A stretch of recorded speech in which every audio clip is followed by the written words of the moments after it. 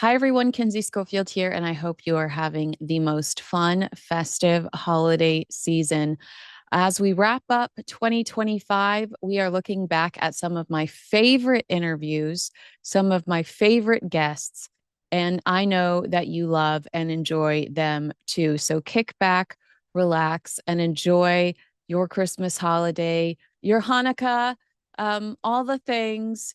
And I appreciate you and I look forward to seeing you again in 2026. Merry Christmas and Happy New Year. I know you recognize this face because more of you have requested him than I could ever count on both of my hands and feet. Today, we are joined by Scott Rouse, who's recognized as a leading expert in behavior and body language globally. He holds multiple certifications in advanced interrogation techniques and has trained alongside elite agencies, including the FBI, Secret Service, U.S. military intelligence, and the Department of Defense. Kind of a big deal. With a deep foundation in nonverbal communication, Scott serves as a trusted advisor to law enforcement, the military, top-tier CEOs, and more. You know, he could tell us, but he'd have to kill us. You might recognize him from News Nation or the Dr. Phil Show. Be sure to follow Scott on his personal YouTube channel, Scott Rouse, and the Behavior Panel's YouTube channel. I know that my audience is so excited to see you today, Scott. You are so loved in the royal watching community. Who would have ever guessed? Oh, thanks. Yeah, we have an unbelievably large demographic of British people who watch our behavior panel shows and my stuff. And I don't know why that is. I guess it's because sometimes we do cover the royals, and that's probably why they're into it. Well, your videos are so well thought out, and I love the way that when you explain what your takeaway was, you go so deep into every element of why you feel this way. So it's not just kind of like when you watch one of our shows where we're like, I think he's not telling the truth. You say, here's the exact moment where I start to question what's going on. It's the eye movement, it's the tone in his voice. And if people are interested in that, you also wrote a book. So there's so many opportunities to learn more about what you do that are out there.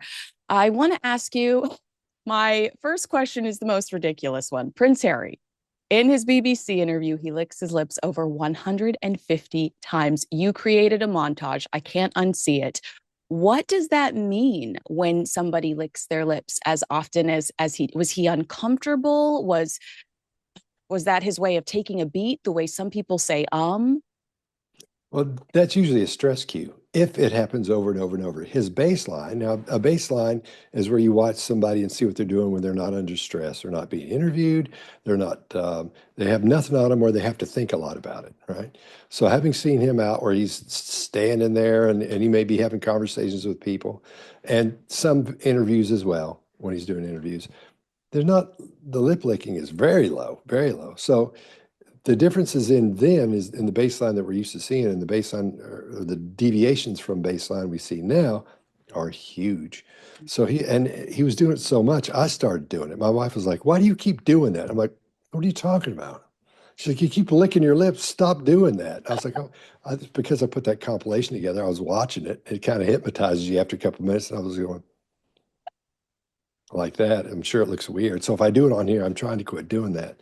So it's he's become a tick almost. Oh no. Well, when you talk about the baseline, because you have studied Harry and Meghan really since they stepped down as working members of the British royal family, does it surprise you at all? Because we don't have, according to Prince Harry, he doesn't like the media. So I know you're saying you sometimes see him, almost in B-roll footage where he's not talking to anybody and you're seeing him naturally engage with people. Maybe it's at the LA fires, on the scene of the LA fires or something like that. Um, does he seem to always resent the fact that he's talking to a camera? Because he does tell us how much he loathes the media. He wrote an entire book about how much he loathes the media, but he tends to run to them a lot when he has something to say. Yeah, I mean, I hate to sound like your buddy Kevin, but if you didn't like something, if you don't like being stung by bees, you don't keep sticking your hand in the beehive. Mm. So, and you don't get near them. So I don't think he has a problem with the with the press or the media. He just says that because he thinks it makes him, in my opinion, from his behavior, I think he's says that so it makes him look cooler. Like, I don't need this. It's like rock stars do, Yeah. and some actors do. Get away from me. I don't want my picture made, and I don't want to be videoed, and they want to be, so they'll stay in everybody's minds. Yeah. So I think that has lessened lately for Harry and his wife. So maybe this is a situation where he wants to get more attention. I agree So with you because my initial reaction to the interview was he was so determined to remind us that he was a member of the British royal family. Not only was he a member of the royal family, and he can't not be a member of the royal family, he told us he wanted us to know he was a member of the royal family that was in the most danger. And so sometimes I wonder if he's just trying to be like, reminder, I'm in proximity. And the cynic in me says, could it be because that has been so commercially lucrative for them, that their relationship with the royal family has really been their currency? But in this case, he really tries to hammer home that it's at the end of the day all about safety. And I love in the video you made about this that you talk about his facial expressions and his tone when he talks about things like his family being in jeopardy. Sometimes he kind of like laughs at the end of it, or there's a smirk on his face. And you said in your video, it's hard for us to take you seriously. It's hard for us to believe you that you feel like you're in jeopardy because we would expect for the tone to be different, more serious. yeah, I promise you, I understand what it's like to when you're in danger and you have to live that way. Not that I do or have, but I deal with people who do, and it's not funny. If you're afraid for your life or harm to come to you or your especially your family, there's no humor in that anywhere. In fact, it usually invokes anger and frustration, which is something we don't see on him at Mm. all in there when he's talking about that. He's not angry talking about it, and that's what you see 99.9% of the time. I can't think of a time I haven't seen that when talking to somebody who had a situation where they were afraid for themselves or their family, because it's not funny. It's not funny, and it evokes emotion when you're talking about it, because you're sort of reliving those situations or whatever the situation is in your head as you relay it, and it causes those emotions to come up, and you'll see those emotions on the face, and you'll see little body language cues that'll fire off. You'll see sometimes protection where their arms will come a little bit. They may cover their chest some. Their Mm. chin may come down to protect their throat, even though there's nothing there now. As they think about those things, those reactions will happen. Those cues will pop out. We don't see that. You just said something earlier and I skipped over it. So I want to go back.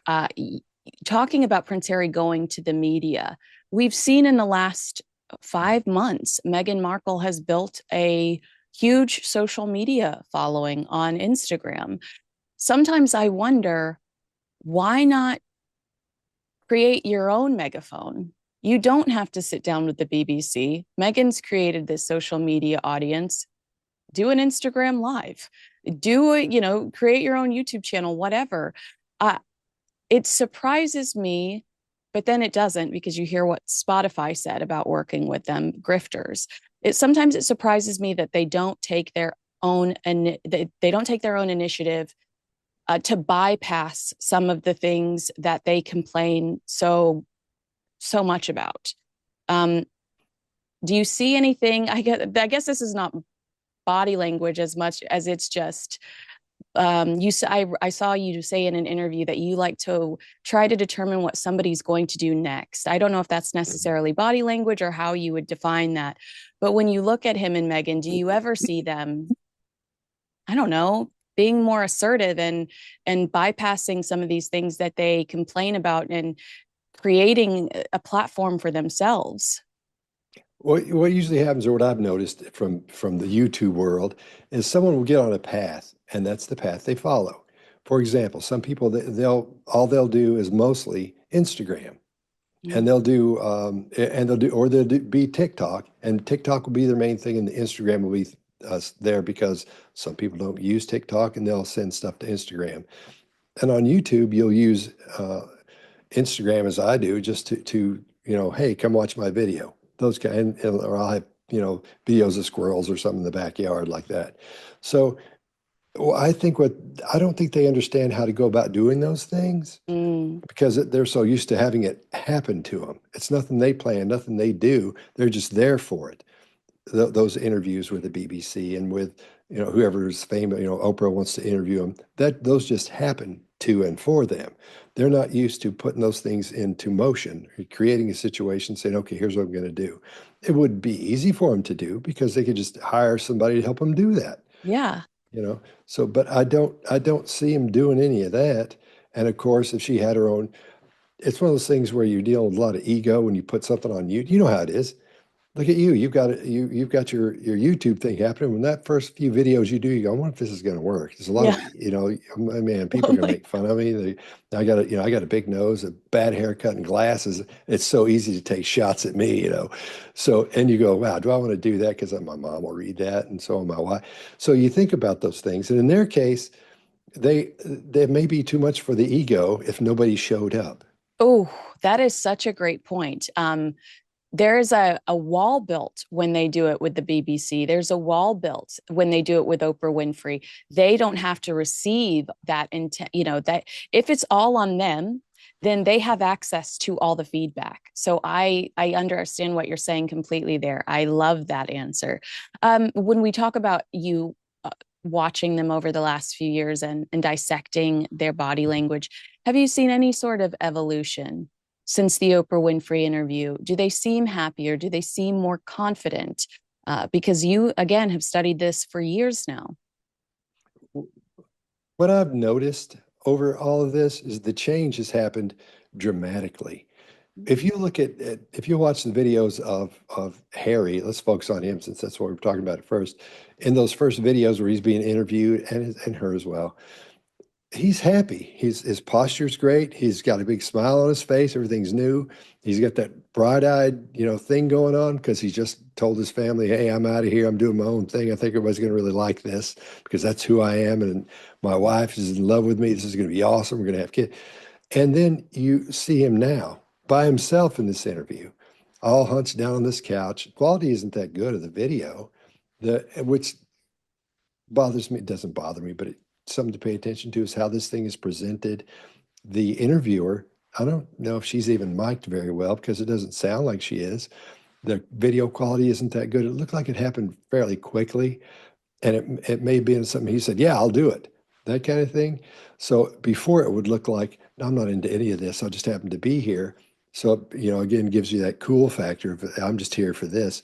Where I think he wanted to do this. I think he actually wanted this one to happen.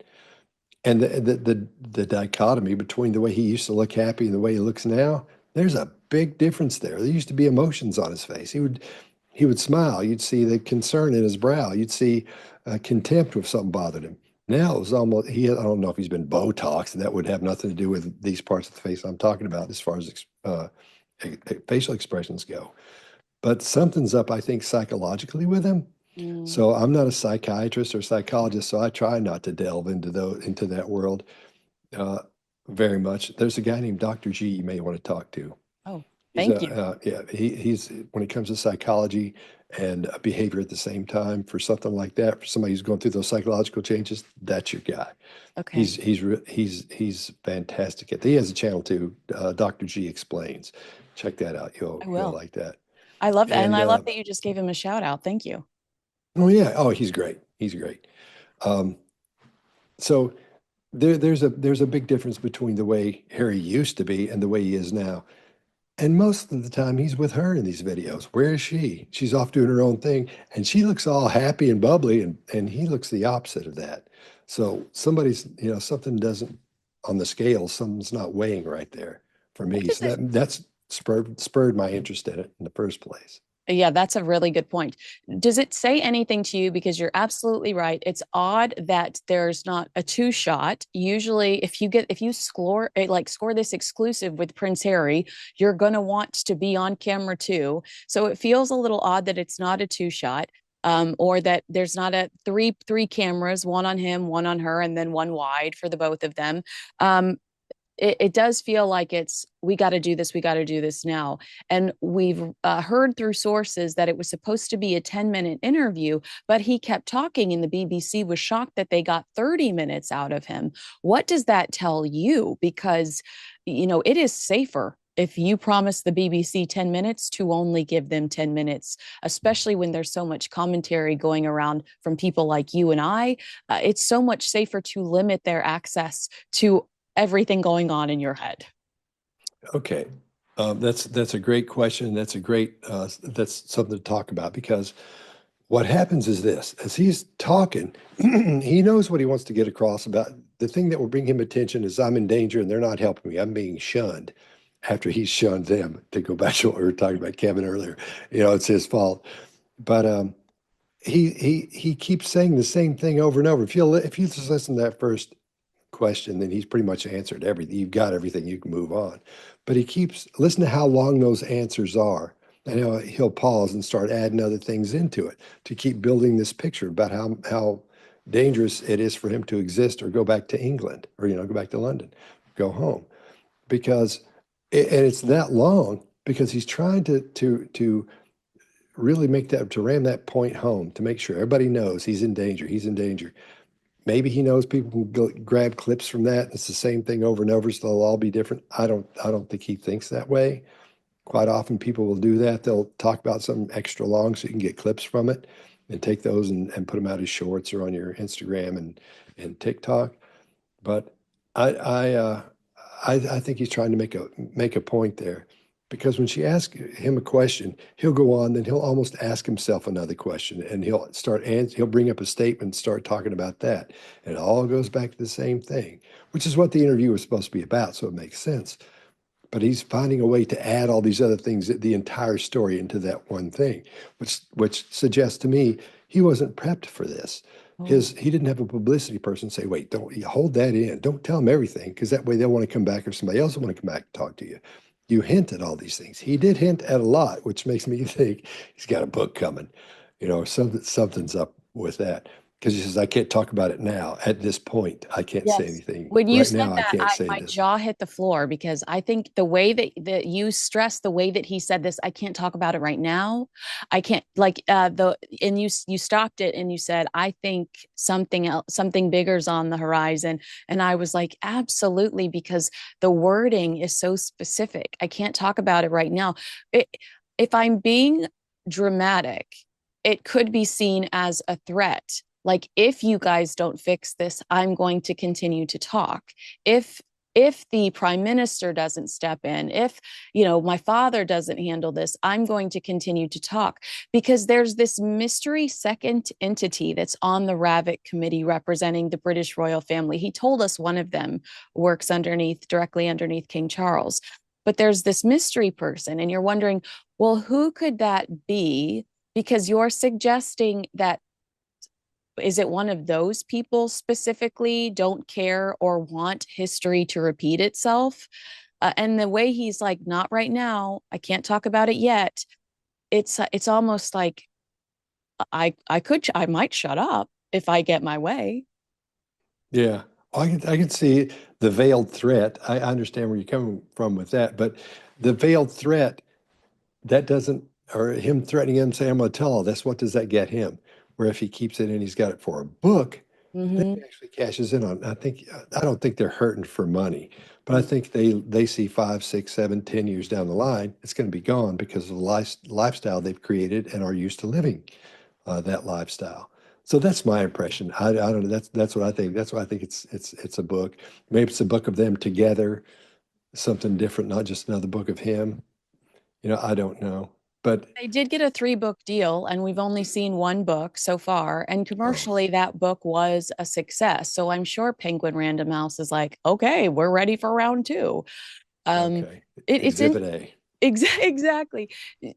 Well, one thing we found out recently that we didn't know before was that King Charles as Prince Charles, because Queen Elizabeth was still alive, did pay for their first year of security. And that was the Sandringham agreement. I'm going to pay for the first year. After you step down, I will pay for your security. As you know, we went into lockdown. So I imagine that security was not as expensive as it would have been had Harry and Meghan been as social as they are today. Going to Broadway a few weeks ago, Meghan went to a Broadway show with a 4-car motorcade, thanks to the NYPD. Um, but Harry has always just the narrative has always just been that he was abandoned. And some sources close to King Charles said, Charles did pay for his security for the first year and told them, I'm giving you 12 months to figure this out. Uh, then it seems like Prince Harry decided to sue Harry's solution then was to sue Ravick, sue the government into trying to force this, even though the agreement was I'm going to pay for you for 12 months, but you have to figure out how you're going to do this on your own. Is this just a really stubborn? And then he says in the interview, I wish somebody told me I wouldn't have won. Is this just a really stubborn man? You have to have a platform to stand on. If you're going to be out in the public, you have to have something to stand on. Say, here's what I talk about, here's what's happening with me, and here's what's happening with me now. So it's the updated version. It's just part two of part one was him leaving, and now part two, he's in the middle of it. Now what's going to happen? So if you look at this as a 3-act play, then we're waiting for the end, which of course would be when there's another book and everything turns around, and then he sums it up with the third book Yeah. after it's all over. I can't help but see it that way because I'm trying to see it in a story form. Yeah. When you talk about royalty and kings and queens and princes and princesses, there's always a story with it. So for me, it looks like that's what might be happening. But he has to have a story to tell. He has to have something to talk about. So he's creating this thing to talk about. Does that make sense? No, it absolutely does. You're exactly right. I think you're right. When Harry says he doesn't know how much longer his father has to live, I got asked about that a lot. And I, ever since Catherine, the Princess of Wales, was sick, I really hate talking about their health because I feel like it's a violation. Um, Especially when she was just so devastated and came out and said, I have cancer. And that was that was hard for us all to deal with after months of where's Kate and all those nasty headlines. um so when he says I don't know how much longer my father has to live, is that an innocent comment? Is that an innocent mistake? Is he not interpreting the repercussions at that moment that he says it, that this could be the headline? Everybody just assumes he has intel and he's telling us his father's sicker than we're being told. Again, I think he has to have something to say. He has to have a story to tell. He has to have something for his book. All of this stuff for me just orbits around this ego of needing, attention and having to have something to say. If he didn't have this problem with his father, or if he didn't talk about it, then it would be the way it is with everybody else. We just assume it's not good or it is or everything's working out or whatever, and we go along. And in a position of royalty. Nobody talks about that stuff. No. Nobody says that. You're not supposed to do that. And I'm sure and I'm sure growing up, we don't talk about that outside of the house, in other words. We don't say this, you don't say that. And he's done that. So that may be because he's angry and saying that. Maybe it's because he wants sympathy. He wants people to be empathetic toward him, preparing for his book. But something's up. I mean, it all seems to lead back to I've got all this information that you need. It just sounds like a little photograph of the new movie coming out. You don't even get the trailer. It's just here's a little picture of what's happening in the movie. Here's another picture of what's happening in the movie. Here's another one. So you see that and go, oh, that might be interesting. Then you get the trailer, which would be the second book, and then you get the final one, the Oh my movie with gosh. the final one. You're so right. And it makes me annoyed. I do have one more question. Well, no, I have two more questions for you, if you don't Okay. mind. Are Harry and Hmm. Meghan interesting from a body language perspective? Is it interesting to watch, the, the pair? Do you get the sense that sometimes, do they give you a show in the sense that sometimes you can tell they are acting a certain way to get a very specific reaction, like we're victims, we need your sympathy? Or are they just so see-through that it's a joke. Well, I see where you're coming from. And it's really interesting to watch his behavior and body language compared to hers. You're looking at a pro compared to someone who thinks they know how to do it, come from the acting world and I want to be famous world. And he grew up learning how to stand, learning how to talk. His like if you watch his father when he's out in public, he would put his hands behind his back. We call that royalty arms as he walks around and inspects, the troops or the guards, whoever he's talking to, or he's looking at something really expensive or beautiful, he'll do that. Mm. Those things are taught to them. She didn't have that advantage when she was growing up, and sort of looks like she's been given a crash course in how to act in public. From people she dealt with when she was an actress. There are some people in the acting business that I know, and I've seen them change over the years as they become more popular, more famous. You can actually see it on. They go, yeah, I know. I've got to learn how to do this or that, and they'll tell you about it. Yeah. And not that every one of them does that because they don't, but every now and then apparently, you learn to do some of these things. So she's doing what she's learned how to do on her own, and we're seeing his behavior as being as growing up with it, being taught that from professionals. Now, when those two things get together, that's why it looks so different. And he becomes the alpha in that situation automatically because he sits very still when she's there. He lets her talk on, and her behavior. Not that it's a lot of movement stuff, but it's more movement than his when he's excited. It's very controlled. Like in this video, this last video of him, that's really controlled. Emotional regulation is what we're seeing there, really controlled. And he's doing it on a lower level when there's no problems so far. And she's not as good at doing that. When something bothers her, you know it. Mm. When she's in an interview, she gets angry, she shows her anger. In this podcast thing she did, and I'm sorry, I don't know the girl's name. She did the Jamie woman, the lady, how to Jamie say it. Kern Lima. Okay, because I could just watch the first 4 or 5 minutes of it. I got through that intro, and after that, I was like, I can't do this. And it's that didn't look real to me. That over, just milky, Well, she's pursuing joy. smooth. She's pursuing joy. That's Yeah. so funny that you say that because I just talked to Pierce Morgan and he's like, I knew Meghan before she met Prince Harry. And that California hippie, friendly, over the top, gooey, ooey girl that's in that podcast is Mhm. not the same woman. And so for you to say this is something she's slowly teaching herself or something she's slowly morphing into by the people she's around, because we know it's this is probably an aggressive way to say this. She has pursued some high profile friendships since she married Prince Harry. She's hanging out with Oprah now. She's hanging out with Tyler Perry, Gayle King, Jamie Kern Lima. For people that don't know, she's almost a billionaire when it comes to the makeup industry. So she's almost slowly becoming the people she's around, maybe, or observing their behavior and taking on some of the traits. Is that an okay way to explain that? Yeah, you'll do that. You'll see. As a matter of fact, if you'll watch her, I don't watch the other people that were in that group you're talking to me about. Depending on how close she is to that group, those people in that group, from a personal perspective, hanging out with them a lot, you'll see the same small behaviors in that entire group. They'll all have little things that they'll do because whoever the alpha is, they'll subconsciously copy what that alpha is doing.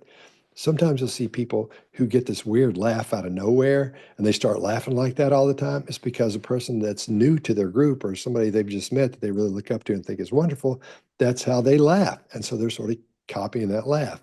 Or they'll say a word like, or a little phrase. If somebody says, all the time, then, or you know what I mean? You know what I mean? Then they'll start saying, you know what I mean? You know Oh what I my mean? gosh, All the Scott, time as Scott well. with Meghan, it's right at the end of every sentence, right? And I'm like, who in her world is saying right at the end of every sentence to give her that?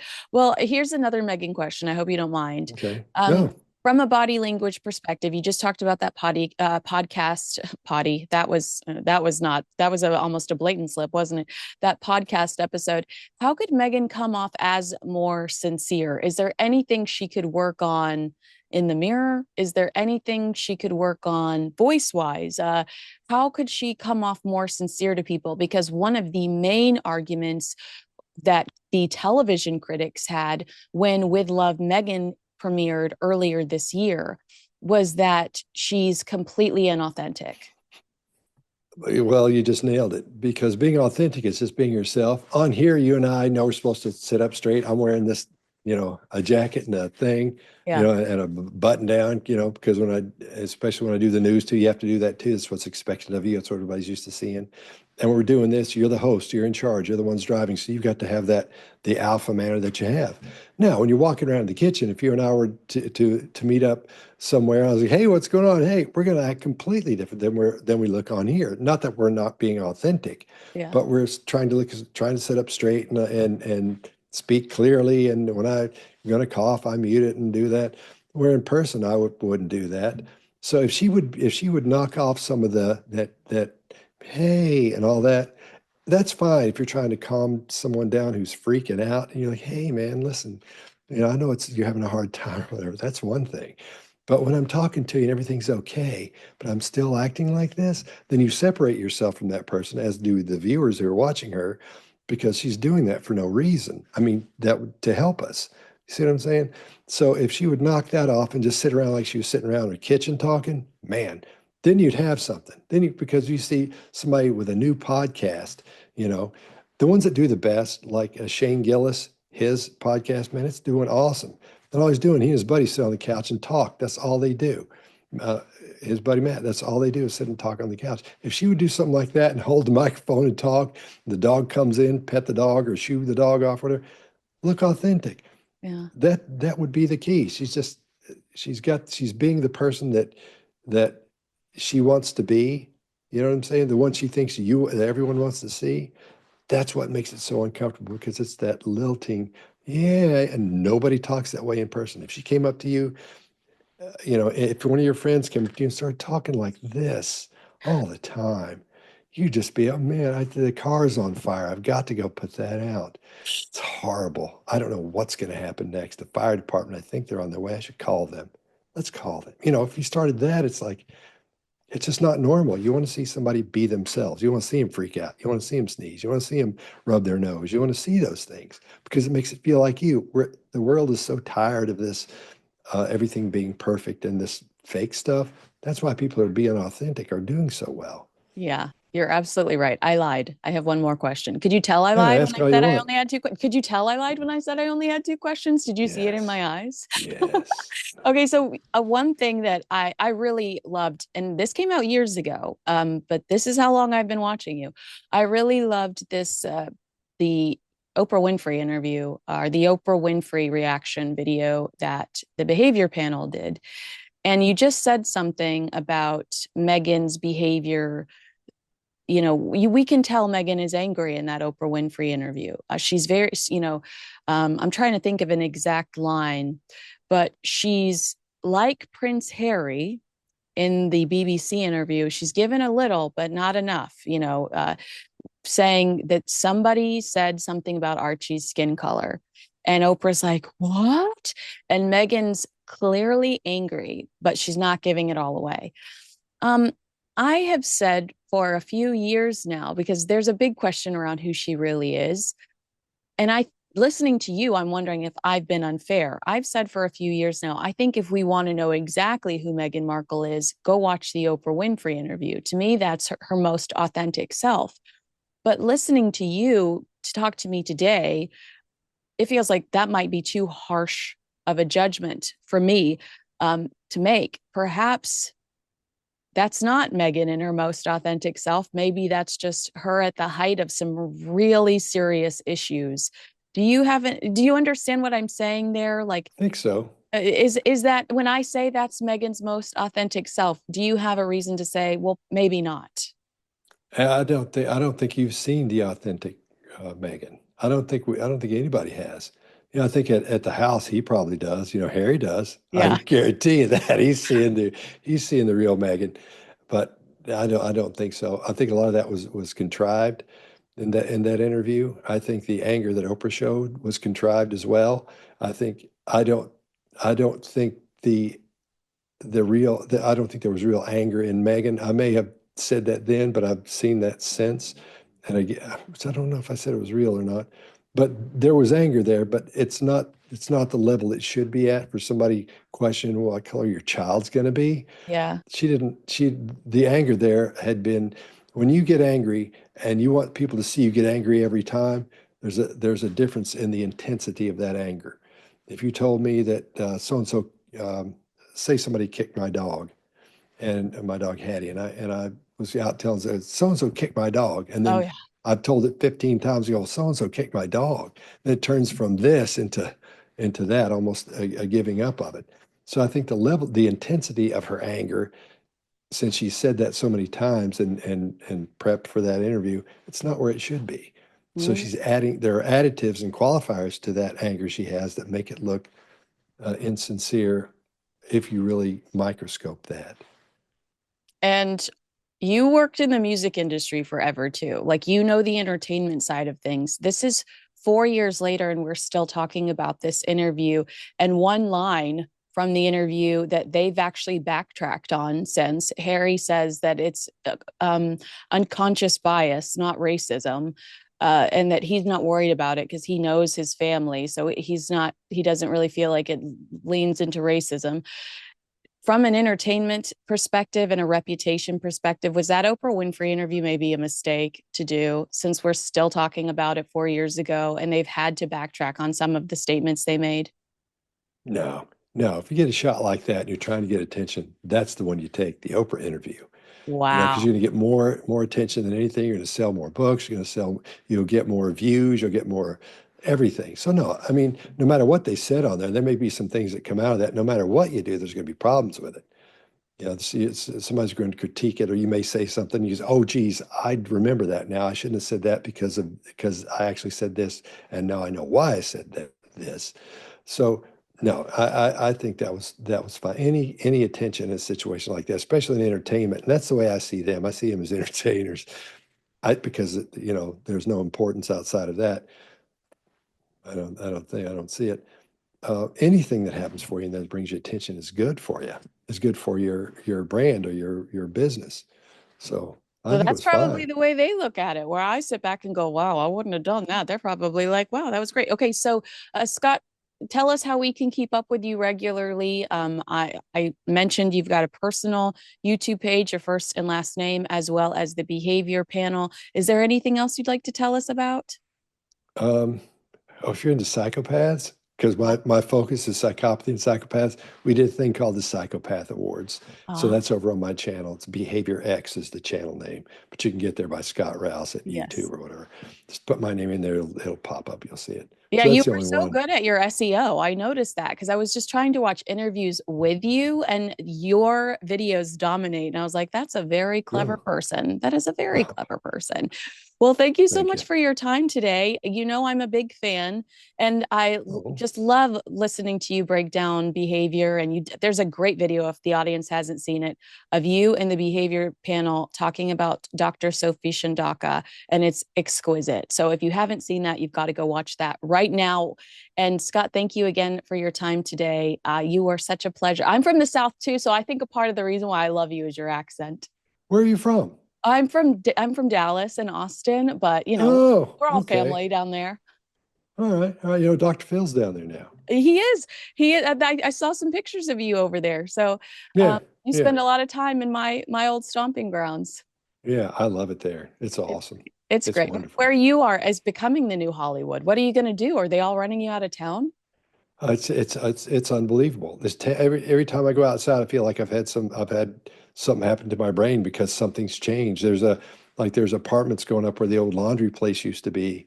There's everywhere the old songwriters and the famous people used to hang out where nobody knew they would hang out. Where you go to talk and all that. Those things have all been, the floors are clean, the bathrooms are clean now, the bars are clean inside. There's nobody wants to go because it's all tourists coming to see what used to happen there. Yeah. So there's, I mean, is the Bluebird still safe? Is the Bluebird safe? yeah, but it's so famous now. I was just talking to Tracy Brown, another body language person, a few minutes ago about this, and because she had just come to Nashville, and she said, "Well, we went to the Bluebird." It wasn't what I thought. You know, it was wonderful. But in the old days, when you go to the Bluebird, it was the artist would be there singing that song, or they'd be in the audience watching the writers sing, who wrote that song, sing it for everybody. It used to be, it's just changed a lot. The old Nashville's gone. So it's And kind of, but it still is like I feel like all of my friends from LA are moving there because it's just it's a happening place now. Do you ever watch that River Phoenix movie thing called Love? That's my favorite Nashville movie. is that the one where they came to Nashville? Well, Yeah. a couple of weird things about that. They'll be riding down the street, and have this conversation, and you'll see the same thing go by two or three times, that kind of thing. So I saw that a long time ago. Now I'm gonna have You to go know, watch for that. Okay. I was just crushing over River Phoenix, but now I have something else uh, to watch for. You are just your mind is so wonderful the way it works that you're looking at oh, all these crazy things going on in the background. All right, well, I won't take up any more of your time, but I'm going to put you on the spot and ask you to commit to talk to me again one day in the oh future. yeah. Oh, anytime. Just let me Wonderful. know. You know, this is one of my favorite products. This holiday, while others are chasing the rush, find your sense of calm with Peak. Peak is a luxury wellness brand powered by rare plants and cutting edge ingredients, offering the perfect remedy for the season's hustle and bustle. Their science backed botanicals, minerals, and vitamins support metabolic function, immune health, sustained energy, and radiant skin. In this festive season, choose serenity as the ultimate luxury with Peak. One of their newest essentials, the dehydration protocol, is a day to night electrolyte system that keeps your body and skin hydrated while promoting better sleep. Enjoy a focus boost without jitters or crash. The natural balance of caffeine and calming compounds keep you centered and alert all day long. Nutrients in their matcha help curb sugar and hunger cravings, making it easier to stick to your wellness goals. Now, I have been using the deep hydration protocol every night for the past 2 months, and my skin has never looked so plump and dewy. I wake up looking and feeling like I got enough sleep. Ready to gift the glow? Unlock 20% off for life for yourself and everyone on your list. Give the gift of glowing health this holiday season. Get started at peaklife.com/Kinsey. That's PIQUE life.com/Kinsey. Today, we are joined by clinical and forensic psychologist Dr. G and Scott Rouse, a leading expert in behavior and body language. He's also one of the studs that stars on the Behavior Panel. So I know that a lot of you are going, oh, they're back. We had such a great reaction to both of you on the channel that I had to call you back for this Meghan Markle video that has truly broken the internet. And I'm assuming, Dr. G, that you might suggest that was the ultimate objective here. I think you're spot on with that. Yeah, I think that was largely the point of recording this in the first place. So you're like straight to the point. She wants to go viral. Scott, when you watched this video, and I might every once in a while pull it up. I apologize in advance to not only you, but the viewers at home. When you initially saw this video pop up on your algorithm organically, I'm assuming, because it really did just go, it bounced off the walls. Did you think it Mhm. was a parody? Because I did, Scott. I thought that this was AI. I thought this cannot be real. The reason I didn't think it was AI is because it looks like the stomach is fake, where the baby. I swear that's the first thing I thought, because I know you have monitors and stuff on you Yeah. when you're in that situation. So she's got that dress over, but I thought, oh, this is just fake. I don't know why they're doing it. And I realized this is old. I thought it was something new, but it Oh, was something that's old, and a couple of years, I guess, or however held it is, and that it was just a bad decision is yeah. what it hit me when I saw this. I was just a bad decision a couple of years ago. Well, this will, to either one of you, please chime in. But to Scott's point, Harry and Meghan have dealt with conspiracy theories surrounding the birth of their children. And the reason that it's important to royal watchers is because for their children to be in the line of succession, they have to be born by Meghan Markle. It has to be Prince Harry's child. They can't use a surrogate. And so people are saying, we deserve to know if these children are in the line of succession, if they truly came from Meghan Markle and Prince Harry. Now, they have never addressed the rumors head on. I don't think. I mean, I don't think in Spare, Prince Harry actually writes about the stance in Spare, but I don't think he ever addresses the rumors of whether Archie and Lily were born, came from Meghan Markle's womb. but it is something that I have always tried to be like, I don't want to talk about this. I don't, I look at Meghan Markle in that Oprah interview. I see a heavily pregnant and slightly angry woman. Um, so that's why that's why these rumors continue to persist, is like this conspiracy theory is out there. It's been out there for years. It's never been addressed head on. And both of you, please comment if you have anything to say, but I have read several experts, PR experts on the internet over the last few days that said this video did nothing to help that. In fact, it just reignites the conversation. Scott, do you have a reaction? And then Dr. G? I believe it does reignite that situation because it doesn't look real to me. There's so much that's missing from this, as from a body language perspective. Of course, that's the first thing Dr. G and I look at is what's happening with this person.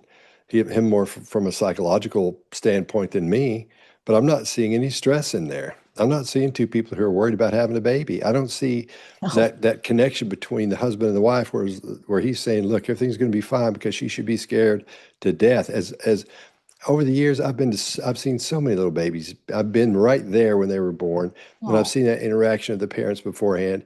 I mean, an inordinate amount of times I've been there to do that. No kidding. And we're not seeing the things we should be seeing. There's too much smiling going on. Another thing that's the first place I go to what's missing. There's no anxiety in there. There's no worry in there. There's no eyebrows up and her trying to connect with him to be reassured. We don't see any of their personal items laying around the room anywhere when they're dancing around either. So that there's a lot of things that are missing in this that should be there.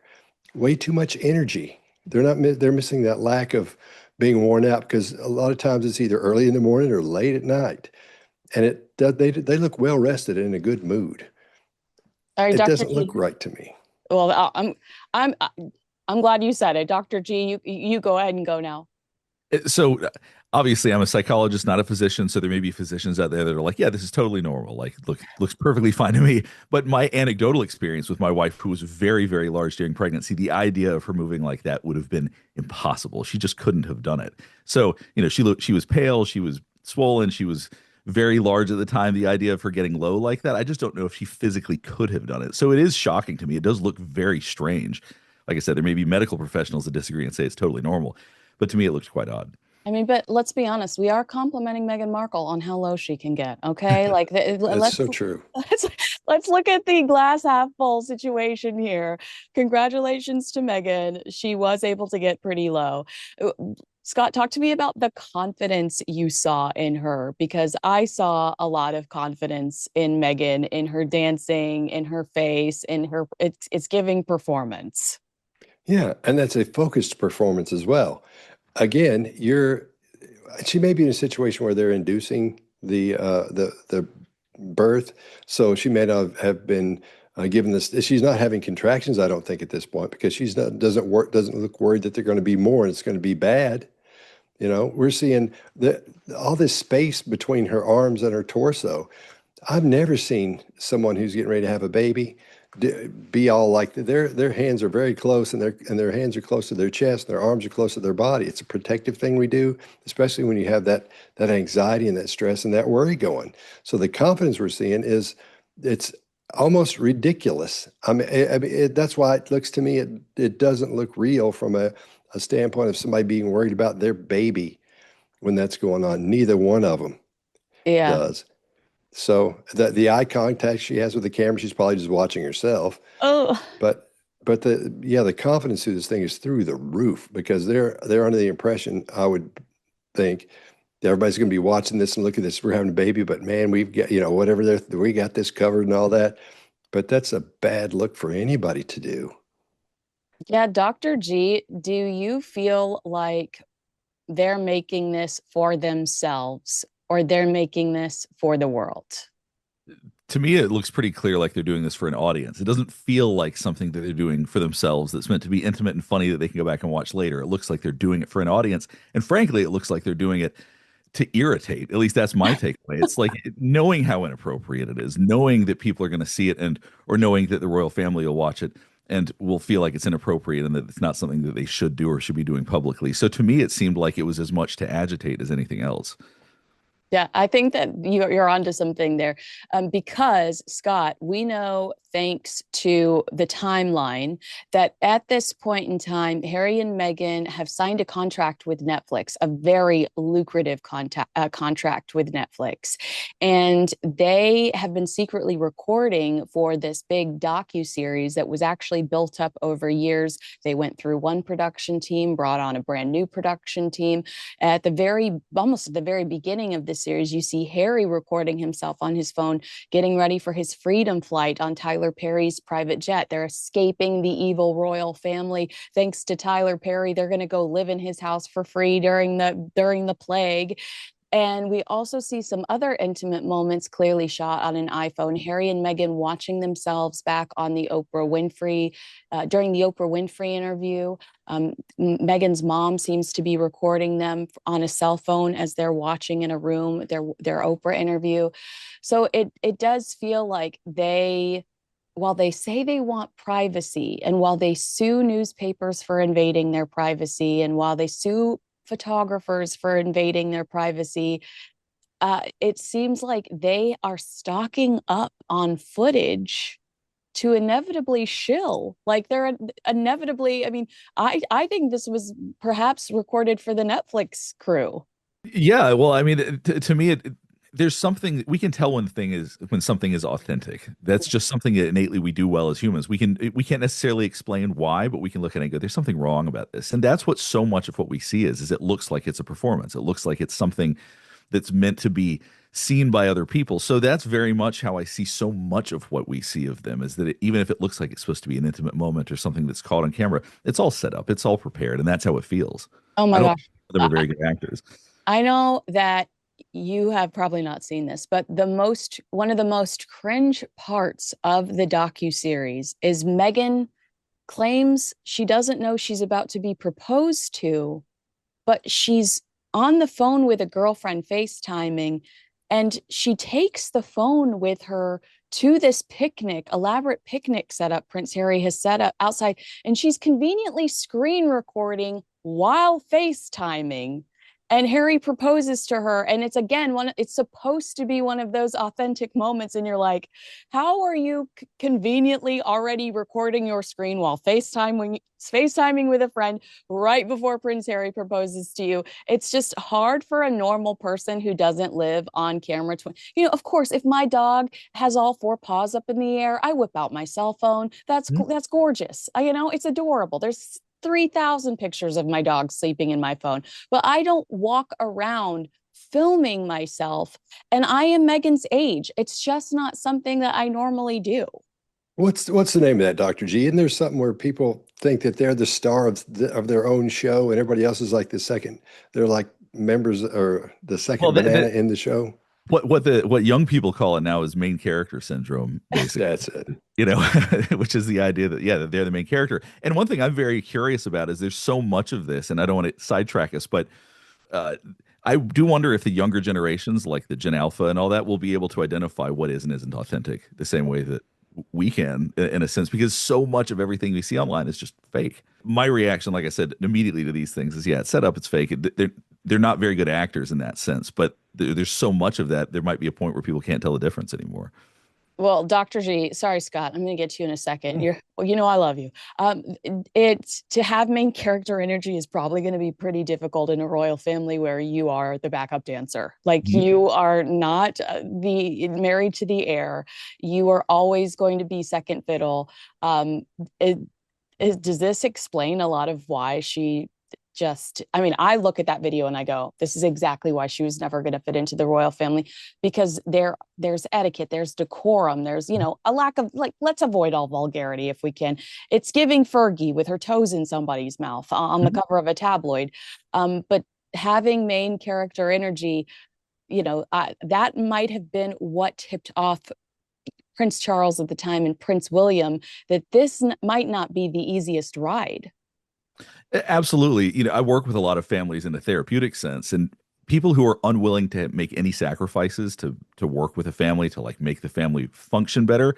Those people that think they're too important for that, that's going to create problems. And that very much seems that there is a complete unwillingness to make sacrifices for the family, particularly in public or anything else. So I think when you believe you're the main character, you don't need to make sacrifices. Everybody should see how important you are, and they should listen to you. And what you have to say is, the be what everybody pays attention to. So yeah, I absolutely think that there's certainly a lack of insight. I mean, I also think about how what's it going to be like when her kids see this video? Like, it just seems so like people can film whatever they want in private, but the idea of posting it just feels so vulgar and strange to me. That's what I'm like. Do it. Have fun. I have Yeah. fun and laugh about it in bed 10 years later. But this was to honor your daughter's fourth birthday. What a bizarre way. Like twerking with your like I think Jeremy Kyle when him and I watched it together for the first time, he's like, her ass is everywhere. I almost died. I want to ask you, Scott. I thought she sincerely looked like she was having fun. Dr. G is right. There's a lack of authenticity that she reeks of it. She should bottle that and sell it. It might do better than the jam. But I do think that she's vibing pretty high in this video. Yeah, and when you're dealing with the narcissistic personality type, you when you're in a situation like this where you're under the impression everybody's going to be seeing you in this ultra intimate moment that nobody else could see, and it's just you and the quote unquote quote prince there. You're in nirvana at that point because you're getting all this attention because you're a princess or whatever it is. I don't know. I don't know what the story is and all that. I have no clue what she is or anything now. But you're the main focus of attention. Boy, that's where they want to be constantly. And another thing that we know that this is not just for each other and something that's slipped out or anything is because when you're in a situation like that and you have this intimate moment, you're not looking at the phone, you're not looking at the camera, you're looking at your person because you're goofing around for them. That's who the show is for. Whenever you, believe me, take it from a professional. I was a professional kid and I goofed off all the time. And so when you're goofing off with somebody, you dead eye 'em. You're like, hey man, as you're doing your goof off thing. And there's none of that. There is just for a couple of seconds, but there's not that connection there that should be there for those two. It's like Megan, the actor, realizes exactly what you said, that there should be more playfulness between the two of them for it to look authentic because she goes, come on in. Like she tries to pull him in. That's the moment of eye contact that you're talking about. Very brief. It's almost like she recognizes, oh no, this will look better if we do look engaged with each other. And Harry's dance moves. I mean, first of all, this guy's not going to win Dancing with the Stars. Let's just get that out of the way right now. But do you think that he is volunteer? Is he consenting in this, or is he reluctantly jumping in? What can you tell about the body language, Scott, aside from the weak knees? Another thing that stood out for me was this thing that I call and coined extra face. And then when you have extra face, it's the face that extras have in TV shows and movies. And if you look around in there in TV shows and movies, you'll see people with these weird smiles on their faces that don't go away. You see it in reality TV uh, shows as well. My brother writes TV shows and movies, and he's a director for TV shows. And he was one time I went down to watch one of the shows he was directing, and he yelled cut or whatever he yelled. They said, "Hey man, let's get rid of that face, look normal. You get rid of the face, get rid of the smile." And he kept saying that. And finally he said, "Look, this whole table here, you guys got to get rid of that smile because people sit there, they know they're being filmed, and they want to look good, and Yeah. so they sit there with this weird thing like this." And it's a face you don't make out in the wild. When you're by yourself, when you're doing the face you're making when you're alone, it's just more like you're sitting around doing stuff and messing around your teeth, and you may cough and then dig in your mouth. So many things you do, but they don't do that, and we don't see any of that in here. And that face that she has, if you'll look at this, because I'm familiar with it now after you and I talked last, I've watched a lot of these things. That facial expression she has here is the same one she has in every other one when the camera is on her. Now, when the camera's not on her, I'm sure it's completely different as it is with everyone else. But when you have extra face, which is, believe, what we're seeing on both of them, there's that weird little smile or that smile you do for your camera smile, the one you've practiced, rehearsed, and prepared to show the world. I think that's what's going on there. So interesting. I'm going to stay on you for a second, Scott. I want your expert opinion on this as somebody that excelled in the music industry and in the entertainment world, you know, even with your background with your brother. Dr. G, I want this from just a casual, I want your casual reaction to this. Do you think that this video hurts or helps the Sussex brand when it comes to rehabilitating their reputations, Scott? Because we've heard that they've put together this new team of 11. They're trying to structure them like a royal court, and their ultimate objective is to rehabilitate their image. And you watch this, and it does seem like they're sitting around a table, a large King Arthur's type table. And, you know, the new girl raises her hand and says, "Do you have any videos that make you guys look normal, likable?" And Meghan's like, "Oh, sure, let me pull this one out." Because this was a trend, dancing to this song years ago. Um, and I just think it failed so spectacularly, to the point where, as the hours passed, I thought she was going to jump on the internet and say her cloud had been hacked, and she was going to try to make herself out to be the victim, because I thought this was such a poor, you know, poor lack of judgment. So Scott, where do you, because you surprised me last time we talked, and you said all publicity is good publicity. Almost, you said, I think that they eat this stuff up. So do you still feel that way now after watching this video?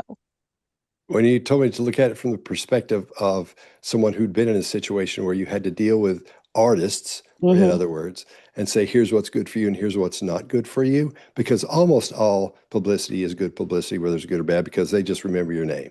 Yeah. They just remember that you're just in the zeitgeist of what's going on. All right.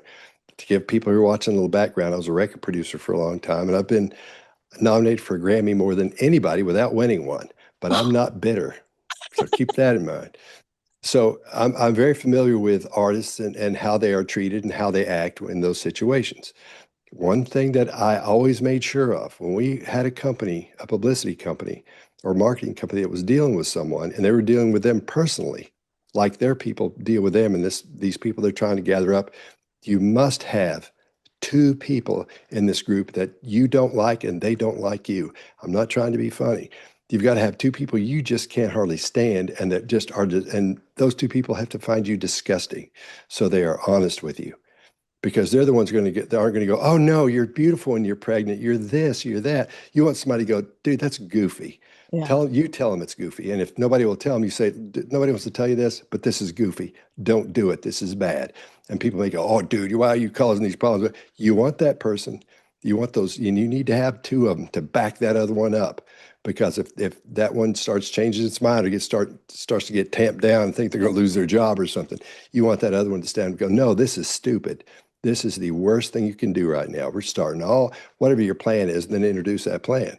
But when you go to something like that, you must have somebody that doesn't like you in there. As weird and as against what should be happening as it sounds, that's what you need. You need that somebody to go up against what you're saying. And I don't think they have that, not even a little bit. No. So do you agree that this video is not the right direction to, you know, I mean, I definitely changed my opinion of them, but it made it even lower, which I didn't even think was possible, Scott.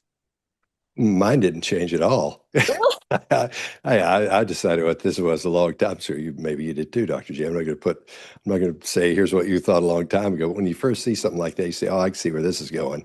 I know what kind of personality type this might possibly be." And then it just gets worse, worse, worse, worse, and worse. And we're seeing it just get worse and worse and worse. They're actually going back in time to grab things that were worse than I don't know if this is worse than that Jamie Lee Kermit. I can't. Oh, well.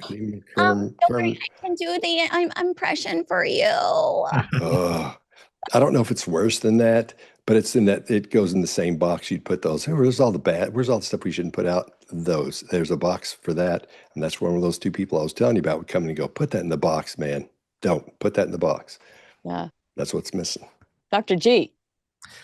Well, for what it's worth, the video does feel pretty on brand for her. It's just not going to bring anybody else to it. I don't think that it's going to make anybody go, "Yeah, like I like her more now." You know, it's interesting because when people make decisions, like when we have critically thought through something, whether it's like we like somebody or who we're going to vote for, or whatever it is, our opinion is very, very difficult to change then. And this certainly is not going to be the kind of evidence that's going to help people that didn't like her before ever be willing to change their minds about that. So, and the people that do support her probably are not going to think twice about it. I don't think it's going to make many people go, I don't like her anymore, if they were already supporting her and were already full on camp Meghan Markle. So, I don't imagine that it's going to make a lot of people change their mind about her. But yeah, it certainly doesn't help them. That's for sure.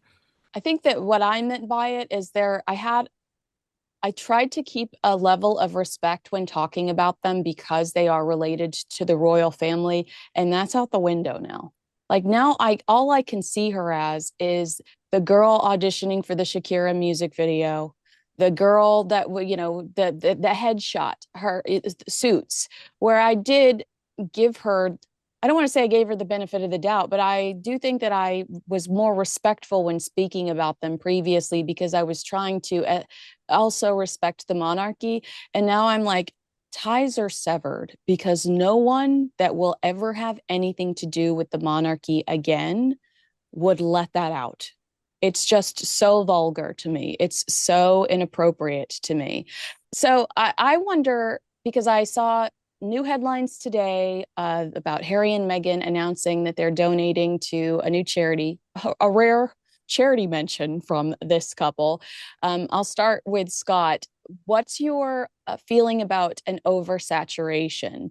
Should Meghan take a step back? She's curating her own headlines daily. It's no longer the tabloids just pumping stuff out that's from 3 years ago or whatever. Now she's doing this. Is she annoying the public? In 1 week, we had, just kidding, I'm not restocking my, she told Fast Company last week and Tina Knowles in her podcast this week that she was going to pause on As Ever. Well, this week she posts on Instagram, just kidding, I'm restocking. You are in fact getting new product. So she contradicts herself. But this week we're also getting a brand new interview with Tina Knowles.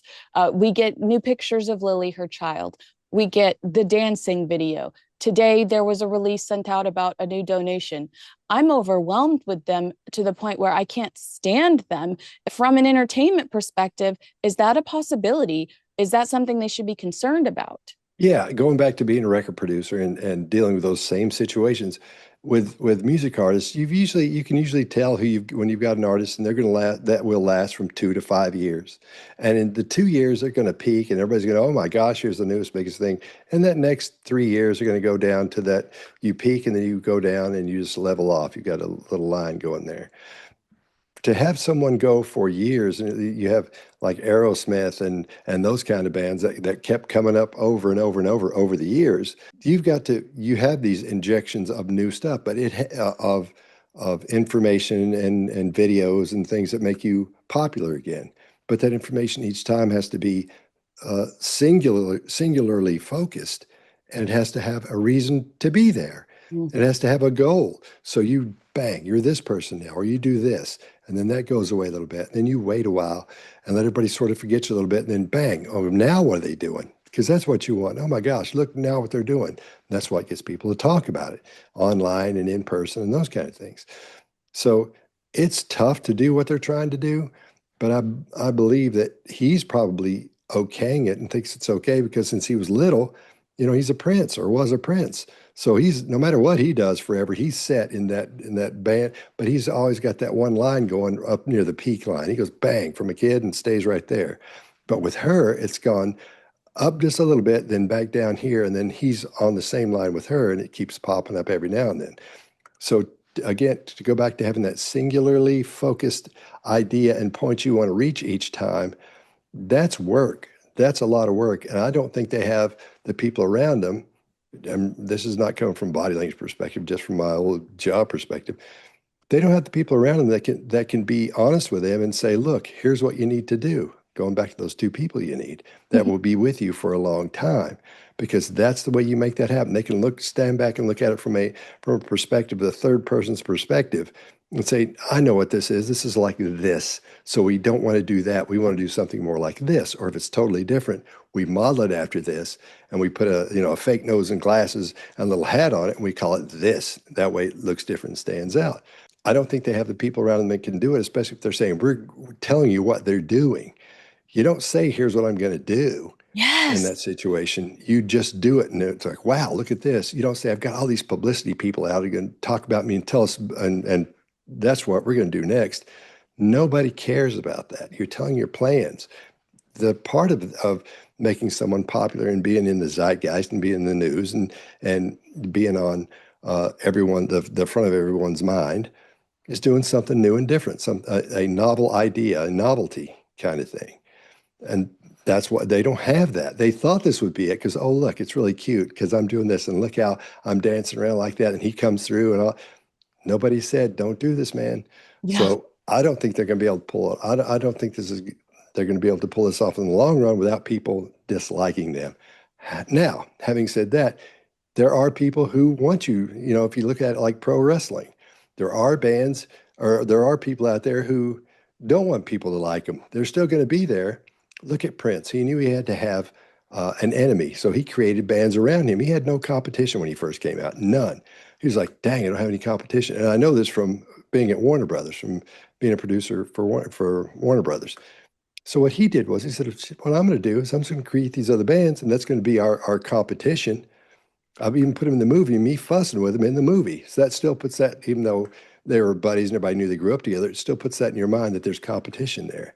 Not only did he come up with his own style for himself, he came up with like almost a genre in that, a mini genre within that genre he was in of pop music. So I'm getting too deep into this stuff, No, but I'm loving this. This is my first okay. Prince drop on the podcast. I'm loving it. Oh, okay. Yeah, no, Okay. I think it's fascinating what you're saying too about stop announcing things, just Yeah. execute, because that is one of Harry and Meghan's greatest weaknesses. They announced this huge Spotify deal. Harry's on one, or no, Harry appears on 2 episodes of 13 whole episodes. And nothing comes to fruition of his specific deal with Spotify. Nothing comes to fruition. Meghan produces 12 original episodes. The return on investment's not there, so they drop her. I thought the same thing last week when she announced it was the end of her podcast. And then she says a few days later, surprise, I have a new episode with, Beyonce's mom. Just wait, surprise us on Tuesday with the new episode with Beyonce's mom. To me, that was going to have such a greater reaction, an audience reaction, than teasing and also the flip-flopping.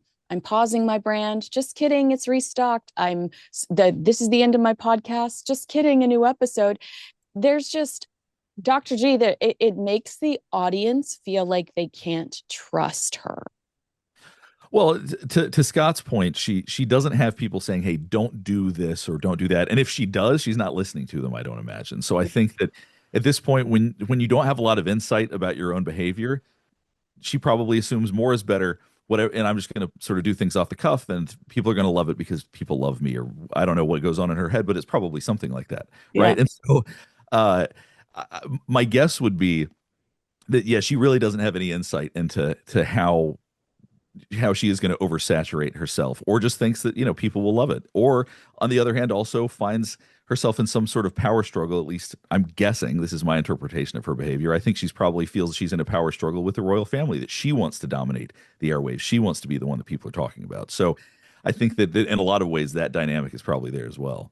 Yeah, Scott, to your point, that's when you were talking about Prince having, competition. I was thinking to myself, Meghan still thinks that the royal family is her competition, despite them moving on. I mean, they won't respond to anything that they say or do. I don't know if either one of you know this. Well, a few weeks ago, King Charles was in Canada and opened Parliament. And this was a huge deal because of some of the things that President Trump has said recently about wanting to take Canada. So King Charles shows up to the rescue in a Superman cape and opens up Parliament. And it's a historical moment. At the same time, Prince Harry's in China, in Shanghai, talking about climate change and talking about sustainable travel. And you think to yourself, allow your father to have his moment Well, on Saturday, not this Saturday, but next Saturday, it's the King's birthday parade. It's the most gorgeous. It's called Trooping the Color. Everyone in the world watches. You get those gorgeous shots of the entire royal family on the balcony, and it's a celebration of the King's birthday. Well, guess who's accepting an award on Saturday night in LA at a glitzy museum gala? The King's birthday parade, Meghan Markle. It does seem, I don't know if you recognize this, Scott, but it does seem to royal watchers like Meghan is always trying to one up these people, and she is no longer on their radar. But that goes back to exactly what I was talking about. You have no Coke if you don't have Pepsi. Yeah. You don't have Advil if you don't have Tylenol. They have to have competition to survive and to do well in business or in when it comes to marketing. You've got to have But somebody they that can't, you're they competing with. cannot, they'll never win against the royal family, do they? No, Yeah. that doesn't enter into it. They Oh, know they can't win, but you need that competition. Pepsi's never going to win over Coke, but they're still there. And every time Coke does something in the old days, anyway, Pepsi would do something too, and they'd have that fuss going back and forth from a marketing perspective. In one way, what they're doing, I totally understand it. I totally get it. If there is a singular person in charge of all that, I see what's happening. I don't think there is. But you must have that enemy for you to do well, because will we be talking about her other than that? yeah, No. no. If they hadn't left the whatever it is, the whatever the king stuff, the royalty stuff, will we give a hoot? Would King anybody stuff. care? No, we wouldn't be talking about them. Nobody would care about that. We wouldn't be making fun of them. Or we're not making fun of them. We're just discussing what we're seeing in a No, video. I mean, we should acknowledge Prince Harry's dance moves for what they are. Unfortunate. Yeah. And So there's a little bit of making fun of the Dr. But G. but but it's interesting because what we're seeing then is we're seeing a business dynamic, right? We're not seeing a family, and that's what's so challenging here, right? Because this, if we're thinking about how do families act, they don't act like this, or they shouldn't anyway. They shouldn't be competing in this way. And we're talking about a family, but it very much has the dynamic of a record company or some other entity like that, and that's what's so unfortunate about this. That is the truth. Look at you, Dr. G. Drop it. I mean, that was a mic drop right there. All right, Scott, I want to ask you before I let you go, were there any other observations you made when it came to this video? Anything that stood out to you? Anything you wanted to mention? okay, from a body language perspective and behavior perspective, the moves in here were too smooth as well. Everything was really light and moving around. And again, when you're getting ready to have a baby, that's going to hurt. I know they give you the spinal thing and numbs you up and all that. Man, you got a lot to worry about. There's a lot going on there, a whole lot going on. And so her movements are too smooth. I know she's dancing, but he shouldn't be dancing. He should be going, listen, no, cut this out. This is funny, but let's sit down and relax. Their movements are way too smooth. They should be tight and really jerky I would think, and moving around like that.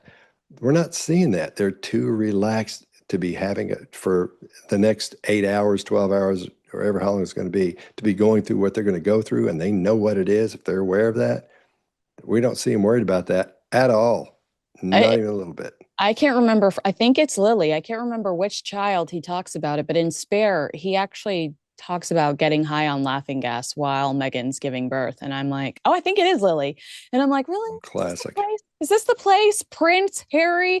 Dr. G, let me know what your observations were. So when I'm trying to process, there's a lot of what's going on in my head right now. So, but when it comes to this, just because I was trying to think about my own situations here, I personalize a lot of things when I interpret this kind of stuff, and I was just thinking, like, if I had the poor judgment to do something like this, I would at least think I would like hold my wife's stomach while she was doing it or something. It's so strange, and I'm like, does he not get more interactive with her because Megan set boundaries and has been like back off during these situations, or is he just as clueless as she is? And that's what I can't tell. Is it a folie à deux? Are these two people that are completely ridiculous, or is it just that he sort of learned his place in the relationship? So there's just the dynamic is weird. The video shows a lot of that, in my opinion. Boom. I think Yeah, you nailed it. that was really good too. But unfortunately, Scott, I have one more for you. You said Okay. you said you can see it in your head. Like if there's let's imagine there's one person in charge. You say you understand what they're doing. Do you have a crystal ball? Can you give me a prediction? What do you think that what do you think they're going to do next? I think that they could do reality TV again. Do you think they could do reality TV again? Hmm.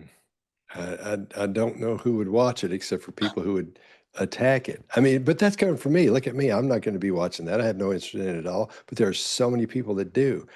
on that kind of thing, I'd have to call that third person and say, "Hey, man, what's going to happen here?" Because I can't call something like that. I have no clue because I just know because I would be so disinterested in that. Yeah. I mean, the Japanese have this microscope called the something electron microscope. I don't know what it is, but it can look at atoms.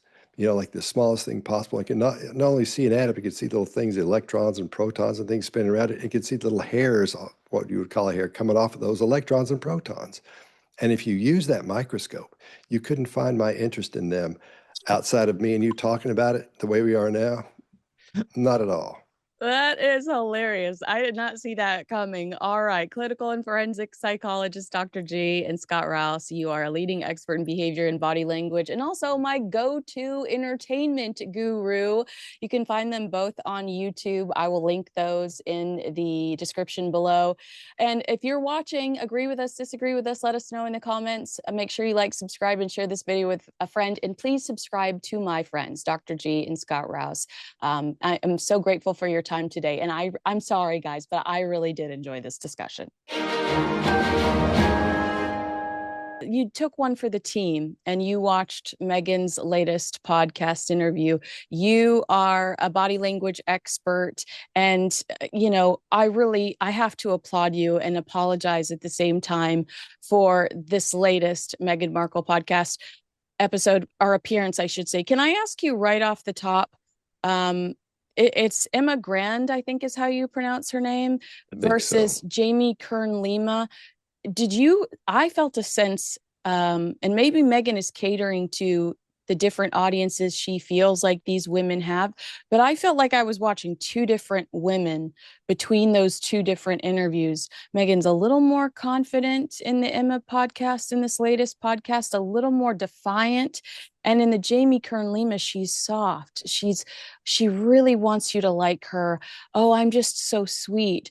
But there's more of her trying to be a girl boss in the latest episode. Am I reaching there? Yeah, you're exactly right. In the first one with Jamie Kern Lima, I Jamie think that's what Kern his real name. Lima. Oh, in that situation, she's trying to kiss her hind end, in other words, because she's the one that I believe, from what it looks like to me, she's probably helping her with this, and she's maybe funding some of it of her was as ever Ever, yeah. stuff. So, and I think she's sort of being her mentor, and so she's loaded and lives down the street from her. So she's trying to keep that bond really happening. Whereas she goes to this other interview, and she's supposed to be showing how, well, I'm an entrepreneur too, and I've done all these things. I'm in charge. I know how to do all this. So you're seeing somebody over there that's supposed to be acting like she's friends with Jamie Kern Lima. So you see Yes. that the whole, oh, we're just relaxed and being authentic. And with this one, it's supposed to be business. So that's the way she's acting. So you're seeing two different personalities, but she's chameleoning herself to be palatable toward Jamie Kern Lima, and the same thing for Emma. So it's fascinating to watch because you're actually seeing what would look like two different personality types, but it's the one person. But since we understand that personality type, we'll know that she'll try to mold herself to be like Jamie Kern Lima. That's why she would talk like her and try to look like her and say the same thing she was saying. And this other one, she's doing the same thing, but taking on a different posture and a different delivery. Like you were saying earlier, her voice tone is stronger. There are some of those hmms in there, but not quite as many. There's no hind end kissing really on the other one, like there was in the first one. That's so something you just said, her positioning herself as an expert in the second podcast, in the one that recently came out.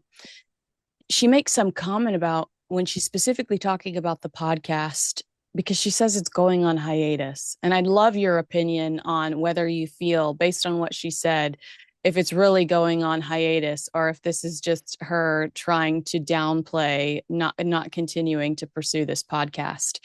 But she says she's taking a step back from the podcast or putting it on pause um, because of recommendations, because of suggestions from some of the women she spoke to throughout the process of the podcast, and how she needs to focus on one thing. But she also says, like, advice from other people, advice from myself, like to ensure us that she is also an expert who gives herself really good advice. I cringe in those moments. Did you, were there any takeaways for you when it came to her discussing the pausing of the podcast? And have you noticed that a lot of sometimes even our criticism of her, it feels like she tries to explain those things away in these interviews. She finds moments to try to discredit some of these reports. Well, that's probably the reason she did the interview. If you look at it Yeah, from that way, because yeah. the most important thing, let's assume she's a narcissist, a clinical narcissist. That's what they tried. The worst thing that can happen to a narcissist is you can damage its ego. So once that ego is damaged, they'll do everything to make that work without. And in this case, she can't be mad or angry toward these people. She can't do anything bad to them. Whereas people in her personal life, in her little circle, she would do bad things too, talk bad about them, treat them badly, those kind of things. But in this situation, I think she's sort of there's a problem. She's trying to make it look like there's not a problem. So she's saying this is something I've decided to do, so it doesn't hurt her ego. So they're really fragile because the root of a narcissist, they can't stand themselves. They don't like themselves at all, and they want everybody to like them.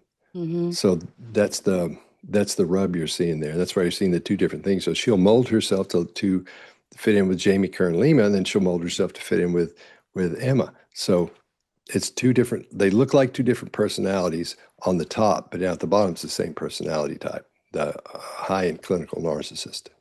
Oh, I mean, it's just so uncomfortable to watch. For you, these highs and lows or this chameleon type of thing, do you think that you are saying it quickly and because this is what you do for a living, or is it so blatant? Because I often wonder this, are her actions so blatant that a normal person would recognize this, or or are there people that are going to fall for it and be like, wow, she just gets along with everybody, she's just like everyone? Well, that's a great question, because the reason that especially women, and there's a reason for this, and so hear me out and get into it, don't like her or feel weird when they watch her. They go, I don't know what it is about her I don't like, but I just don't like her. The brain takes in all kinds of information, takes in everything that your eyes see. Your brain takes in that information and it sorts it out and decides what you're seeing. Now, there's a difference in a woman's brain and a man's brain. Men take in information really quickly, these little chunks of it, and we think we know everything. That's why we think we know everything, because we have what's called a gut feeling. We get a gut feeling from all these things, all this information we take in. However, that happens very quickly. With women, what happens is this: their brain is set up differently, so it takes in the information in these big groups. There's this thing called the fusiform gyrus. It's about a quarter inch in, right in here. And then that takes in all the little movements and things that you see that happen with somebody's body language or in a situation. Then you have the mid-temporal gyrus just below that, and that takes in all the big movements and all the big things that happen in a person's body language or in a situation. Now, once those things start grabbing that information, it goes back to this thing called the locus ceruleus in the back of your brain, at the brain stem. It's about as big as a BB. And it starts sorting through all that information and going, have I seen this before? Will this hurt me? What does this look like? Is this something I've heard before or somebody else say that was bad for me? Those kind of things to check the threat of what's happening, and other things as well. But that's, in a nutshell, what's going on. And for men, it happens very quickly. And that little bit of information we get, it goes back to them and say, oh, here's what this is. But with women, they get the details. And that's why it takes them longer to decide what happened, because you'll hear women say, I don't know why I don't like that guy. Yeah. Something's not right about that guy. And I just don't know. Because you'll ask them, why don't you like him? I don't know. I don't know. But you wait a day or two and Yeah. they'll be in the shower or they'll be driving and it'll hit them why they don't like that person. And it'll be something that's real. It won't be just something, oh, just because I don't. They'll see what it is. You all, women, see what it is. Whereas we don't see that right off. It takes a while for us to learn that. That's interesting. Yeah, you'll just be in the grocery store and you're like, I know exactly what it is. He reminds me of so and so from 1996 that I met in a Walmart There you parking go. lot, whatever. All right, so Megan Yeah. says in this podcast that she struggled to get work because she was a mixed race actor. I mean, she met Prince Harry because she did inevitably find some success as an actress. What did you feel when she said that? It frustrates me when she says this stuff, mostly because I think, look at the blessed position you're in today. Why not focus on how lucky you are today to be where you're at, versus dwelling in the past and also dwelling on something that might have been your own insecurity and not necessarily the truth. There might be and you've got an entertainment background too. There's no casting director that's ever come forward and said, I didn't hire her because she was mixed race. I mean, Yeah. it could have sincerely just been she wasn't good enough, or she wasn't the right girl for the role. Sometimes it's just you were made for a role and you get it. Like I think she was for Suits. Yeah. And and the reason she goes back and visits those things, especially the good parts. So mom's a great actress. I did this and I did that. It's because again, it dealing with the ego. We all deal with our own egos, and the story you tell yourself is the best version of you, period. But in her situation, she keeps going back to the same ones over and over and brings those up and can find a place to spot those, sit those in almost any situation when that conversation starts. Yeah. Here's my story, bang. Here's this that goes with it, bang. So it's almost like a protocol she follows, which is normal for a narcissist of that level. Now, one place where my BS meter really went off was when she's talking about how her children are privileged and the way she teaches her children about, the value of money is that they garden together, they plant the seed, they watch it grow, and then she kind of claims that they erect a booth at the farmers market so that and that is just something we would read about in the National Enquirer or Star Magazine. You know what I mean? I have a really hard time believing that that's the truth. Do you have any, or did you see anything specifically when she's telling the story about how she's teaching her children the value of money through gardening and through this produce? That's just the story she's telling to make herself look good. Yeah. I don't think she's ever put up a booth there because they take pictures of everything. They take pictures when it looks important to them. When she looks goofy dancing around the hospital room, one of the most personal and intimate times of your life, having a baby. A lot of people will show you videos and pictures from that, but nothing like that. Oh my gosh, that is such So, a great point. It's not just the National Enquirer that would tell us, it's Meghan Markle. mm-mm, We would have seen the booth. Also, I mean, I imagine that when you go set up at the farmers market, you've got to call ahead. You have to, yeah, there are some procedures that you have to follow. And I just that but that is absolutely hilarious. Meghan is her own paparazzi. You are yeah. right. She would have had those pictures all over Instagram by now. Like she took the pictures of the giant bag full of produce that everyone said, there's no way that's from your garden. Corn isn't growing right now. Yeah, yeah. But that's what she would do. She wants you to see her doing these wonderful things for her children and other people, so you will think she's a good person and she's nice and she's wonderful. Mhm. That's the root of that clinical narcissist. That's so weird. Meghan says she's proudest of investing in herself. She says, it's been so many years since we came over here, talking about California. I do think it takes a little bit of courage to bet on yourself, and that's felt really good. I mean, it's not that hard to bet on yourself when you have a royal safety net. She knows that people line up to work with her, whether she has a history of failing or not, because of her proximity to the British royal family. Does she think that other female entrepreneurs are buying this? She's hoping they will. When it comes to entrepreneurs, I was the entrepreneur in residence at the Nashville Entrepreneur Center from 2011 to 2017, and all I did was work with the new startups there and CEOs and taught them how to pitch and showed them what pitches were made out of. Worked on their body language to make sure they were believed. If they were a good person, I'd make sure that was first, but make sure they could be trusted and they could get along with anybody within the first couple of minutes they met them. And women will come to see her and listen to her because they think she's successful no matter what's happened, she does look successful, even though we Well, I know the mean, money's yeah, I'd coming. love to secure a prince, Scott. I'd love to secure Yeah, a prince. yeah, that'd be awesome, wouldn't it? So, I wish one of my buddies was, so I could, that'd be Yeah. great. But so that's what they're looking to her for leadership. If they're going to her, they're going to her for that leadership, and that's the position she's trying to put herself in, is a position of leadership. So, because if you listen to what she's talking about things that I'm not so sure she's familiar with. That's why I suggested you talk to Michael Bertram. Yeah, I will. Like, oh man, because he'll be able to set you straight But on you all that are and my say, oh, this is, priority, okay? oh, thank you. So, But yeah, when she but says things like skew or Q4, mhm, you can tell that she is trying to utilize specific language to convince other people that she's in this world that that I don't really think she, like you said, that I think it's all an act, because the reality is everything's been so messy. mhm. All of these launches have been so messy that who in their right mind would consider it a reasonable strategy?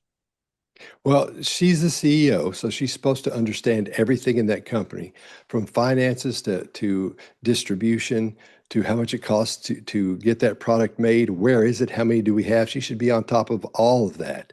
And what she's talking about, and I think Michael will say this if you end up talking to him, you'll see she's just brushing over those. She's parroting what she's heard other people say. Mhm. And they say, be sure you cover this, and this, because she has those little talking points. But I would venture to say she can't go very deep on any of them, because I don't think she's the one in charge. I think she's the one that sends her, goes, oh, it's me, and this is my company, and I'm the CEO. And you go, yeah, right. And you have everybody else doing the work. And they understand that. The people under her will understand that. She's just the forward-facing branding for the company. Right. This is an important one. Okay. So the host asks Megan, if you could rewrite your public narrative from scratch, is there anything that you would do differently? And Megan responds, and I'm so curious about her body language here, because to me, I felt a defiance. Yes, I would ask people to tell the truth. Blaming others yet again. I saw a great interview with Madonna a few days ago, and it's an old interview, but it stumbled upon my algorithm, where somebody says, is there anything you would do differently? And she said, absolutely not. Otherwise, I wouldn't be right here with you right now. And I thought, what a great answer. And that really should be the attitude Meghan Markle takes, especially if she claims she's in this pursuit of joy. She's chasing joy right now. That seemed like some bitter resentment. I would ask people to tell the truth. What did you see Yeah. when you watched that? Again, and I hate to keep saying it goes back to the narcissistic personality type, but that's what we're seeing. You're seeing all the classic red flags, and things we look for, the cues of a narcissist. When you start saying, it's really tough to call it. For example, if you're dealing with psychopaths, you can see one and say, oh, well, this person sure has a lot of the hallmarks of a psychopath, but you can't say they're a psychopath for sure. It's a little easier with narcissists, because you can't just spot one. You have to listen to them and see what they're saying over a bit of time. Because one or two interactions, three or four interactions, you can get a pretty good idea and say, oh, they're narcissistic. But being a clinical narcissist is a completely different thing. But having seen all of her the behavior she's exhibited over the last few years, all she's doing is protecting that ego. So everything what you're talking about is just protection of the ego. That's all that is. So if she feels a threat by something, then she'll bump up against that to stop it or correct it, or to start getting back at it. And then when everything's gone, then she'll start her attack on the person who hurt her ego or bust up against her ego. Did you see, and or did you feel like there was any sort of discomfort with that question, or did you feel like she was prepared to answer that question? You see a combination of both, because she didn't want to get into that. I don't think that would be my I would the way it looked to me. I don't think she wanted to get into it. Someone was asked. That's why you see her. She gets real still for a second, then you'll see her move a little bit, and then she starts using adapters. These things we do to get rid of that built-up stress and tension. So I think her legs are crossed in that point, and you see her move in her seat. So she adjusts her torso and her sitting position, and that's a way when it's like when somebody puts a hat on you, you have to adjust the hat. even though it's on there, it's not going to be much different, but you have to touch the hat or your glasses or whatever it is. Same kind of thing. When somebody asks a question like that, they become uncomfortable in that way. That's the same kind of feeling. It's the only way I've ever been able to explain it. So they have to adjust and almost reset to start answering that as that information comes in and deciding whether is this attacking me or is this good for me? Yeah. So depending on what road it goes down in her brain, that's the reaction you'll see as she gets prepped and gets ready. Yeah, because this interview, now they're never going to put themselves in front of Harry and Meghan, anyone that actually challenges them. But Mhm. this interviewer did seem to ask tougher questions. I do think that they were all likely approved. I don't see Meghan putting herself in a position where, and then they kissed her butt throughout the, teasers where Yeah. you don't see Meghan's face, but she spills some tea and it's like special guest coming soon spilling the tea. I mean, Meghan knew she was in a safe place, but it was the first time that I felt like she was asked some ooh, is she gonna answer that questions? But I think she still knew she was in a safe place. In the same segment, Emma says, do you ever get angry? And Meghan says, peaks and valleys. My dear friend Serena, talking about Serena Williams, she told me years ago, a lie can't live forever. 8 years is a long time, but not forever. Now I saw someone else say that Emma interrupts to talk about how great Serena Williams is. And Meghan kind of almost recoils. And they don't know if it's whether Meghan was annoyed that she was interrupted or if Meghan is annoyed that attention is on Serena's success and how great Serena is. And I don't know if you saw the reports over the last few months, but at one point, Meghan got into a tiff allegedly with Anna Wintour because she wanted to knock Serena Williams off the cover of the Oh, American Vogue.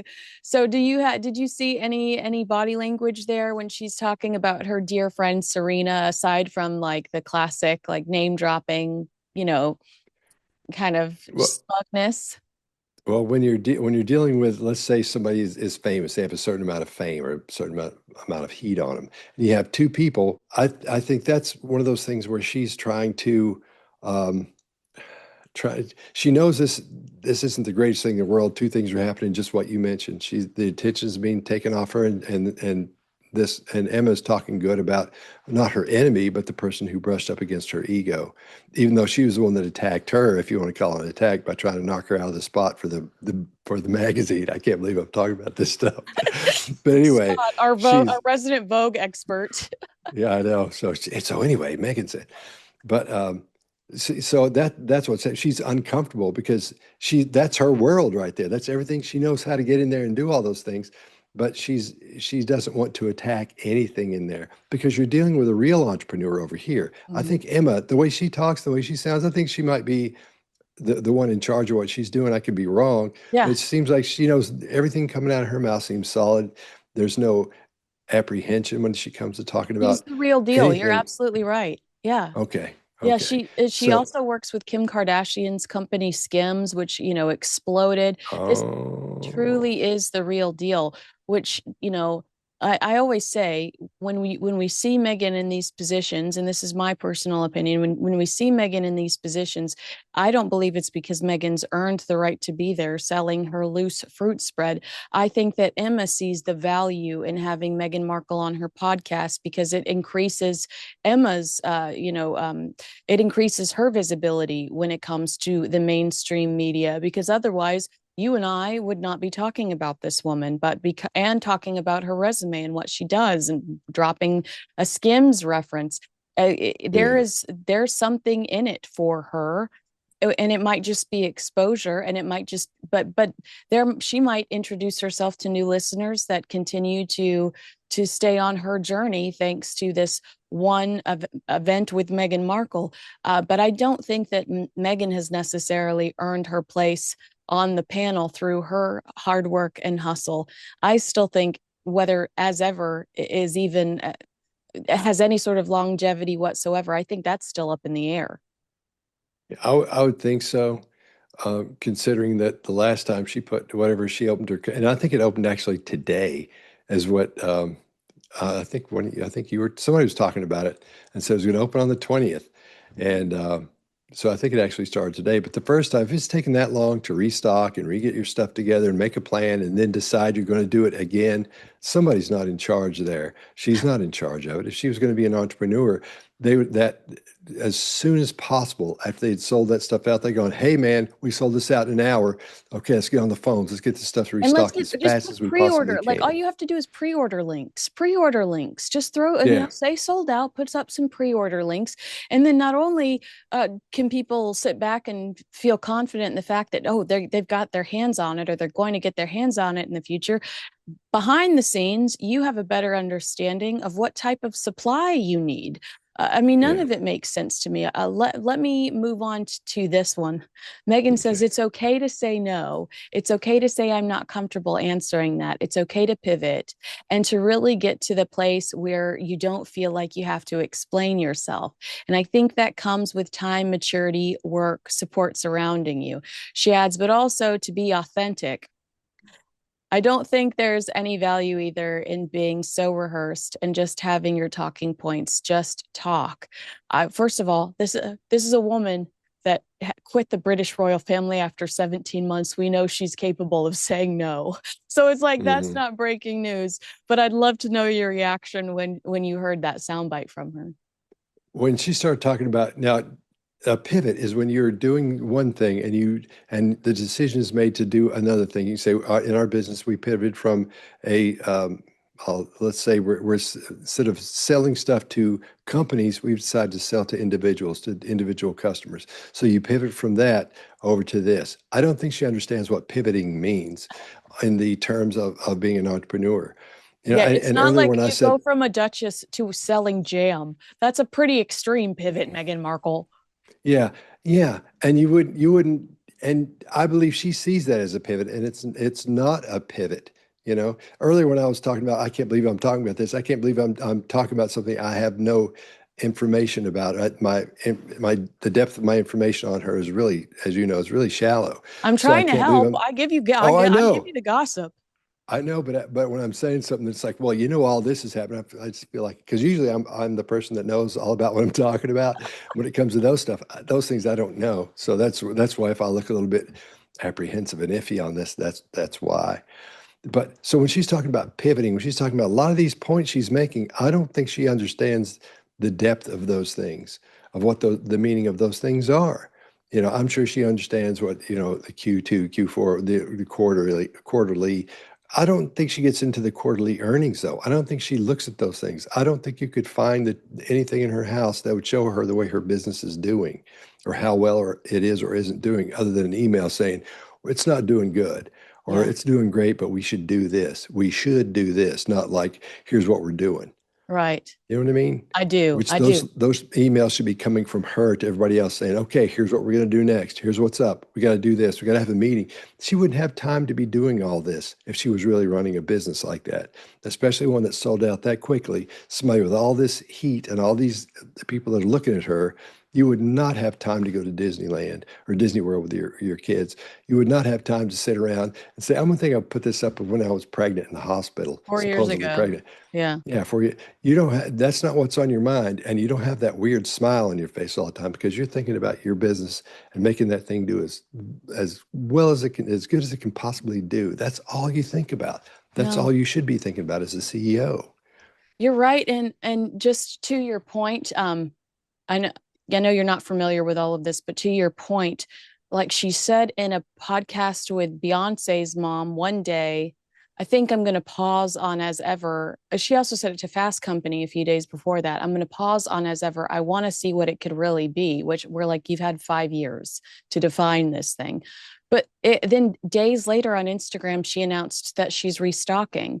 And it's like, to your point, if she was really in charge and if she really knew what was going on deep down, there would not be this mixed messaging, extreme mixed messaging to tell Beyonce's mom, I think I'm going to pause as ever until 2026 because I want to figure out what it is.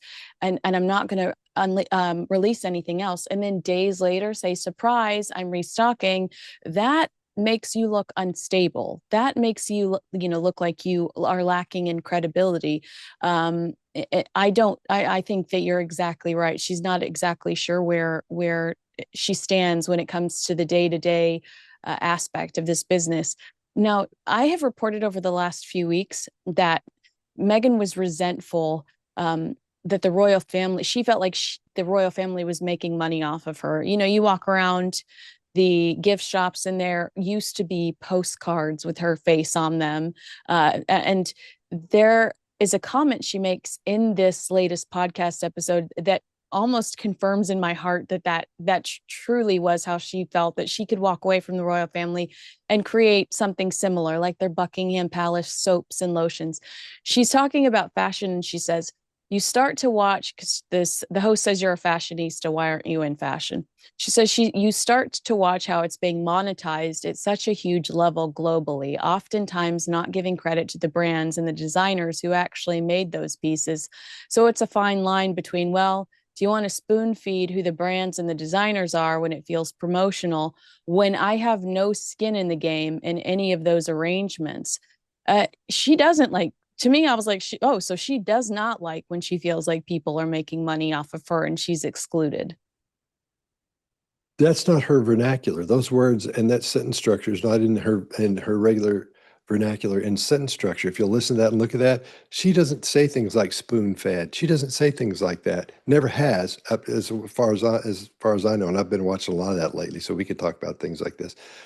That's out of what we call her baseline. She doesn't talk like that. So somebody else has said, "Here's what you say." Did she say this, or was it written down?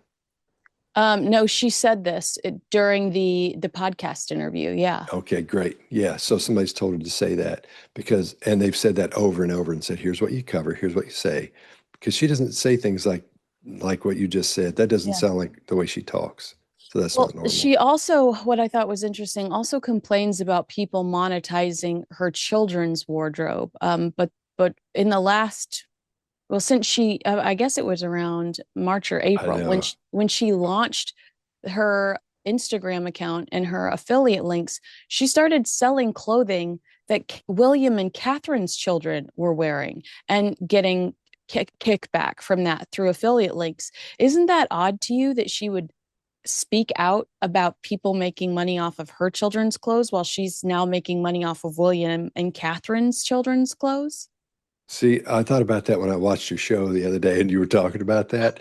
And so that shows she's not in charge of that either, Mm. because she's not sitting there on the bed with her knees up with Harry sitting right here while he's reading or watching TV or something. She's going, here's what I'm going to do now. She's not the one doing that. Somebody Ah. else is doing it. And they didn't think about that because they're thinking, okay, what can we sell? Okay, we can do this. And didn't run it past her.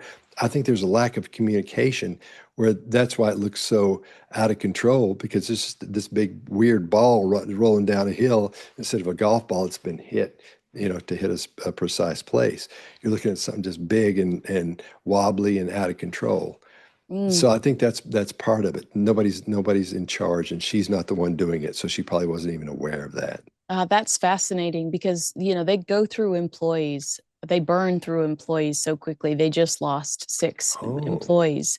And so, and oh, there has also been okay. a tone change in her as ever emails. So if you're on the mailing list, you used to get paragraphs and paragraphs of ooey gooey, like, as I walk through the grass with my bare feet, I feel at one with, like very hippie stuff and Yeah. very, Meghan Markle's diary.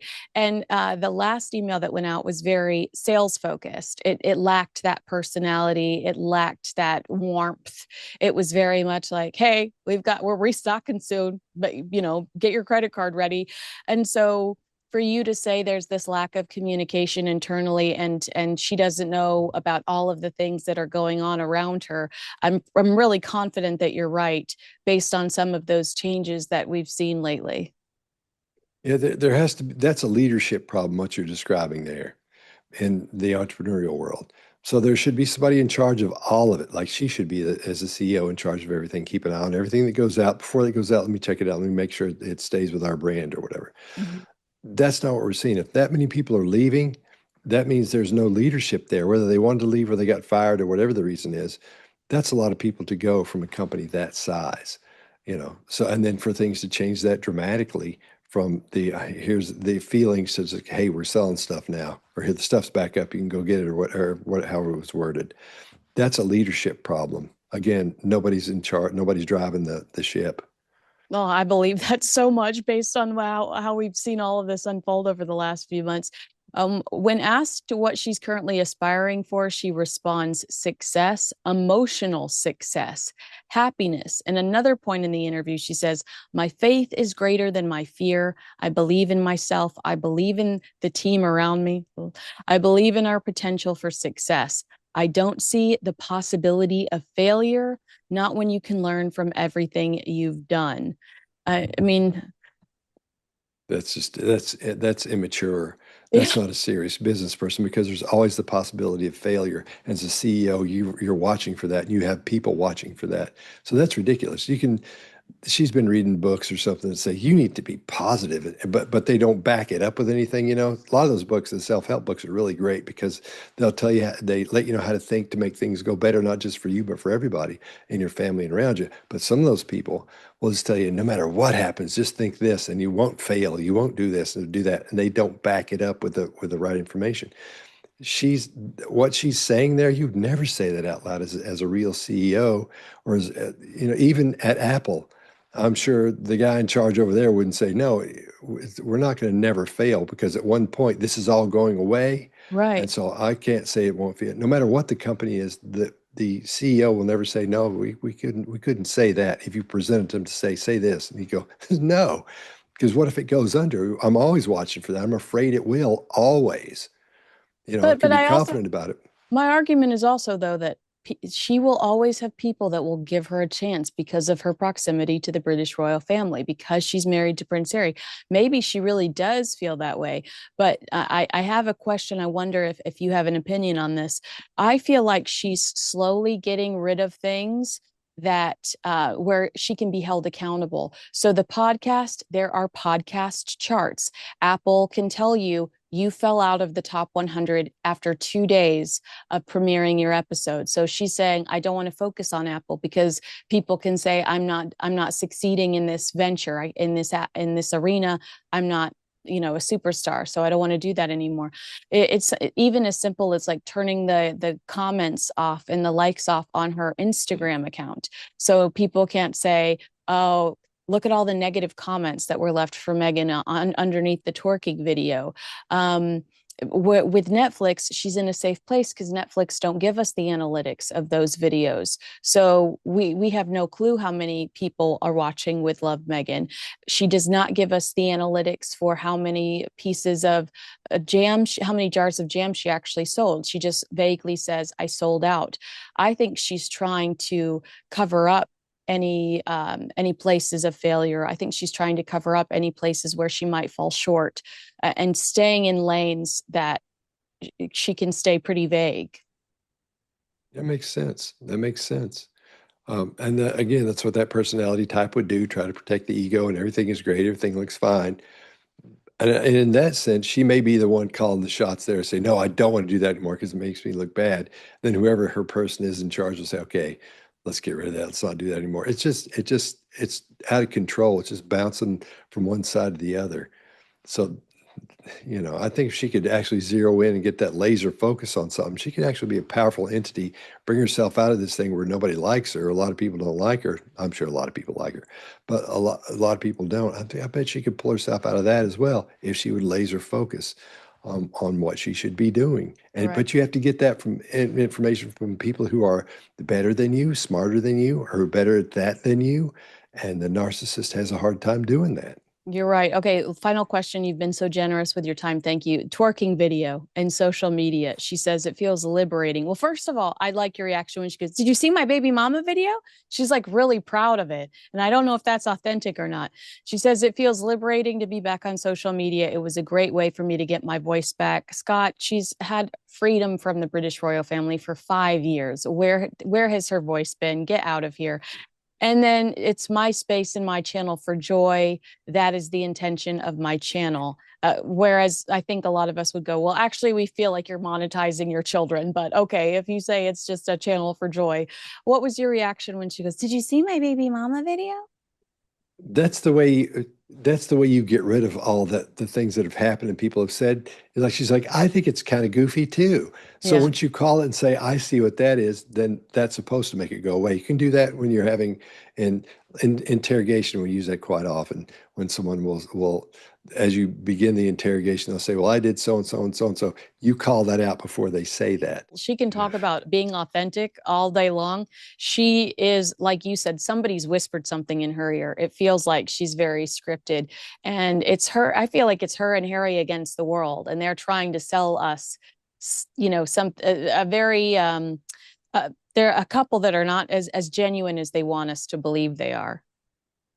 Yeah, and generally, the way I see things are, and this may sound horrible, but people who use the term class usually have none, and people who say they're being authentic aren't. If they use the term authentic, when I'm being authentic, well, being authentic is you being that way all the time. Yeah. That's the way you are. And so that's why we don't feel that connection with her because there's nothing to connect with there. Because as bad as she wants us to think she's being authentic, which is what she was trying to do in that video, and she thought she was, showing her doing that in a hospital room was to make her look authentic because we're really seeing the real her and all that. Didn't work. But when you call that out by saying, what did you think about my goofy, this stupid thing I did? Because I know it's stupid too, not just we all think it's stupid. Yeah. That's what's happening. So it sort of gets rid of, she's trying to get rid of the goofiness of it, but I don't think it took. Well, is she trying to get rid of the cruel, what she would say is cruel commentary around it, where, there were people like Pierce Morgan that was like, what an embarrass, God love Pierce. But, Pierce Morgan was like, what an embarrassment to the British royal family. Is she trying to soften it by saying, oh, look at how fun I am? It was just fun. I'm not trying to embarrass the British royal family. Is that what she was, is that, was she trying to embrace it that way by going, did you see that? Did you see my video? I'm proud of it. I I I don't see it that way. I think that's a tactic to get rid of to say I understand what happened. I get it too, and I knew that's what it would be this way. That's the way I see it anyway. Um, yeah, because that went really bad for her. Everybody talked about it. Everybody, we all did. Yeah. And I'm not even in that world, and I was like, oh, look at this, and so that's her way of trying to get rid of it because she had to do something that's damage control. It might have been the only reason she did this interview. Wow. Because Yeah. the woman says the woman says, what timing? When she brings up the video, she goes, the Emma says, that's a very good point. And that would immediately stop the conversation really around the twerking video because she's given us, like you just said here, and talked about 20 different topics that she talked Yeah. about. So it really does change the narrative. And the host makes a point to say what timing that video came out around this interview. Like, that's convenient. Did any more takeaways before I let you go? Anything that stood out to you? Just that if you're interested in narcissism, and I'm not being trying to be funny, watch this video because you're seeing all the hallmarks of a narcissist in there. When things try to butt up against what she's saying or go against her, you can see her bow up just a little bit. It's nothing huge, but you can see the intricacies of those interactions happen right there. Not in the Jamie Kern Lima one because she's just doing that. We talked about why. But in this situation, there's a real entrepreneur, or what looked like to me a real entrepreneur, talking to her about what she's supposed to know about, and she doesn't.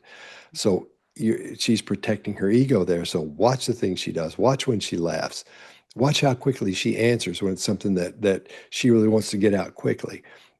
That's the important part as well. There'll be a rhythm as you watch these interviews, and when the rhythm of them answering speeds up, that means they either thought about that question, then have an answer prepared, or it really bothers them. They want to make sure to get that out really quickly to make that, even though it's nanoseconds you're talking about, their brain wants to get rid of the negative part of that situation, scene, or conversation as quickly as it can.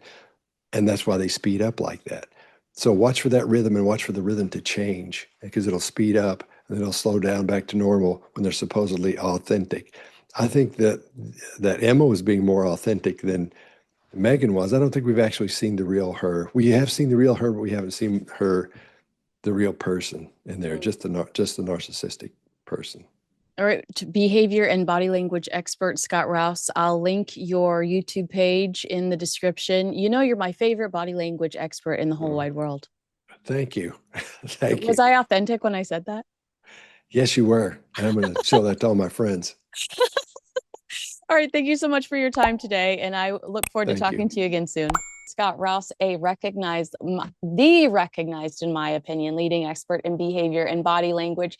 Scott serves as a trusted advisor to law enforcement, the military, top tier CEOs, and me. You might recognize him from News Nation or the Dr. Phil Show. Be sure to follow Scott on his YouTube channel and the Behavior Panel's YouTube channel, although I have, a suspicion that you already do. Okay, so Scott, thank you for being here today. Do you mind if I give you some backstory before we break down? No, Oh, perfect.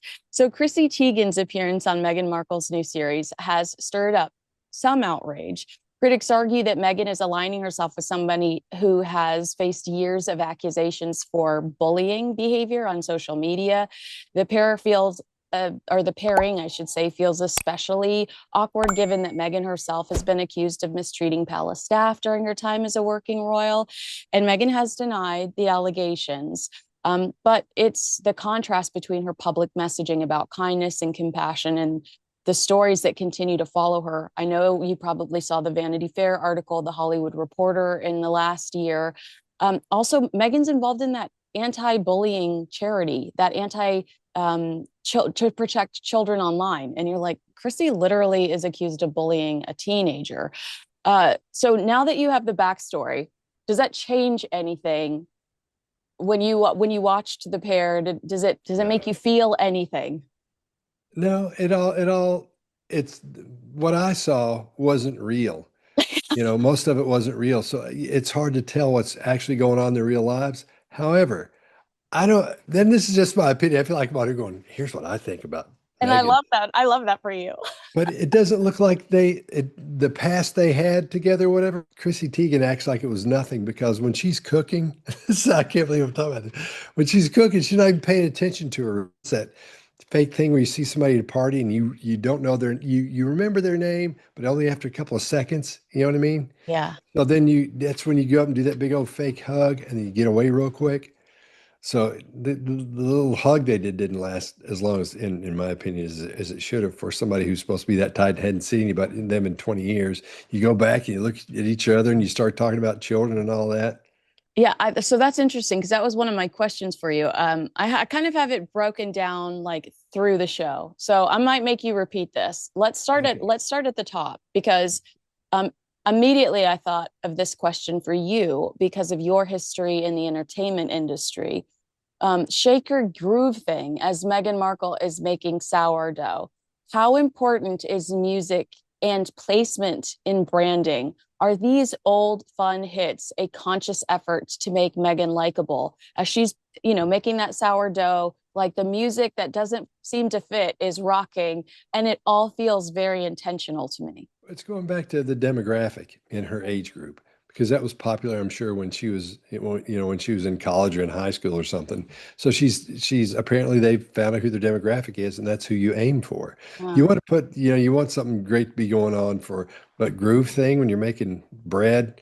eh, it was like she did recently joke that she loved like geriatric music, and I was like, okay, but it all felt like to me she's pulling out songs that we love. We just love. We all love. Like you're probably going to hear it at a wedding. You might hear it at a grocery store, and that's because she wants us to like her because we like that song. Yeah, you do that. That's what music, one of the things music does is it connects people.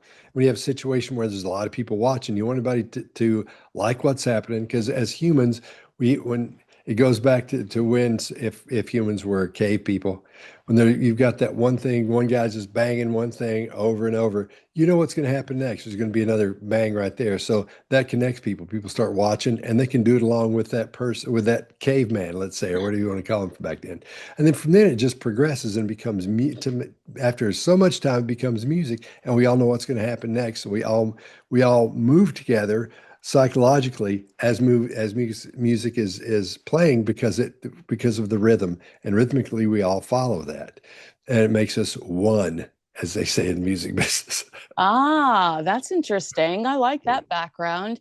All right. So one thing I think is strange about the show is Meghan, there's so much prep that goes into Meghan's guest coming over, and Meghan is alone as she's creating, whether it's rose water or sourdough bread. And then we're just supposed to watch her guest eat it. But what I catch in these moments is Meghan telling herself it's so good as she takes a bite of the food she just created. She never hesitates to pat herself on the back. Is she genuine when she celebrates herself, or is she trying to sell us something?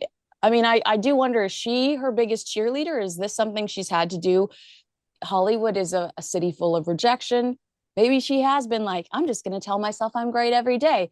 But as a viewer, it felt so strange. You're seeing a clinical narcissist, one of the highest forms of narcissism, and they don't like themselves. They despise themselves. That's what it's a long story with that personality type, but those that are watching that know what that is will get it.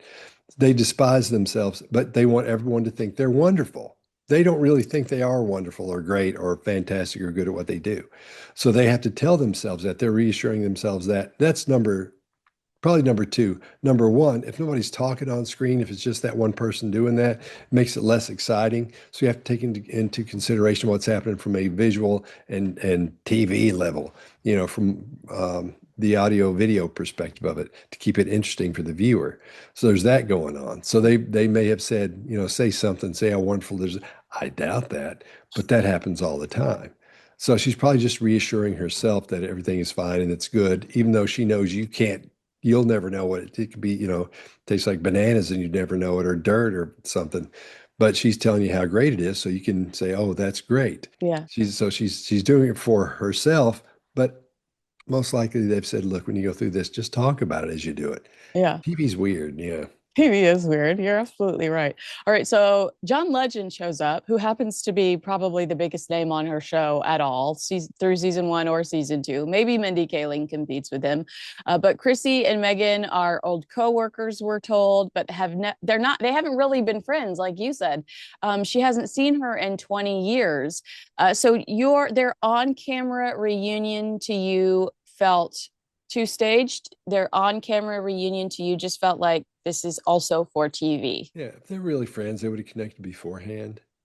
I'm gonna be. Well, we start at 1, so shoot, show up at 11:30. Let's eat and we'll hang around. We'll go through what's going. So that would happen. Not this. So it may not have been a surprise. That may not have been real. Mm, It's one of those things where it's like, again, it's TV. In the body language world, there was a show called Lie to Me, and yeah. everybody that watched it was like, I'm going to be into body language. I'm learn all about it and stuff.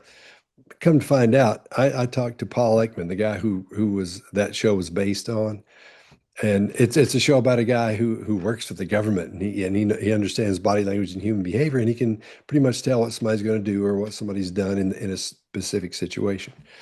And some like on, I think it came on either Tuesdays or Sundays, and all the cops would come over to my house when we watched the show and just howl at how funny it was, because you can't do some of the things this guy was doing. Yeah. And supposedly Paul Ekman was in there saying, "Here's what you do." So I finally found Paul Ekman's number and I called him. Yeah. And I said, "Hey, listen, me and my buddies, we're watching this show and watching your show. And there's things you talk about in your books that are going on this show that aren't happening the way you say they should in the books.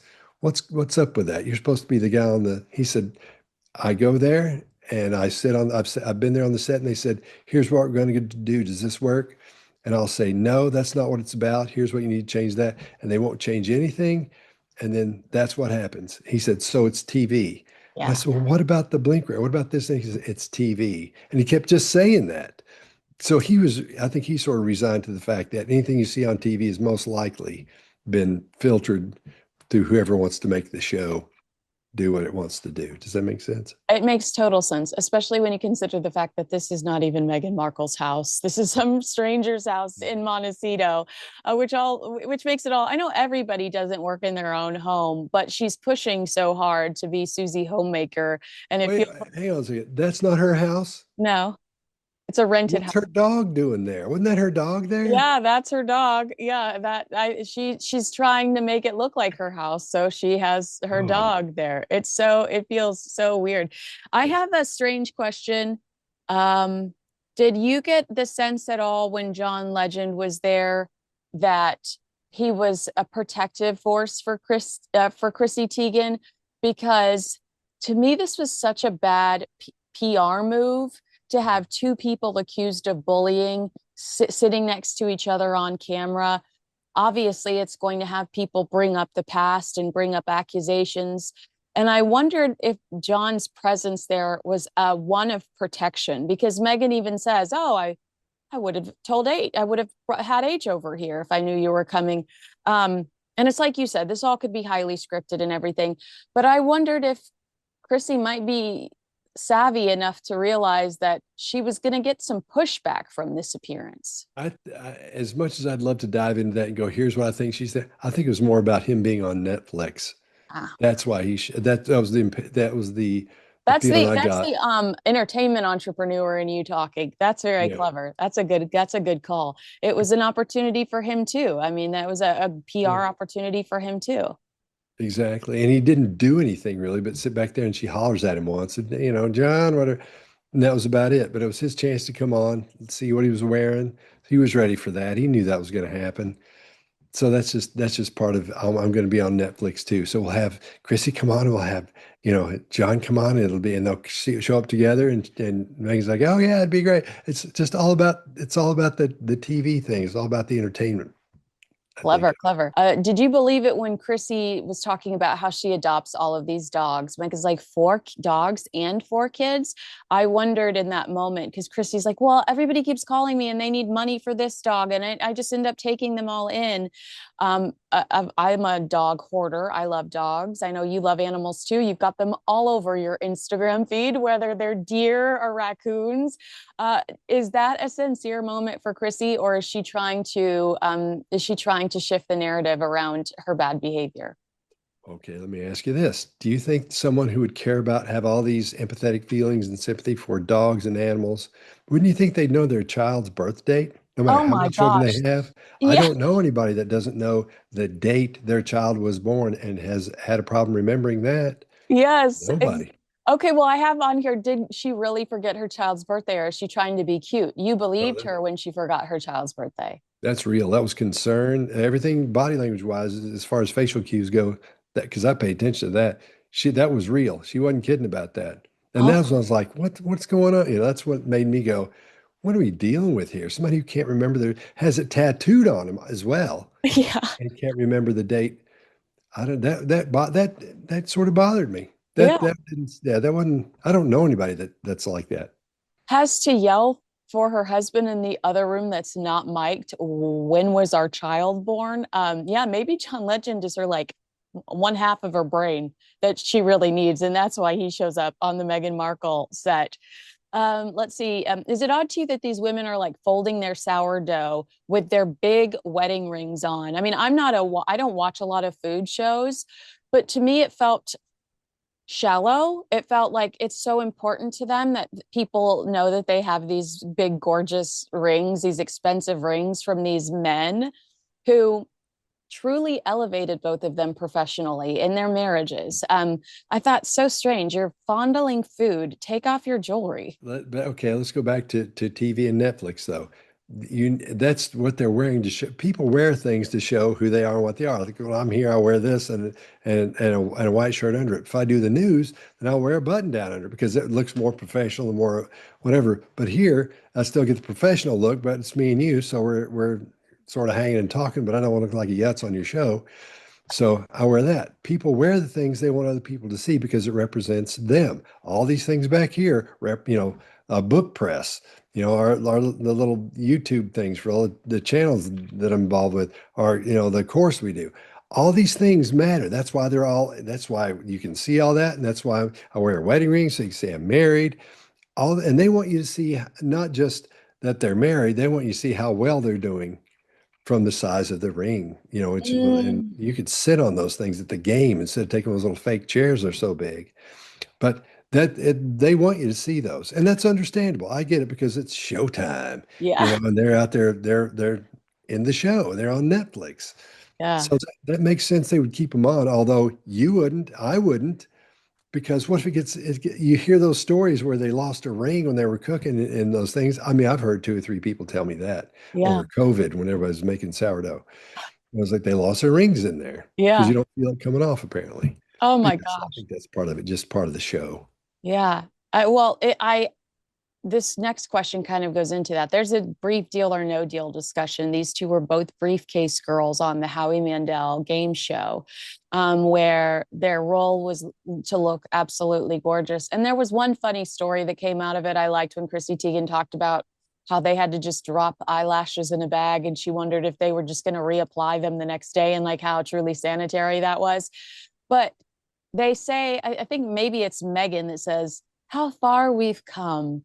And to my point about their rings, like these women both married men that were more successful or more well known than they were, and it elevated their own brands. I would Mhm. not know who Chrissy Teigen was if it weren't for John Legend. I wouldn't know who Meghan Markle was if it weren't for Prince Harry. Like, do they believe that when they're like, look at how far we've come? Or is that an accomplishment to them that they secured these men? Because it feels like they're coming from a professional, the way that they're talking about it. I think they want us to believe they're coming from a professional place when they mention it. But the reality is like you married well. Look where it's dropped in. Look where it's dropped in and how it's presented. I think there's that odd feeling of not knowing what to say a lot of times, and I think we experienced that by watching that a couple of times as well.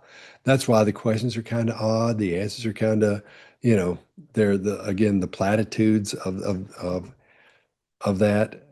The answers. It's just odd. They don't know each other. They Yeah. know each other, but they don't know each other well enough to be talking about, you know.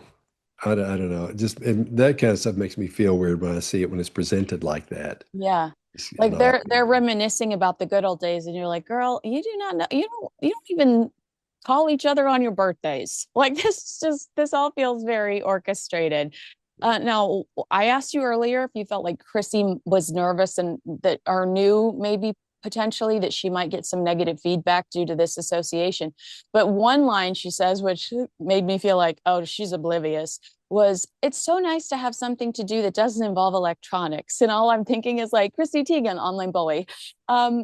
So when you heard her say that, that to me again was one of those forced uncomfortable moments where like it's just too quiet and you have to say something like, oh, cell phones are bad. But I was also thinking like the irony because you're literally accused of using cell phones to harass a teenage girl. Yeah. It goes back to Kafka. And he said, every man must necessarily be the hero of his own story. So no matter what you're saying in a situation like that, when you're on TV or you're on the show, Netflix, wherever it is, you've got to be the smartest. You've got to be able to come back with something funny, something interesting. You want people to see you being a smart person, a funny person, someone who's interesting. So she's just, swinging for the fences, trying to say something at that point that sounds clever or sounds like, gives you some kind of background on her. Nice. Yeah. That's what I thought about that because there's not much, what does that mean? I mean, Yeah. it means probably her phone, not Yeah. electronics, but her dang phone is probably what she's talking about. Yeah. So that's what it seemed like to me. It's that petty nothingness that seems to be the topic of conversation all the time. It was like It sounds so reeking horrible. I that should. entire episode reeked of the petty nothingness that the tire Yeah. in yeah, I don't have a real question here, but I think you're a stylish guy. We just talked about your blazer. I've seen you on TV and you look sharp. How hideous were those flower pieces? Like, what the heck was that? I was like, the fact that they were just oohing and eyeing. And again, you're so right. This is all for TV. And it was giving Jamie Kern Lima PTSD of the and I'm like, these are hideous necklaces, ladies. Like, I don't wear you're wearing a $30,000 Cartier watch. I know you know that this is a hideous necklace. I wish I would see what I feel like doing is going, girl, I'll tell you what about the flower. But I don't know enough. I'm not that, I don't know enough about flowers and things to know if that's good or not, to be honest with you. I know they, I know they're flowers, but I don't, that's about as far as it goes. And as much as I like to sit around, like every man must be the hero of his own story, I'd love to say, well, when you're talking about a flower arrangement like that, here's what it tells me psychologically. I got nothing on that. You got So, nothing. You got nothing. Yeah, I really didn't have a question either. I just have in my notes, flower project, hideous. oh, Get a real job. Send it okay. over to you. All right. So we just spoke about Meghan's communication, or not really, yeah, the awkward communication throughout the entire show. And you just get the sense that these are two strangers. There is a one story at the very end where um, Chrissy Teigen, they're working with these flower tools, and you need UV light to solidify the liquid inside of them. And Chrissy's like, I used to work at a UV shop, and I would walk out and I'd be like, hey guys, come make a t-shirt that changes colors. And it's like, okay, like who cares? But then Meghan inserts herself and is like, yeah, I used to, when I was in a sorority, used to stand outside and be like, welcome guys, welcome to Kappa Gamma Kappa. Like, and that story in no way, shape, or form is related to Chrissy Teigen's story. Like Chrissy Teigen's story is kind of related because they're using a UV light. And Meghan Markle, it's like, to me, her communication skills are so strange, but she never misses an opportunity to try to bring it back to herself. Do you ever catch that when you're watching her communicating with other people or listening to her podcast? That's what I don't listen to her podcast, but that's what narcissists do. It's all about them, no matter what you're talking about. Because I know somebody like this. A friend buddy of mine's getting divorced from one of these, and everything comes back to her, no matter what it was.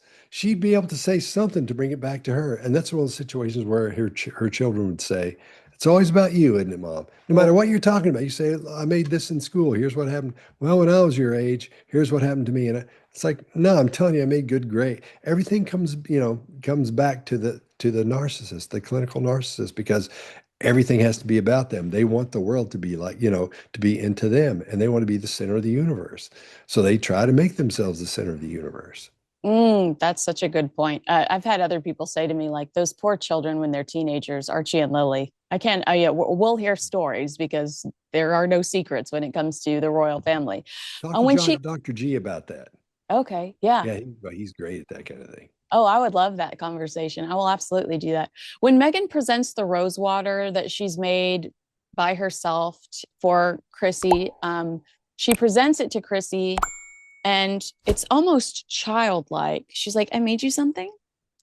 And she almost appears, and I know it's not because I don't think it's sincere, but there's like a shyness, a childlike quality. Do you remember that moment? And did you have a reaction to that? That kind of thing really gets on my last nerve because she's trying to show how sweet and like, just I gotten you something, it's just ugh, it just crawls all over me. So those kind of things, it's not that I didn't see it, but I think my brain just blocks it out because the intake on that just goes, no, we're not doing that. I Yeah. think that's what happens because I remember that happening, but at the same time, I think I was repulsed. Yeah. So my brain was like, yeah, we're not doing that. So that happens at work. If you see something, or I work, if you see something that's really bad, your brain sort of turns that part of it off a lot of times. Yeah. And so in a situation like this, I think it does a small version of that. You see, something like that starts coming in, it goes, nah, no, no, I'm not buying it. I'm not buying what she's selling. Oh, yeah. and you think that her objective there is just to be like, look at how sweet I'm presenting how sweet I am. Look, I have gifts, homemade gifts. It's not even giving her the gift, it's the event of giving her the gift too that creates. All Look right. at this, I'm all sweet and all that, and here's you a gift too. Yeah. So attaching that feeling to the gift, as it becomes a tiny event to give them the gift. I've already mentioned this on my channel before, but I'd like to ask you this question from an entertainment perspective and a content creation perspective. Um, we're going to go into the Bloomberg interview now. And I feel like if I were Netflix, and I felt this way during Oprah Winfrey, I felt like if I were Spotify or Netflix, I would be very pissed off about the Oprah Winfrey sit down because Spotify and Netflix paid a significant amount of money because they wanted that story. They wanted those sensational headlines. They wanted those views. They wanted all of those eyeballs. And Harry and Meghan went to Oprah because Meghan wanted a platform, and she knew that Oprah wasn't going to challenge her version of events. It was a safe space. And I think that they were really vengeful and fed up. And you've done a lot of great research and analyzing of that specific interview. But when it came to Bloomberg, I thought for Netflix, I would be upset because you've watched some of With Love Megan season 2. You watched the Bloomberg interview. To me, the Bloomberg interview felt more personal. And if I were Netflix, I'd go, why are you creating this competing content on the day that your show comes out when numbers are important? You know, her highest numbers will be within the first few days of its release. From an entertainment perspective, do you think she thinks that way? And don't let me forget to ask you this question, because I forgot to write it down, but I thought about it as I was lying in bed after the summer I turned pretty last night. Do you think she's media trained? I think she's got an idea of what it is, and there are people that tell her what's happening and have suggestions for her. But then again, you have that personality type that knows everything. Well, here's what we're going to do. Then we'll do. Here's the information they say. Here's how you do this. I would suggest doing this, this, and this. And then she goes, okay, well, here's what we're going to do. And maybe she built the plan out herself. I don't know, because it doesn't seem like, even though she talks about being hands-on for a lot of things, doesn't seem like a lot of hands-on. It doesn't execute like that from my point of view, from my perspective. So I just don't think maybe nobody cares. Maybe she doesn't have anybody in there. I don't know. But it's not the move to make. It's not the move to make. And maybe it was something where, you've heard about that little tiff with Netflix and Megan, where, they're not being paid as much and some other things are happening. So that could be it as well. She'd be like, well, if you're going to do that, I'm going to do this. I absolutely thought that. That is exactly what I thought. Well, we've seen another example of it, but you're right. That's what I thought. If she might feel like they're not giving her what she wants or enough, as a content creator or as somebody that works in the entertainment industry, did it occur to you that it might hinder the success of season 2 for her to do something? She doesn't talk very often. You know this because you cover her as much as, whenever she does, we usually talk to each other. So it's a big deal when she sits down and does an interview. If you're Netflix, are you thinking competing content, competing content? Well, in my opinion, Netflix should step in and say, here's what we're going to do. Here's what needs to be done in this little bubble of your show coming out. As we go through this, here's what needs to be done. Here, don't do this, and not like don't do this, but hey, so stay away from doing this, don't do that. That's what should happen. So apparently there's nobody in charge of that. That would be my thought. I could be completely wrong. Right. But that's what it looks like to me, that nobody's driving that, because you would never do that. That's not a smart move. You want everything going toward that show so you'll be number one, so they'll give you a third season. Right. Or So exactly. I agree with you. And I think it's interesting that our minds both went there, that perhaps it was an act of rebellion disguised as promotion for With Love Megan, because it was really such a puff piece about what a brilliant girl boss she is. She talks in the interview about pantyhose. And we'll get into more of the pantyhose thing, but in another interview for The Cut years ago, she talked about how she never signed a non-disclosure agreement. That's immediately translated into a threat to the British royal family. Oh, I found an old journal at Frogmore Cottage. Immediately translates into a threat towards the royal family. I had to wear pantyhose. Immediately translates into grievance against the British royal family. That's why I asked, do you think that she's media trained? Because does she ever think of the consequences of what she says, or how it might be interpreted in a way that negatively affects her? I hate to go all redneck on you, but that's I love it. conniving. That's all that's what those little whats do when they want to get back at you or they want to do something. So that doesn't sound, nobody would train you to do that. Nobody, I mean, after training, you would never say, oh, geez, I should do that. Nope, you wouldn't, because you would understand the consequences of that. That's why everything is starting to turn on her. We think everybody's against her. Not everybody is, Yeah. but there's going to be a point where nobody's going to care. And I think it's headed that way. Yes. And I think it's because of things like that. Because after a while, you look at that history of that person's behavior and you go, you know what? That person isn't a good person. They've done all these things. That's not right. Something's not right here. So I think that might be what that's about. I don't, if she had any kind of training or suggestions or anything, She's not using any of that. So I wouldn't think she would. If she wants to try to make herself look the best she possibly can, she would use information that people who are above her would say, here's how we do it, here's what's going on. Then she would adapt that. So it doesn't seem like she's adapting anything like that that makes sense when it comes to her approach. Conniving. What a great way to describe that. You mentioned that we might look at her past, her history, and kind of get the memo that we don't think she's very kind. Well, she says in the Bloomberg interview that she understands that her critics are just making a buck off of her. And like, if that's the way that they have to make a living, that's something that they have to live with. Does it not occur to her? I mean, does she believe herself when she says that? But does it not occur to her that for 4 solid years, the Martha Stewart pivot is a new one.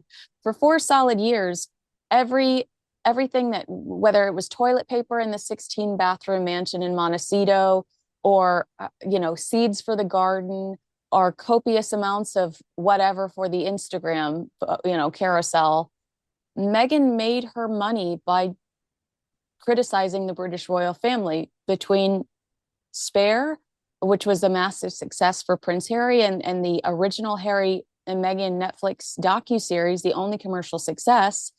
Harry and Meghan made a significant amount of money criticizing Harry's family.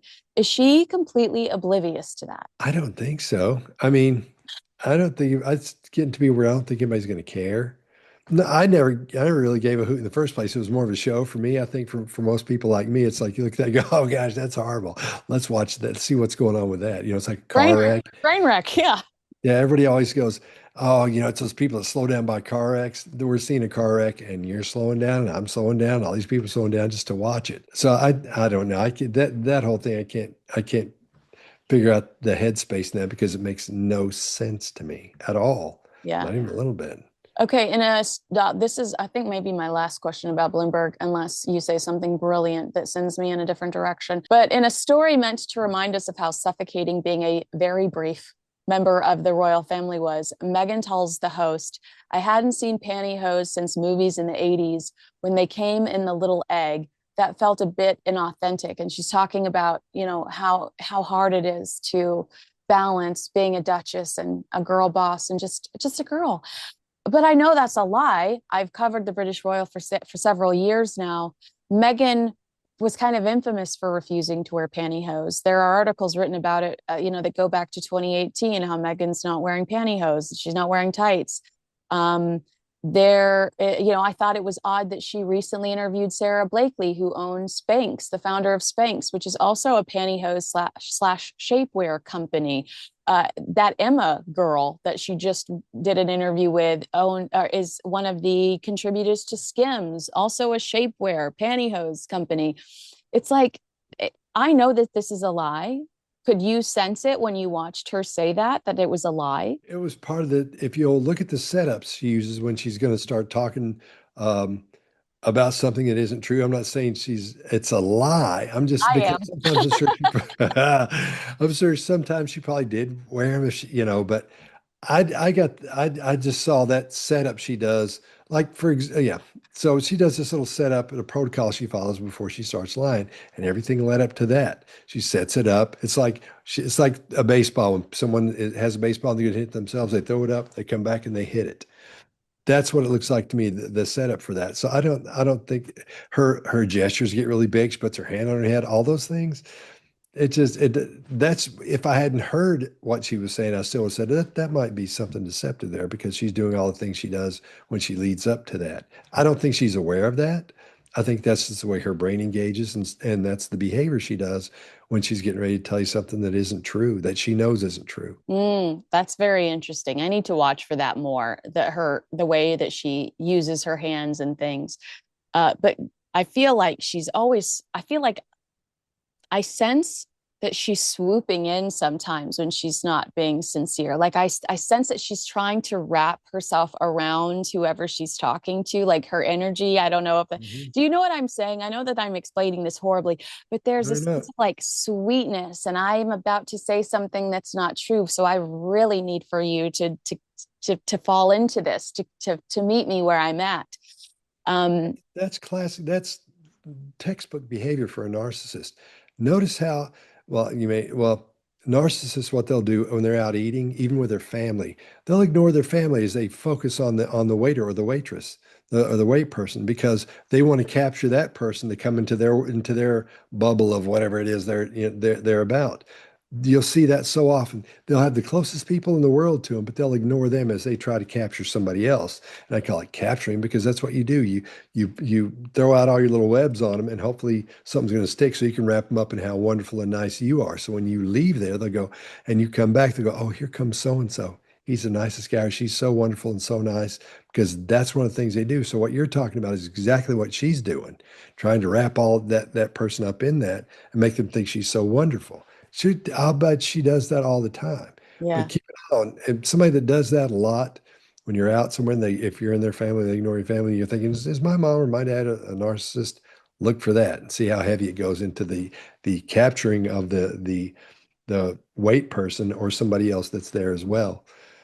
That's a big red flag. Oh my gosh, I've just glued that into my brain so I can watch for that in the future. Is there any other takeaway from Bloomberg? Like I was a little disappointed because it's supposed to be a business podcast. Where's the question about if this is ever going to end up in a supermarket? Where's the question about the inventory challenges that she's legitimately had? What was your response to the Bloomberg interview? It would be like if I were to start my own royal channel about the royals and do what you're doing. I said, I'm going to do what Kinsey did. She has the best. She's so good at that. I'm going to do that too. It looks so easy. And I started doing it too. I would know just enough to have somebody interview me for about 5 minutes where I went, yo, and I talked about Megan or the whatever it was. And that's it. Because I would just know the stuff that, in other words, that sprinkle on the top of it that sticks out. That's what she's doing. She's saying she's using platitudes, which are these they mean nothing. They're these little sayings and replies that mean absolutely nothing, or they're super boring. And that's what she's doing about being an entrepreneur. All of her business stuff is just that. Because if you'll listen when this woman asks her questions, everything is just that same stuff you've heard over and over, but there's no depth to it. She'll talk about those subjects from those boxes of things, but she can't get that box, open it up, and go way down deep in it because she doesn't have the knowledge to do that. And we're seeing that. She's not the one in charge over there. I don't think she understands anything that they explain it to her so she Yeah, can say she does. I was there, she understands it. No, don't think she does. I don't think she does. Everything is just really light, really thin, and she hits on those, but she doesn't go deep and it moves on to something else, to the next question. right. And the woman does a fine job of not making her look like an idiot. Yeah, no, that takes Awful. some work. I feel like I feel like she definitely pursues people that are going to be gentle and kind to her and aren't going to challenge her. We've seen that for the last 5 years.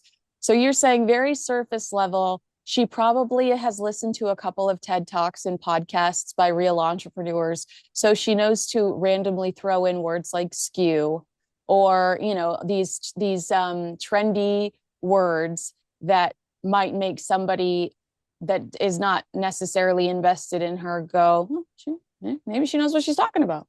What's most likely happening is when you have a company like that, you have a group of people, in other words, your team that works together. And you have meetings. Everybody shows up to the team, especially the CEO. That's the one that organizes and says, here's what we're doing. That's the one in charge. Now, she shows up to those meetings. I wouldn't think of all of them, all the meetings, but when they're telling her, here's what's happening with your company, this, they cover those things you're talking about. They cover those big things. So that's where she gets those subjects to talk about and cover, but she doesn't know any of the details of it. I would be hired by entrepreneur, by the financiers and people who would invest in companies to come and watch them talk to the people they were going to invest in or thinking about investing in. And we're not talking about $100,000 or $1 million, 2 million, like 15, $20 million. And they wanted to find out if this person knew what they were talking about or not, from the CEO and the financial person. So what I would do is I'd go and they'd pretend like I work there and I wouldn't say anything, but I had these little hand signals to tell them what questions to ask. And what I was looking for was exactly what she's doing. She doesn't know in depth any of this stuff. It may sound good and she may know a little bit about it, but it's the very surface of it, you can spot that. And that's what she's doing. That's why I know what that looks like because I've Yeah. seen it 1,000 times when I go to to look at someone like that to make sure they're being honest about who they are and what they're doing. Even though that company may have been around for a year, 2 years, 3 years, as they're still trying that startup still trying to get funding, maybe 5 years sometimes. That still goes on. You'll still see somebody in there who's full of it. There'll be a con, or they just don't know what they're talking about. So you have to watch out for both of those. Even though it looks good, there's going to be things that cue you into something's not right here. And that right there is one of the biggest red flags.